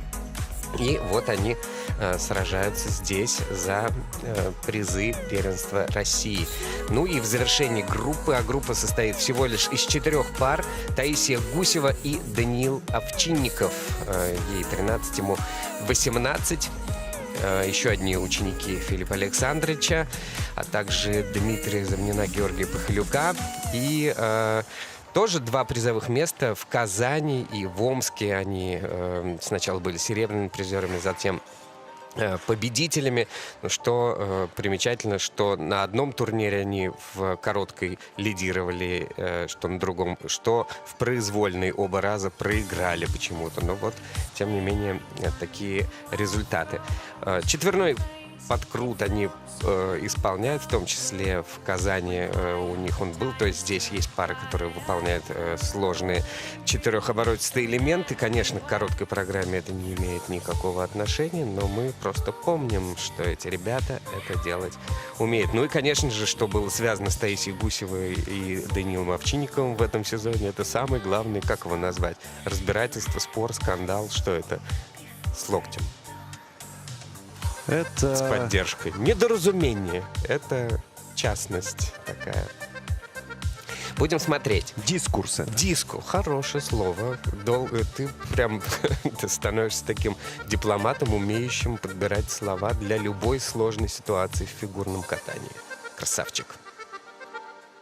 Внимание, пары. До конца разминки осталась 1 минута. Ну, осталась 1 минута, и, наверное, нужно еще сказать, какие элементы мы должны видеть в короткой программе. Прежде всего, это подкрутка, наверное, самый эффектный элемент. Это когда партнер кидает в воздух партнершу и старается, чтобы она достала свода ледовой арены. И после этого еще и ловит ее. Конечно же, это выброс, параллельный прыжок, двойной аксель обязательный, поддержка на вытянутых руках. Отличительная черта нас от танцев. Одна из. Это дорожка шагов, тодос и, конечно же, параллельное вращение. Вот эти 7 элементов и должны представить пары в своей короткой программе, не забывая при этом о создании неповторимого образа на льду.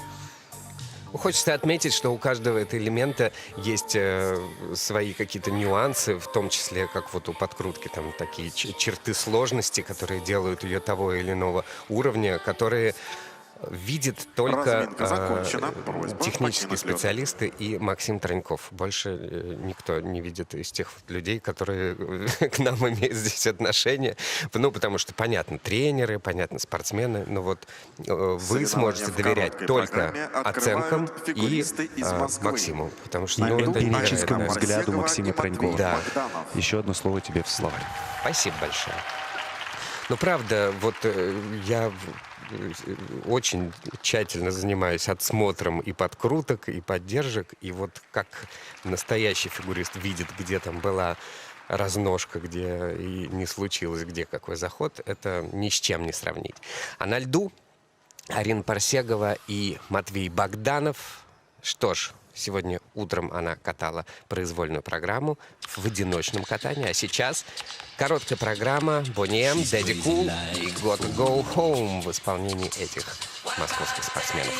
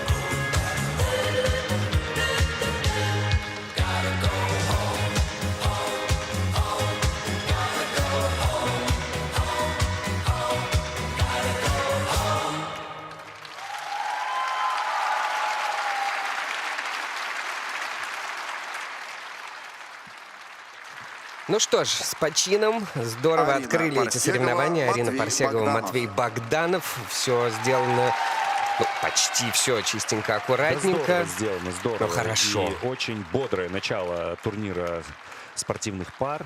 Я понимаю, что тебе уже после 6 часов юниоров-одиночников все сложнее и сложнее следить за тем, что происходит на льду, потому что эмоции действительно переполняют. Но ребята действительно молодцы, и мы видим, что поздравляет их и тренерский штаб, и Дима Забнин, и Филипп Тарасов, и Максим Болотин, хореограф этой группы. Все довольны. И я думаю, что Арина Парсегова прежде всего довольна, потому что короткая программа в парах у нее удалась куда лучше, чем ее выступление вчера в соревнованиях девушек-одиночниц. Мне вообще кажется, что вот ей парное катание как-то больше удовольствия доставляет. Оно драйвовое такое в ее представлении. Вообще пара очень получилась, скажем так, приятная глазу, что ли, прежде всего, потому что очень подходят друг другу ребята. Они как брат с сестрой, они как-то даже похожи, оба такие светленькие, худенькие. Хорошее очень сочетание у партнеров. Если еще технику подтянуть на тот уровень, который в этой группе куда-то превознесен до высот кафедрального собора где-нибудь в Европе, то вообще этой паре будет не так сложно добиваться высоких результатов. Поэтому я ребятам просто желаю развития, как можно скорее получать уровни все четвертые, а не вторые или третьи, как, например, у них на Тодосе или на подкрутке в этой программе, а уже четвертые, и тогда можно навязать борьбу признанным лидером. 60 баллов, почти 61 балл, в принципе, неплохо для первого стартового номера. Я думаю, что ребята довольны своим прокатом. Поздравляем! Короткую программу льду представляют Юлия Филимонова, Юлия Филимонова Пыльнев, Краснодарский и край. Илья Пыльнев. Представляют они Краснодарский край. Потому что тренируются в школе у Федора Климова, Ксении Ахантьевой. И находится она в Сочи. Катаются они под музыку Standards Лесли Одом. Красивая программа, стильная.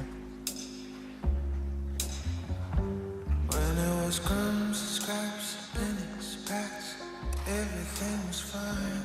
You treat me like a loaded gun, and I ask for what is mine. Always try to dim my light, no matter how bright I shine. But I've got my standards, and I'm never letting die. When I called for help, you didn't pick up your phone. You saw my kingly potential, so you kept me from my throne. The truth is I'm demonized, standing my own ground. So you push me to the deep end, hoping I drown. But I've got my baby, baby, I'm be the anybody who just do that I don't need it.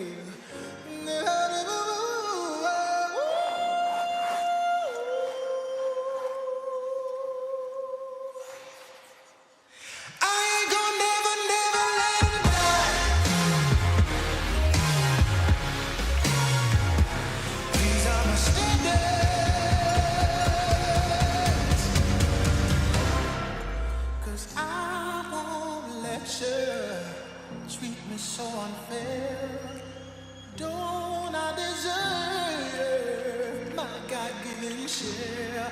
Whether I've got a dollar or I'm a billionaire, these are my standards.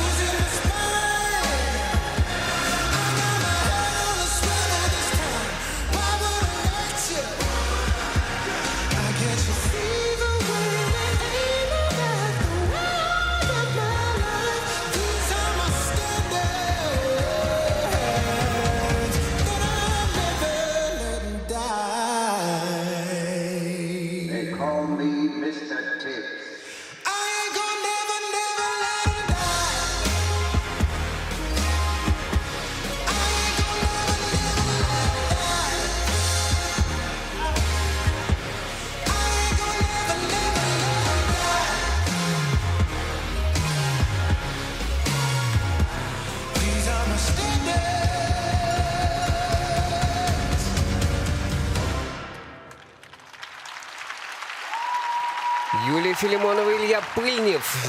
Так вот только я начал радоваться за эту прекрасную стильную пару. Еще в таком классном взаимодействии хореографическом они начали эту программу. И все очень было чисто до двойного акселя. Такой странный сюрприз. Да, Двойной думаю, аксель. Юля сама себе сейчас не может объяснить, как это произошло. Довольно опытная пара. Уже не первый год они выступают на соревнованиях любого уровня. И вообще сильный дуэт. Конечно, расстроена и партнерша. Я думаю, что всем сейчас непросто. Короткая программа, где важно как можно чище выступать, как можно чище кататься. Но сегодня, к сожалению, ошибка еще и самая, которая может быть только в фигурном катании грубая. Это падение после не самого сложного прыжка. Такая красивая пара. Так вот прям очень идет им эта программа. В ней есть такой ритм классный. Да, Ксения Ахантьева с ними здесь, в Саранске на соревнованиях. Федор Климов в Милане. выводит свои пары совсем скоро уже на соревновательный лед, а его же ученики в Саранске, к сожалению, не порадовали сегодня своих болельщиков и свой тренерский штаб. Вот здесь выглядит Да, то, что... немножко не дотолкнулось, как будто бы пришлось так уже докручивать в самом конце, и не хватило немножко запаса этого прыжка для того, чтобы выехать. Он еще довольно-таки в большом расстоянии делался, этот прыжок. На этом повторе не было, это заметно. Как-то как будто какое-то волнение, немножко, разлад. может быть, просто, да, не попала в толчок Юля, и поэтому и расстояние увеличилось. Ну, не знаю, мне сложно объяснить. Двойной аксель — это, конечно, не тот прыжок, из-за которого стоит волноваться. Тем более такой опытной паре. Ну и дальше, естественно, тоже уже без... Старались где-то хореографией дотянуть, мастеровитостью, но тоже уровни теряли, и дорожка Юлия так Филимонова, Илья шатко была Пыльнев параллельная за часть короткую выполнена. программу набирают 56,8 И проигрывают они, баллов. конечно, На данный момент Парсегу и Юля и Богдану. Илья Да, занимают 4,5 балла второе место. уступает краснодарская пара московской прямо на самом старте этого турнира. Соревнования в короткой программе продолжают Кира Доможирова, Кира Доможирова и Вигера, Илья Пермский край. Вигера, ученики Павла Слюсаренко, здесь будут показывать свою оригинальную короткую программу «Механизмс». Такие они с выдумкой, с какими-то интересными находками. Да вот даже прям с самого начала, с самой первой позы.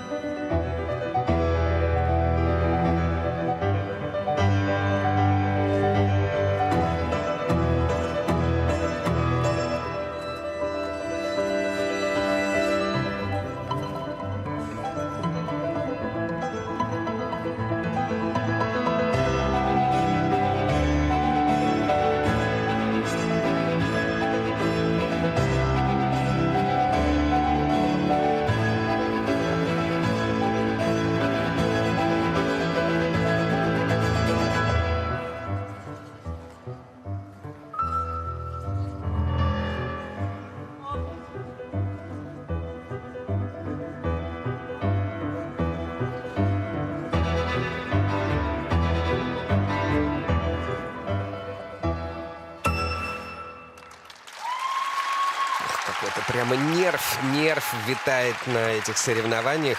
Как-то, я думал, в парном катании сейчас полегче у нас будет старт, но ничего подобного. Короткая программа и сразу сплошные слезы, расстройства и боль. Радость Парсегова и Богданова, которые чисто откатали первыми свою программу, а дальше началась какая-то непонятная ситуация, потому что именно вот эта пара, Кира Домажирова и Илья Вигера, они, наверное, одни из главных претендентов на победу здесь. И очень им благоволят судьи, любят их программы.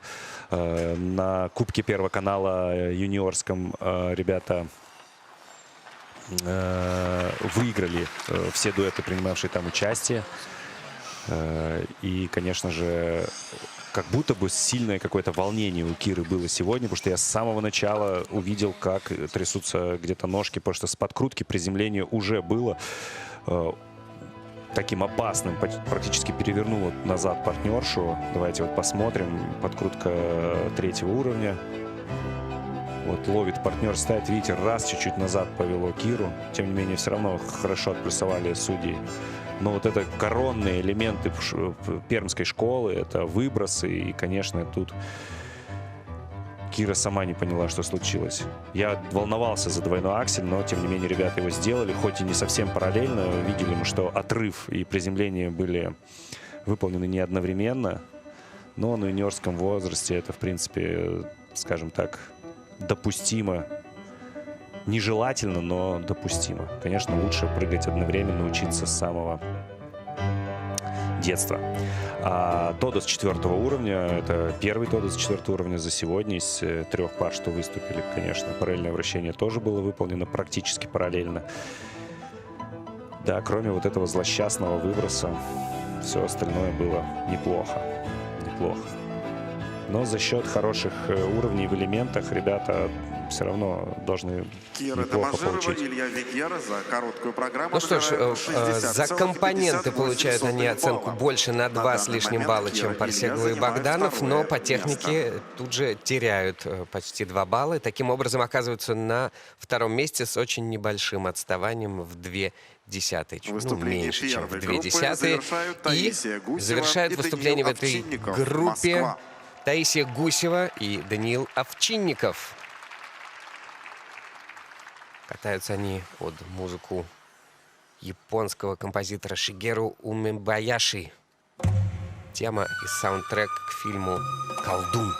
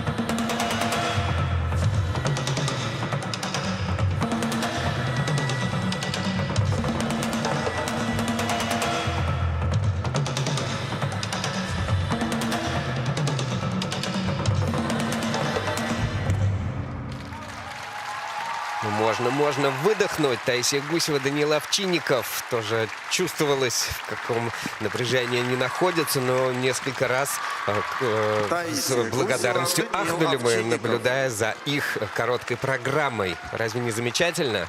Да, здорово, здорово. Прям виден стиль для дебютантов. Видел я напряжение, которое Даня испытывал. Прям даже переживать за него начал я в начале, потому что как будто бы немножко так волновался он.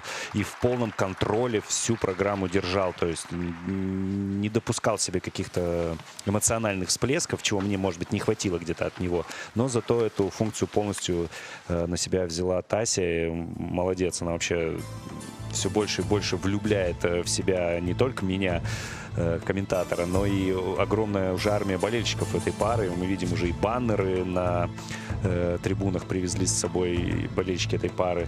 В таком юном возрасте уже такое внимание, здорово. Посмотрите, как Аксель хорошо бы выполнил, подкрутка высоченная была до этого, выброс, держала, молодец, на одну ногу, длинный выезд. Особо хочу сказать спасибо ребятам за длинный выезд из подкрута. Прям постарались, порадовали старика, сделали, как я люблю, как я прошу на тренировках. Не только на тренировках, но и в эфире. Да, я давно ребят не видел, давно не был на катке.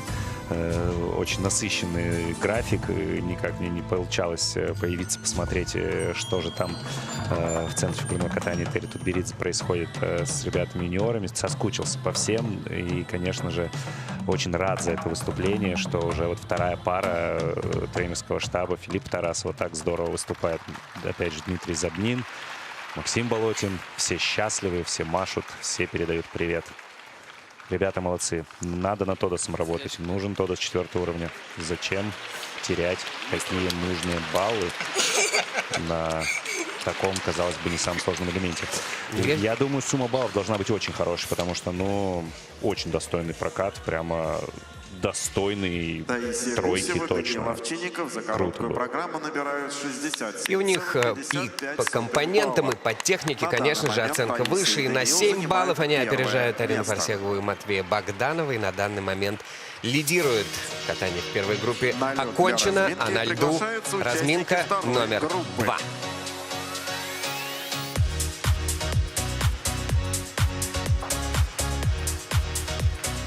Полина Шешелева, Егор Карнаухов, Москва. Ольга Сабада, Павел Астахов, Москва.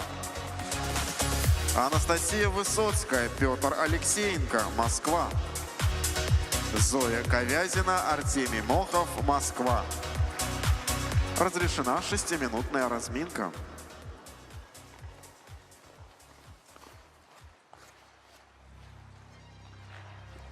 Вторая группа на льду. Первенство России среди юниоров продолжается. И эта короткая программа в парном катании.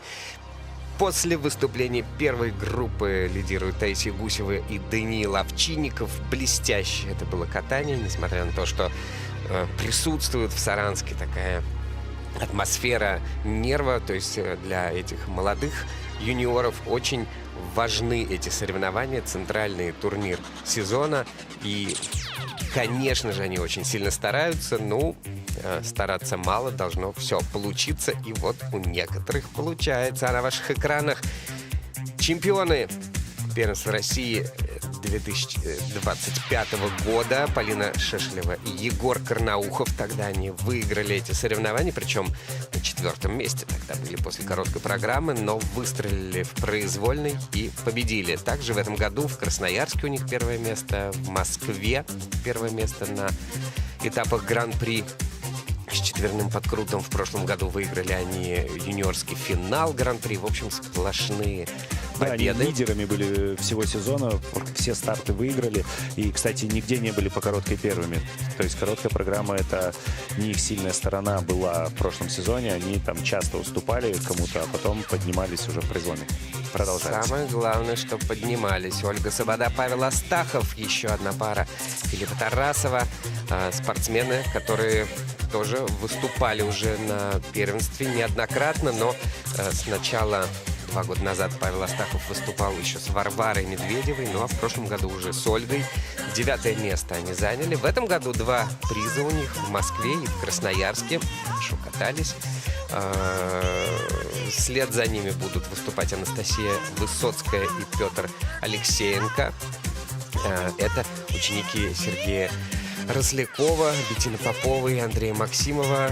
И они здесь тоже дебютанты. Единственный приз у них на Гран-при был — это бронзовая медаль в Москве на первом этапе. Ну и 2 серебра на чемпионате первенства Москвы. С апреля 25 года они вместе.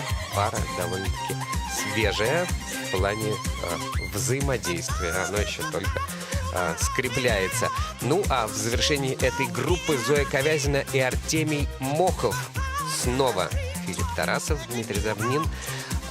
И это бронзовые призеры первенства России прошлого года. В этом году выиграли 2 этапа в Москве и в Магнитогорске. В общем, такая жеребьевка довольно-таки ровная у нас на этом турнире, но по возрастающей. А у этой пары как раз зеркальное Шешелю и Карнаухову положение. Они, наоборот, короткие программы выигрывают, а вот произвольные могут иногда понизить, скажем так, свое место. Но очень тоже хорошая пара, интересная, добротная, выигрывающая этапы серии Гран-при России среди юниоров. Эту пару тоже очень любят не только судьи, но и такое и критики, и зрители. Поэтому Ковязин и Мохов, за ними тоже нужно наблюдать. Здесь вообще, в принципе, в этой разминке все пары довольно интересные. Сергей Рослякова пара тоже стоит внимания, на ней заострить. Анастасия Высоцкая и Петр Алексеенко. Они нам очень понравились, поразили нас прямо на своем первом этапе Гран-при в Москве.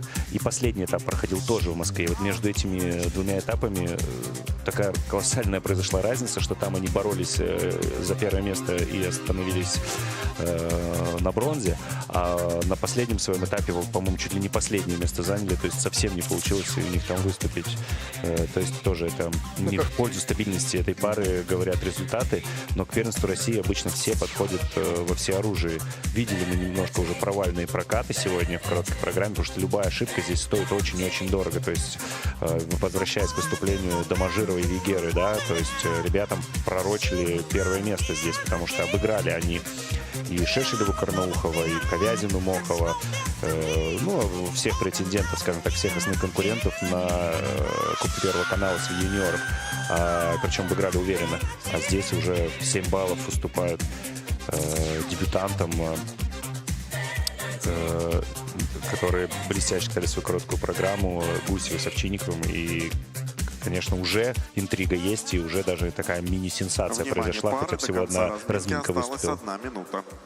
Ну, еще пара, которая здесь выступает, чемпионская, Полина Шешелева и Егор Карнаухов, очень классно выступила на Кубке Первого канала, где мы не могли не отметить исполненный каскад из 3 тройных прыжков. Единственное, что там был, по-моему, маленький недокрут, и поэтому... Там поставили attention на ребре. это ребро поставили, да. И очень строго, флипе, да? Да, их очень строго отсудили. Не знаю даже...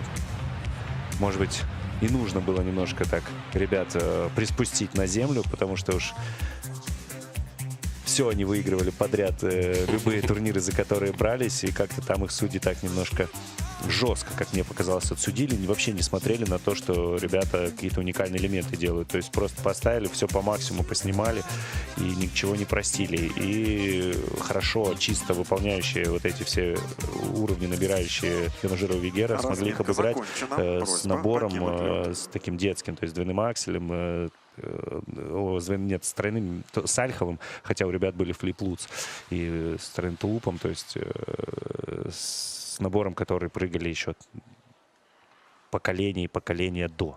Сейчас уже юниоры, конечно, сложнее делают элементы. Да, ситуации порой путанные вот, с тем, что оценивать, что оценивать как достижение, а за что немножечко журить. Но каждый для себя делает выводы сам. Полина Шешелева и Егор Карнаухов сейчас готовятся к исполнению короткой программы под хиты Депеш Мод в исполнении французского дуэта «Nuit».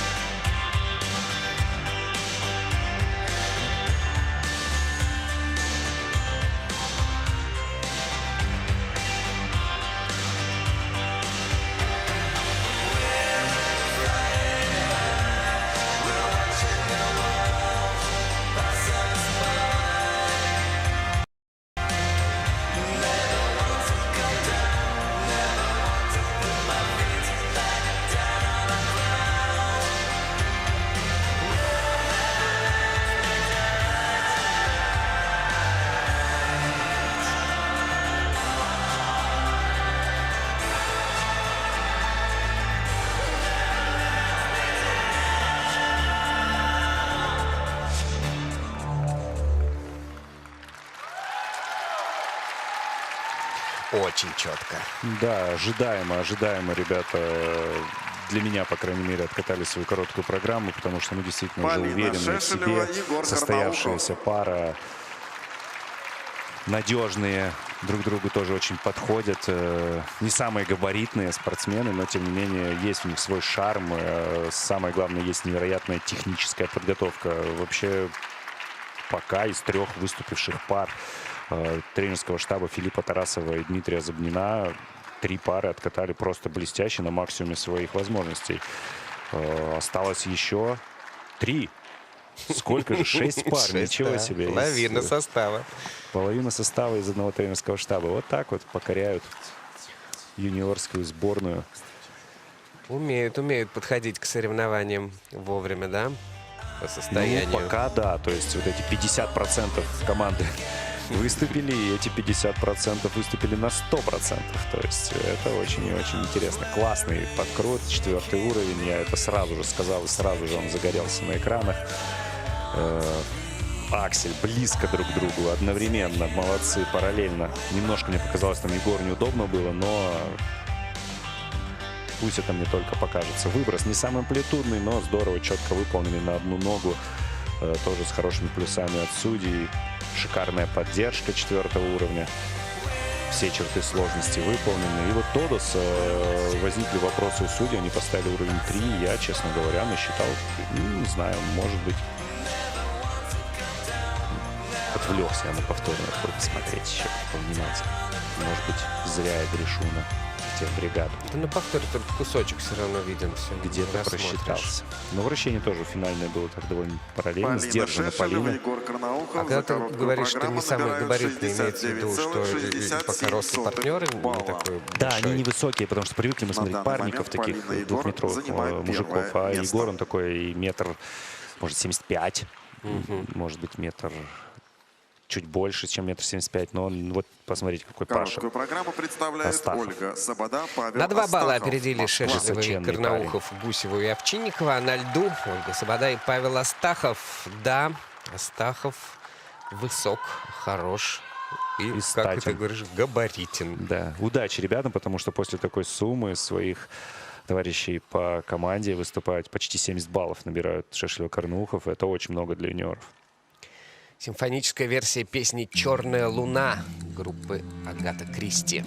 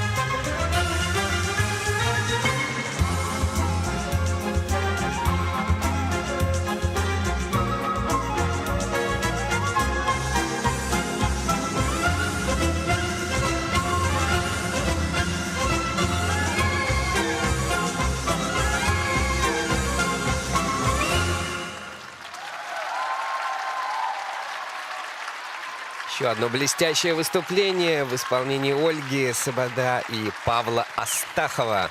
Прекрасные Ольга Сабада ребята. и Павел Астахов. Да, ребята действительно прекрасные. Классная программа, нетривиальный выбор музыки. Очень интересный. Нашли они вот эту обработку Агаты Кристи. Очень хотели под нее кататься. И здорово катаются. В середине программы немножко начал я переживать, потому что прям шатать начало Павла на заходе на двойной аксель. И двойной аксель такой тоже был не самый плюсовой. То есть его там не сильно судьи оценили высоко.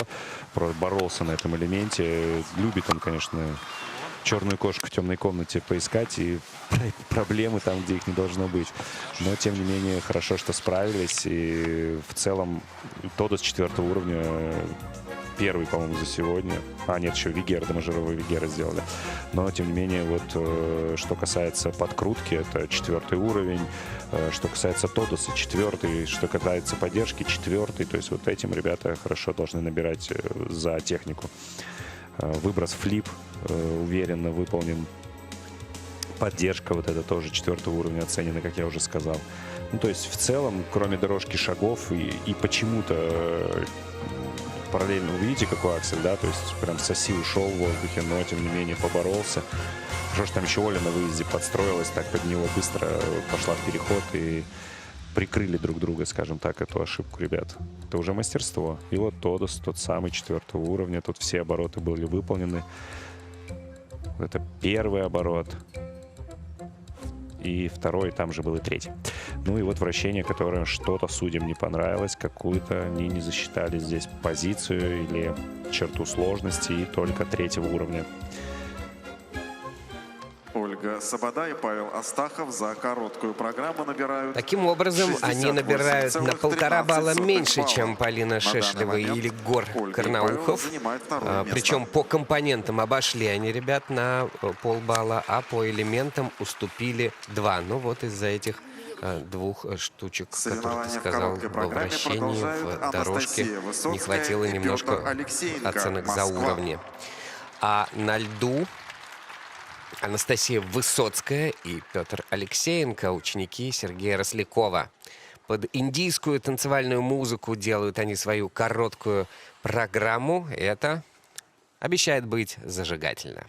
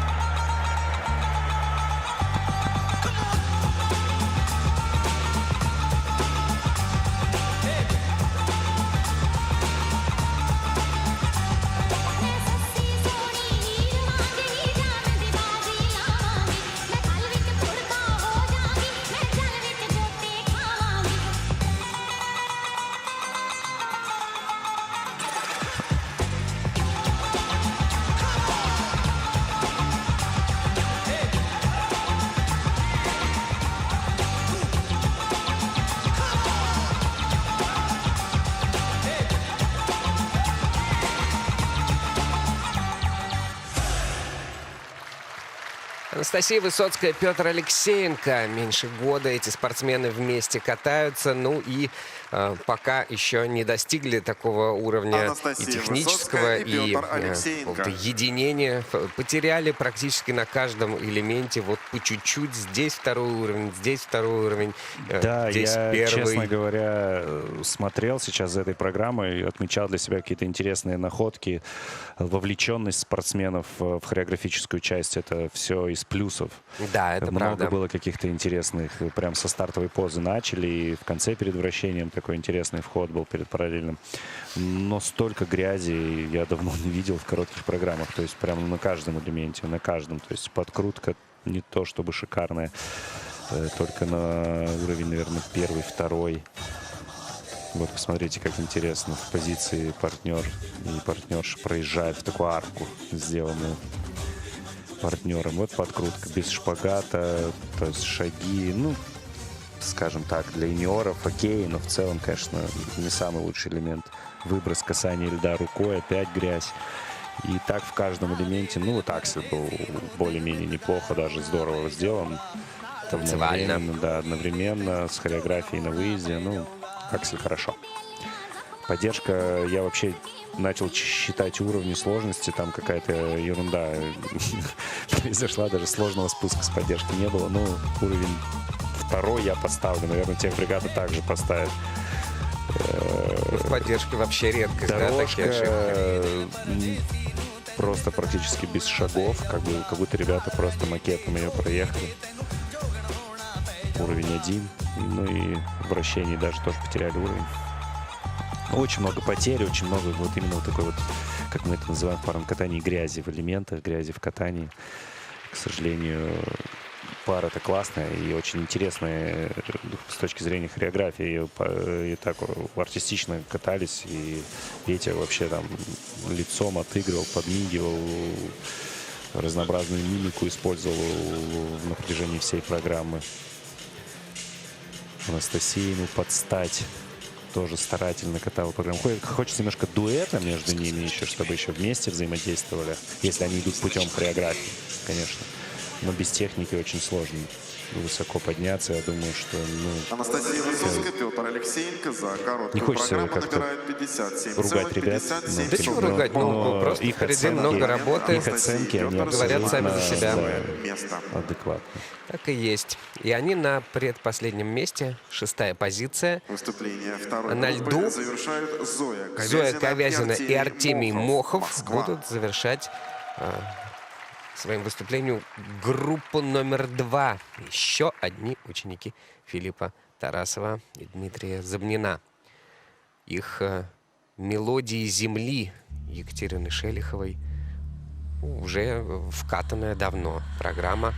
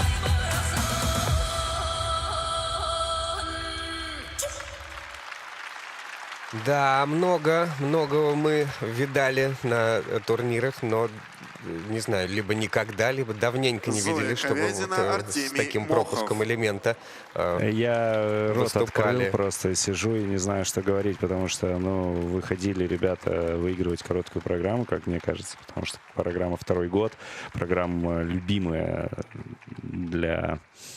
Специально ее и оставили на второй год, потому что она очень нравилась критикам и судьям. И на разминке подкрут показывали, тоже там на ловле какая-то была ошибка. А теперь ребята просто не попали в темп, или я не знаю, что это такая колоссальная потеря баллов. Это порядка 8 баллов ребята потеряют точно. Давайте посмотрим в замедленном повторе, что-то, может, станет яснее.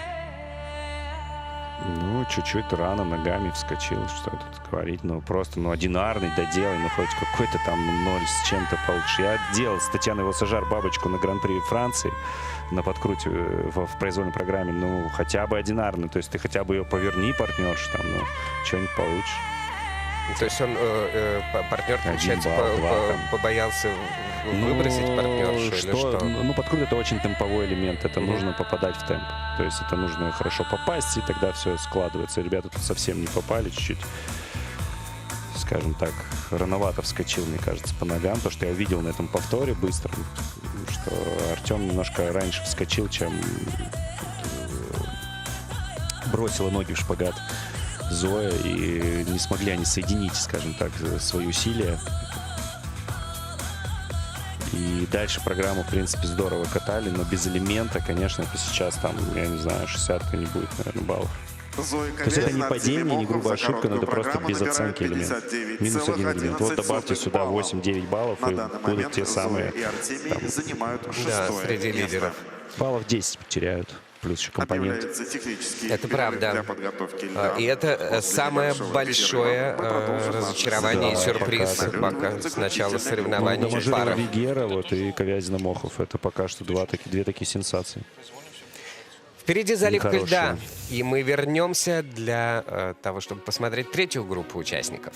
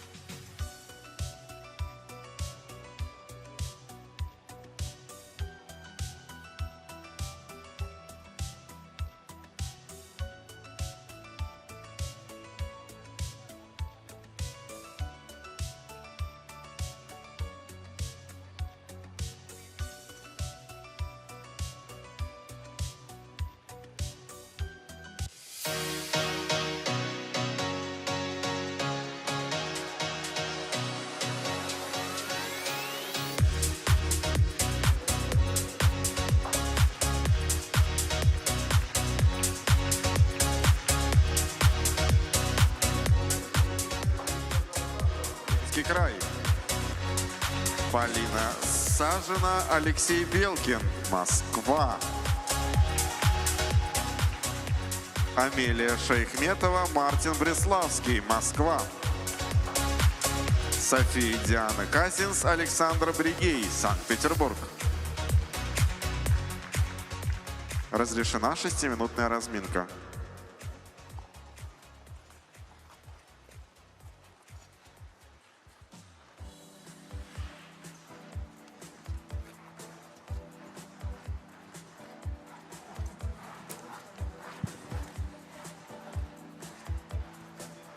В завершении второго дня первенства России среди юниоров 2026 года короткая программа в парном катании. И вот она, финальная группа участников. Еще 4 пары, которые должны будут расставить итоговые расклады после короткой программы, потому что все максимально запутано. Никто не предполагал, что Кира Доможирова, Илья Вигера или тем более Зоя Ковязина и Артемий Мохов окажутся на 5-м и на 6-м местах еще до того, как финальная группа выйдет на лед. Что сегодня происходит? Это нервы, это соревнования, это ответственный Это клубок старт. противоречий, а не короткая программа у спортивных пар. По-другому это я и назвать не могу. Все смешалось.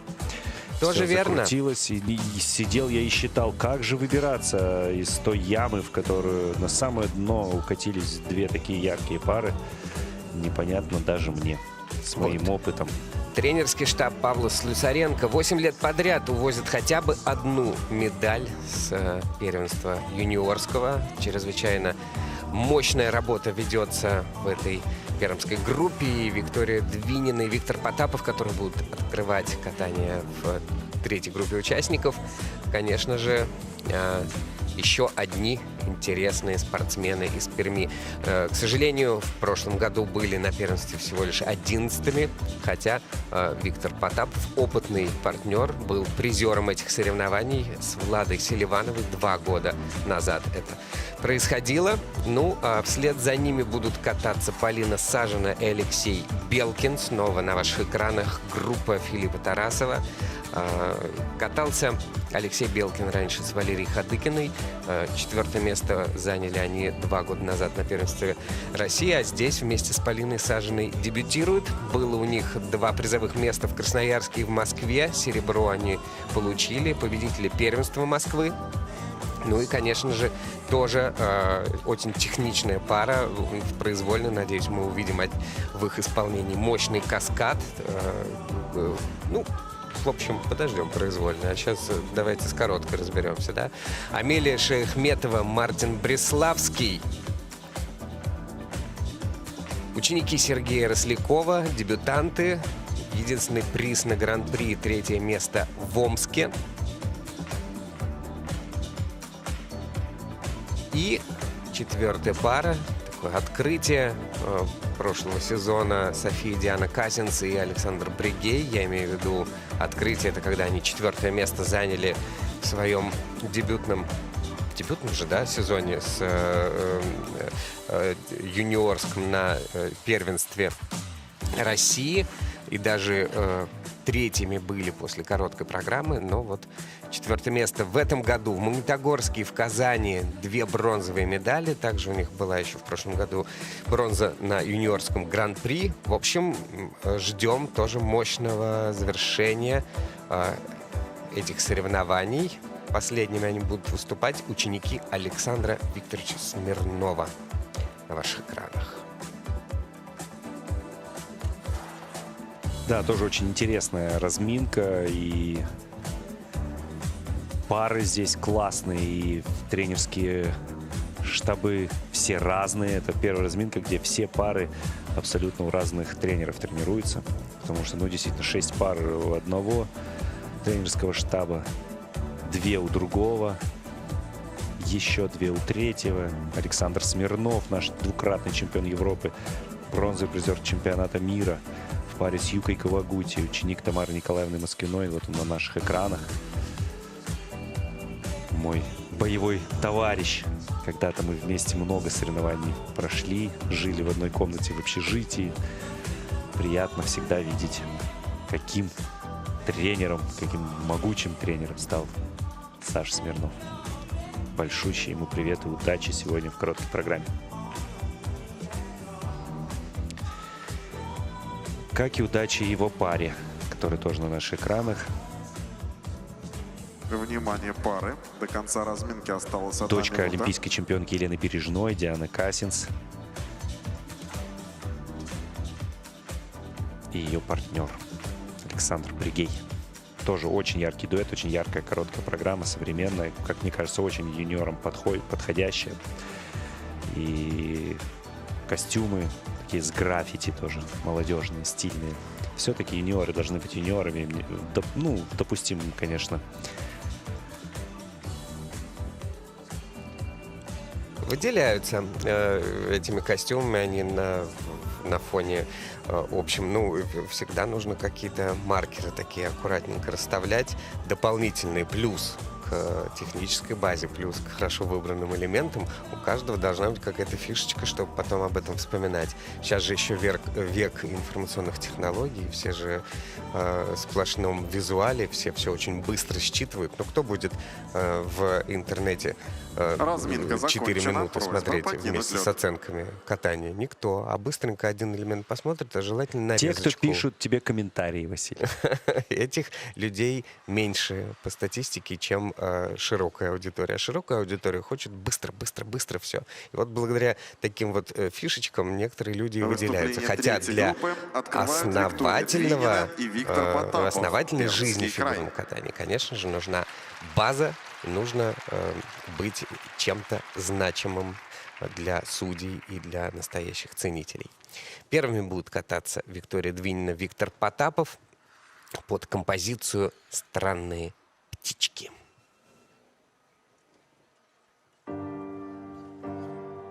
Little ghost, you're listening. Unlike most, you don't miss a thing. You see the truth. I walk the halls invisibly. I climb the walls, no one sees me. No one but you.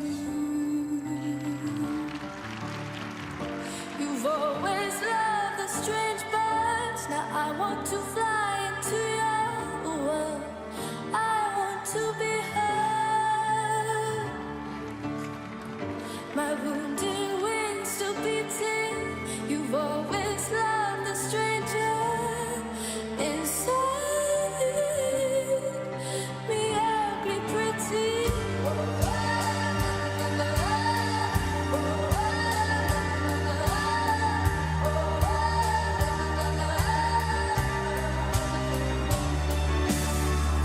Oh, little ghost, you see the pain, but together we can make something beautiful.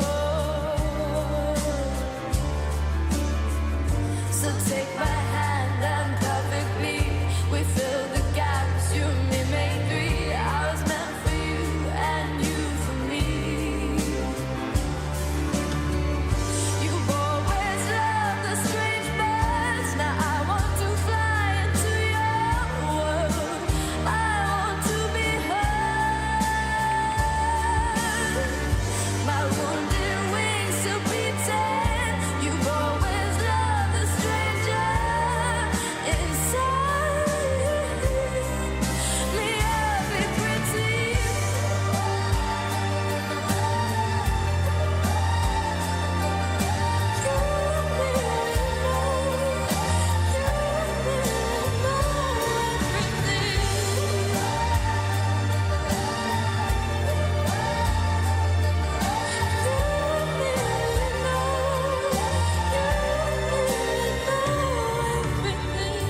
You've always loved the strange birds.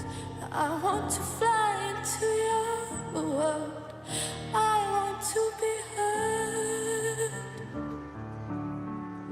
My wounded wings still beating. You've always loved the stranger inside me, ugly pretty.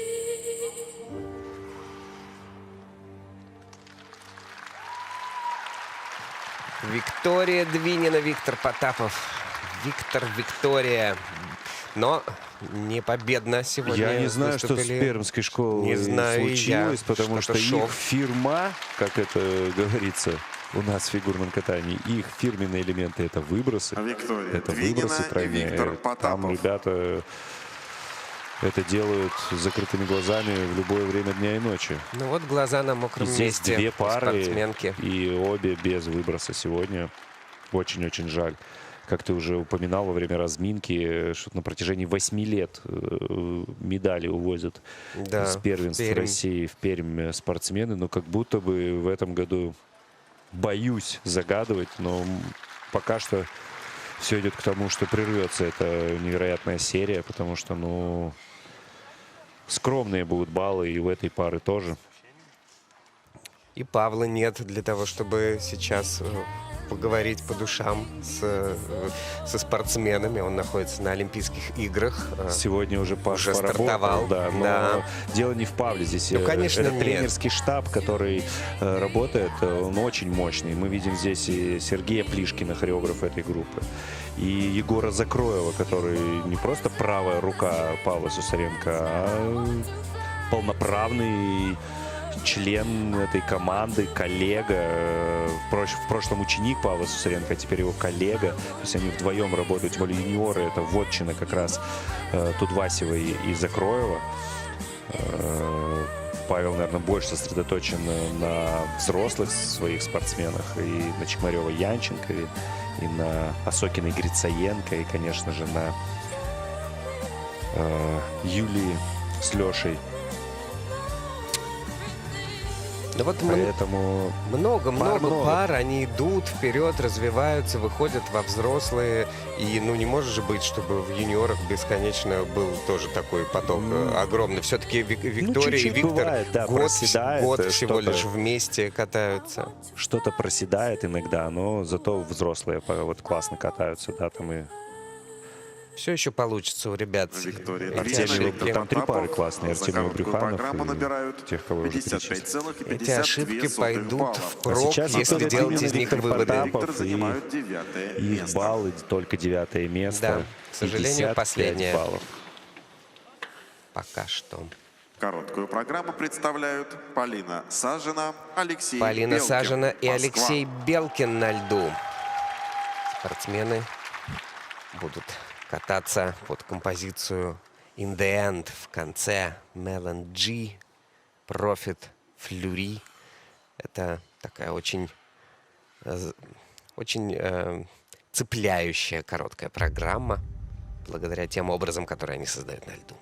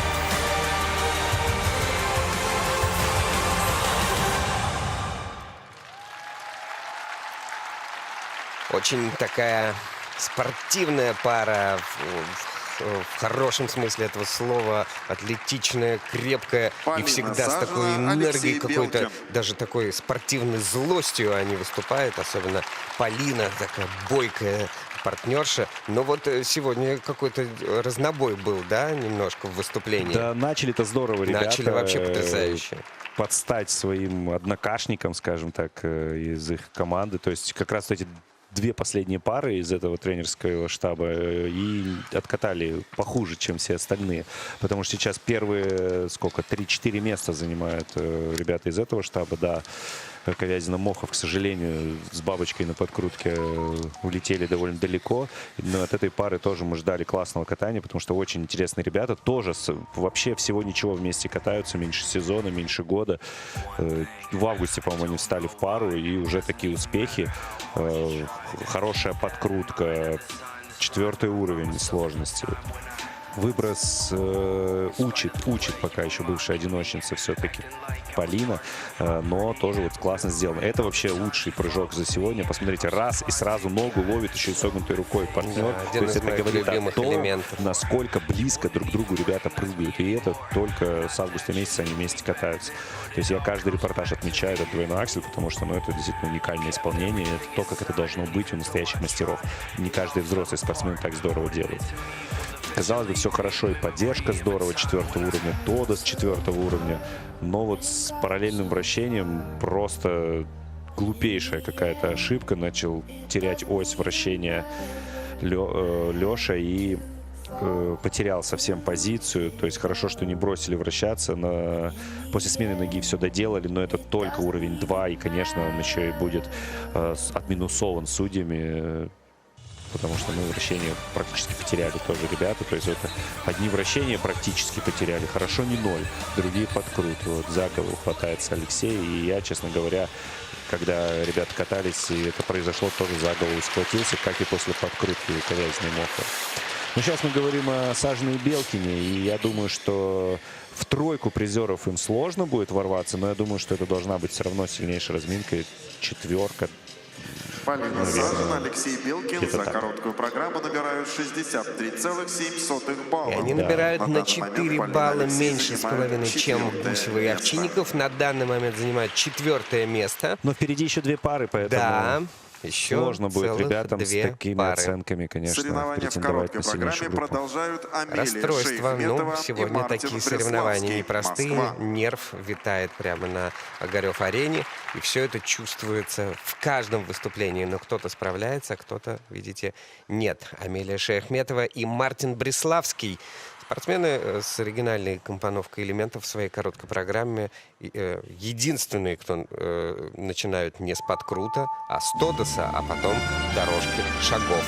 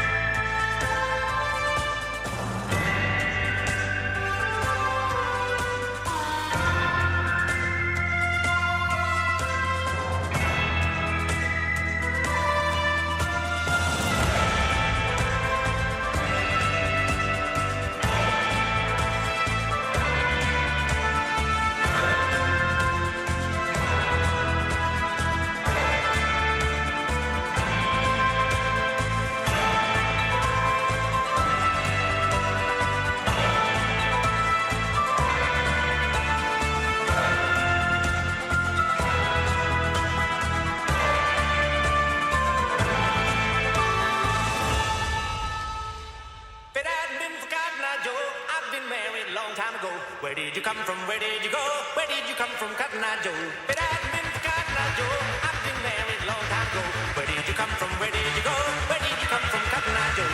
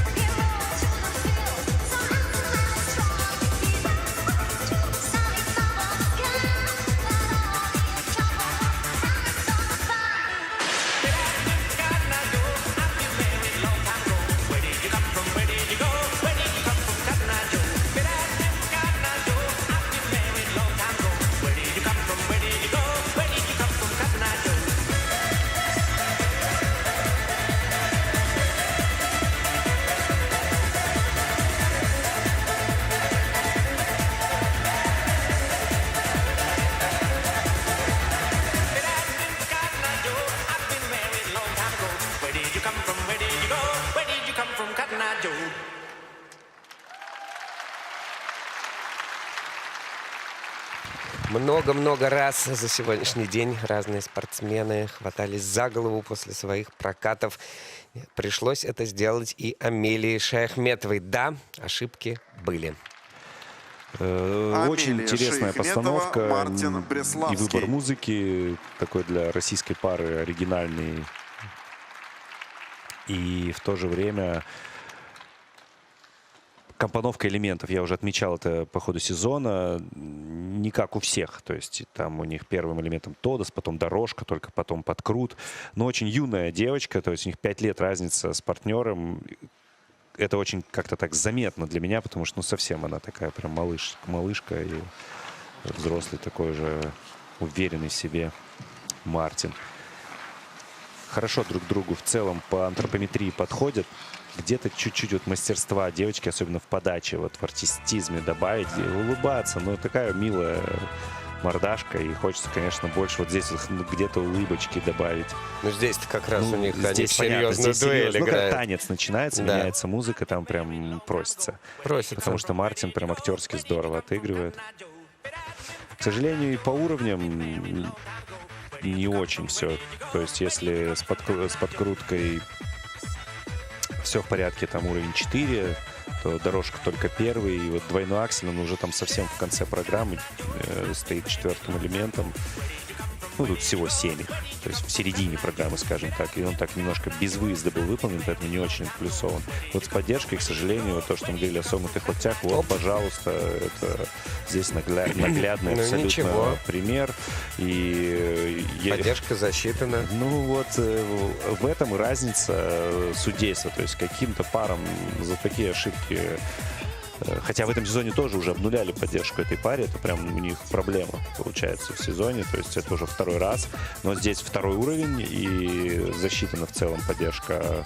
А на предыдущем старте 0 за точно такую же ошибку. То есть я это, ну, тебе сказал в закатном прокате, говорю, опять вот это опять Амелия вот это Шаяхметова, Мартин качание Бреславский партнерши за короткую вверх-вниз, и программу это набирают не допускается. Но 55,56 мы видим, что и балла. на оценках это На тоже данный серьезно момент отражается. Амелия Плюс и еще Мартин степ-аут на занимают выбросе. 10-е место. Скромные баллы, и, к сожалению, этот яркий дуэт тоже только, наверное, в первой разминке Соревнования мы в увидим короткой завтра. программе завершают София Ну а в Диана завершении Казинц и соревнований Александр выступление... Брикей, Санкт-Петербург. И вот она интрига, смогут Да. ли вмешаться они вот в эту междуусобную борьбу группы Тарасова, потому что тоже дуэт достойный, и достойный не только быть в сильнейшей разминке, а и медалей, любого достоинства. Смотрим. Казинц Бригей, Санкт-Петербург, школа Москвиной.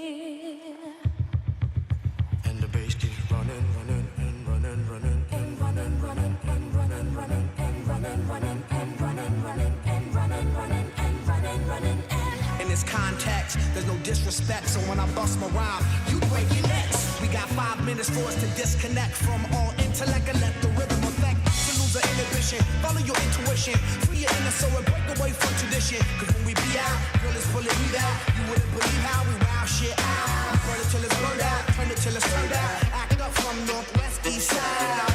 Everybody, everybody, let's get into it.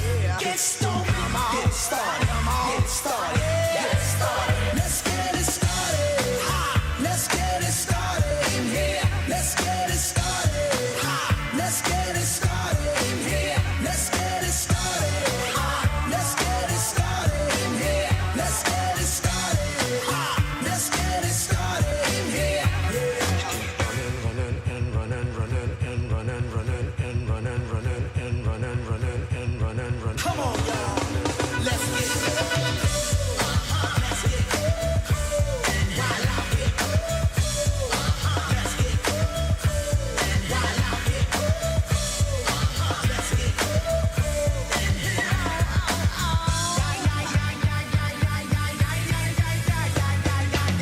Let's get ill, that's the deal. Applicator will bring the bug top drill. Lose your mind, this is the time. You can't stand still, twist and bang your spine. Bob your head like me, Apple D. Up inside your club or in your Bentley. Get messy, loud and sick. Your mind fast, mama on another head trip. Come them now, do not correct it. Let's get ignorant, let's get hectic. Everybody, everybody, let's get into it. Get stoned, get started.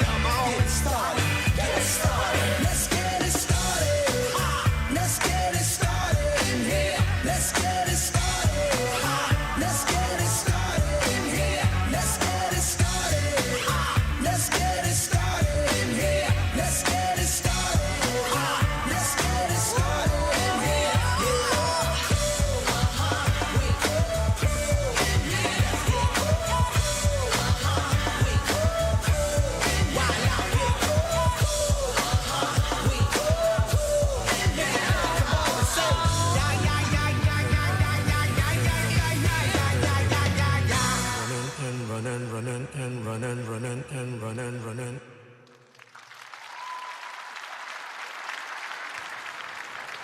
Ну и- что ж, вот такая вот да, композиция.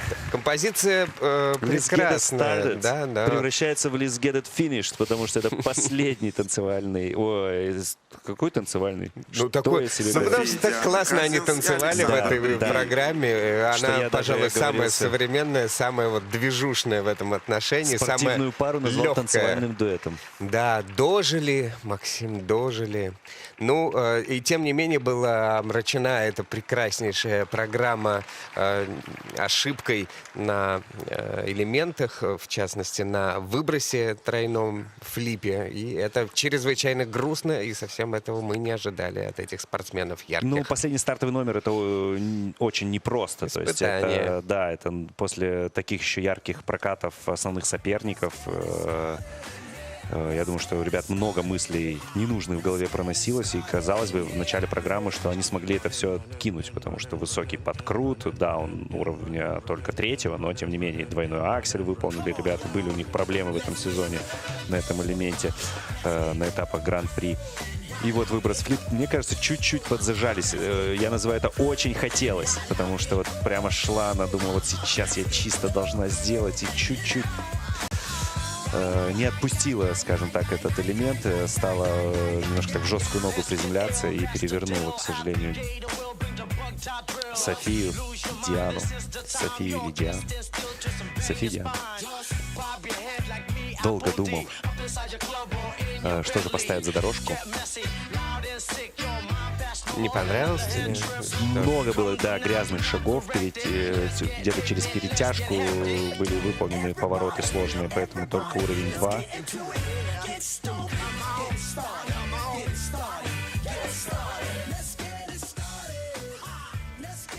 Я думаю, что это будет, наверное, вторая разминка все-таки завтра. Ну, посмотрим, что судьи скажут. Потому что, ну, были прокаты почище, то есть даже с учетом ошибки на вращении. За короткую программу Да набирают вот по компонентам они Полину Сажину, Алексея Белкина опережают почти на 2 балла, а по элементам проигрывают и оказываются в полубале от 4-го места. Таким образом, да, действительно, вторая группа участников на завтра. А первыми будут Полина Шешелева и Егор Карнаухов. Первыми, я имею в виду, в последней группе. Первый после сегодняшнего дня. Полина Шешелева, Егор Карнаухов. Блестящее выступление, прекрасный старт сегодняшнего турнира парников. Ольга Сабада, Павел Астахов вслед за ними с небольшим отставанием. И также с небольшим отставанием Таисия Гусева, Даниил Овчинников. Вот она, первая тройка из московских сплошь спортсменов. Спортсмены Тарасова, Забнина. Эта школа, конечно... Ох, Этери Георгиевна Тутберидзе руководит таким мощным коллективом, что не находится достойных слов, чтобы отразить весь блеск этого тренерского штаба по результатам соревнований в короткой программе пар на первенстве среди юниоров по фигурному катанию в Саранске 26-го года. Давайте, конечно, я быстро пробегусь и по остальным. 4-е место тот же тренерский штаб. Полина Сажина, Алексей Белкин. Нелепая ошибка на правильном вращении у Леши. И такой отрыв, который можно, в принципе, нивелировать произвольно. София Диана Касинс, Александр Бригейс. Сложная задача кататься последними. Ученики Александра Смирнова из школы Тамары Москвиной. 5-е место, и разминка уже это будет 2-я. Арина Парсегова, Матвей Богданов, дебютанты. Арина Парсегова, только что завершившая выступление в одиночном катании, в парном катании на 6-й позиции, что для ребят неплохо, потому что это сборная пока на сегодняшний день, на день коротких программ. 7-е место Кира Доможирова, Илья Вигера. Это первое разочарование сегодняшнего дня. И Зоя Ковязина, Артемий Мохов 2-е. Это две пары, которые должны были быть и в сильнейшей разминке, либо в разминке близкой к этому, а оказались довольно-таки далеко и тоже будут кататься в разминке 2-й. И первая разминка тем, кому сегодня не очень повезло в короткой программе, не хватило им умения, может быть, везения. ошибки были допущены. И Анастасия Высоцкая, Петр Алексеенко, 9-е место. 10-е Юлия Филимонова, Илья Пыльнев. Это Сочи, Краснодарский край. Вот такая у нас география. Амелия Шейхметова, Мартин Преславский. С классной, интересной, короткой программой, но только на 11 месте. Много широковатостей. Вот и они на наших экранах. Ну и, конечно, Виктория Двинина, Виктор Потапов. Для Перми непривычное последнее место. Будем желать им удачи в произвольной программе. Таков итог соревнований в короткой программе у спортивных пар на первенстве России в Саранске. Мы на сегодня заканчиваем наш репортаж, отпускаем уставшего от фигурного катания Василия Соловьева. Ничего подобного. Я только разогрелся. Значит, да. Поэтому завтра жду тебя за час до начала трансляции. Будем обязательно готовиться. буду здесь, в Останкино, для вас комментировать спортивные пары, согнутые локти, выпрямленные колени и все, что нам покажут наши парники. Но лучше кататься чисто. Чистое катание я люблю комментировать гораздо больше, чем разбирать чьи-то ошибки. Большое спасибо, что были весь этот долгий день на Первом канале с нами, с Василием Соловьевым, с Анной Щербаковой и с вашим покорным слугой Максимом Троньковым. До свидания, отдыхайте. Завтра еще один долгий, захватывающий день. Пока-пока. Спасибо.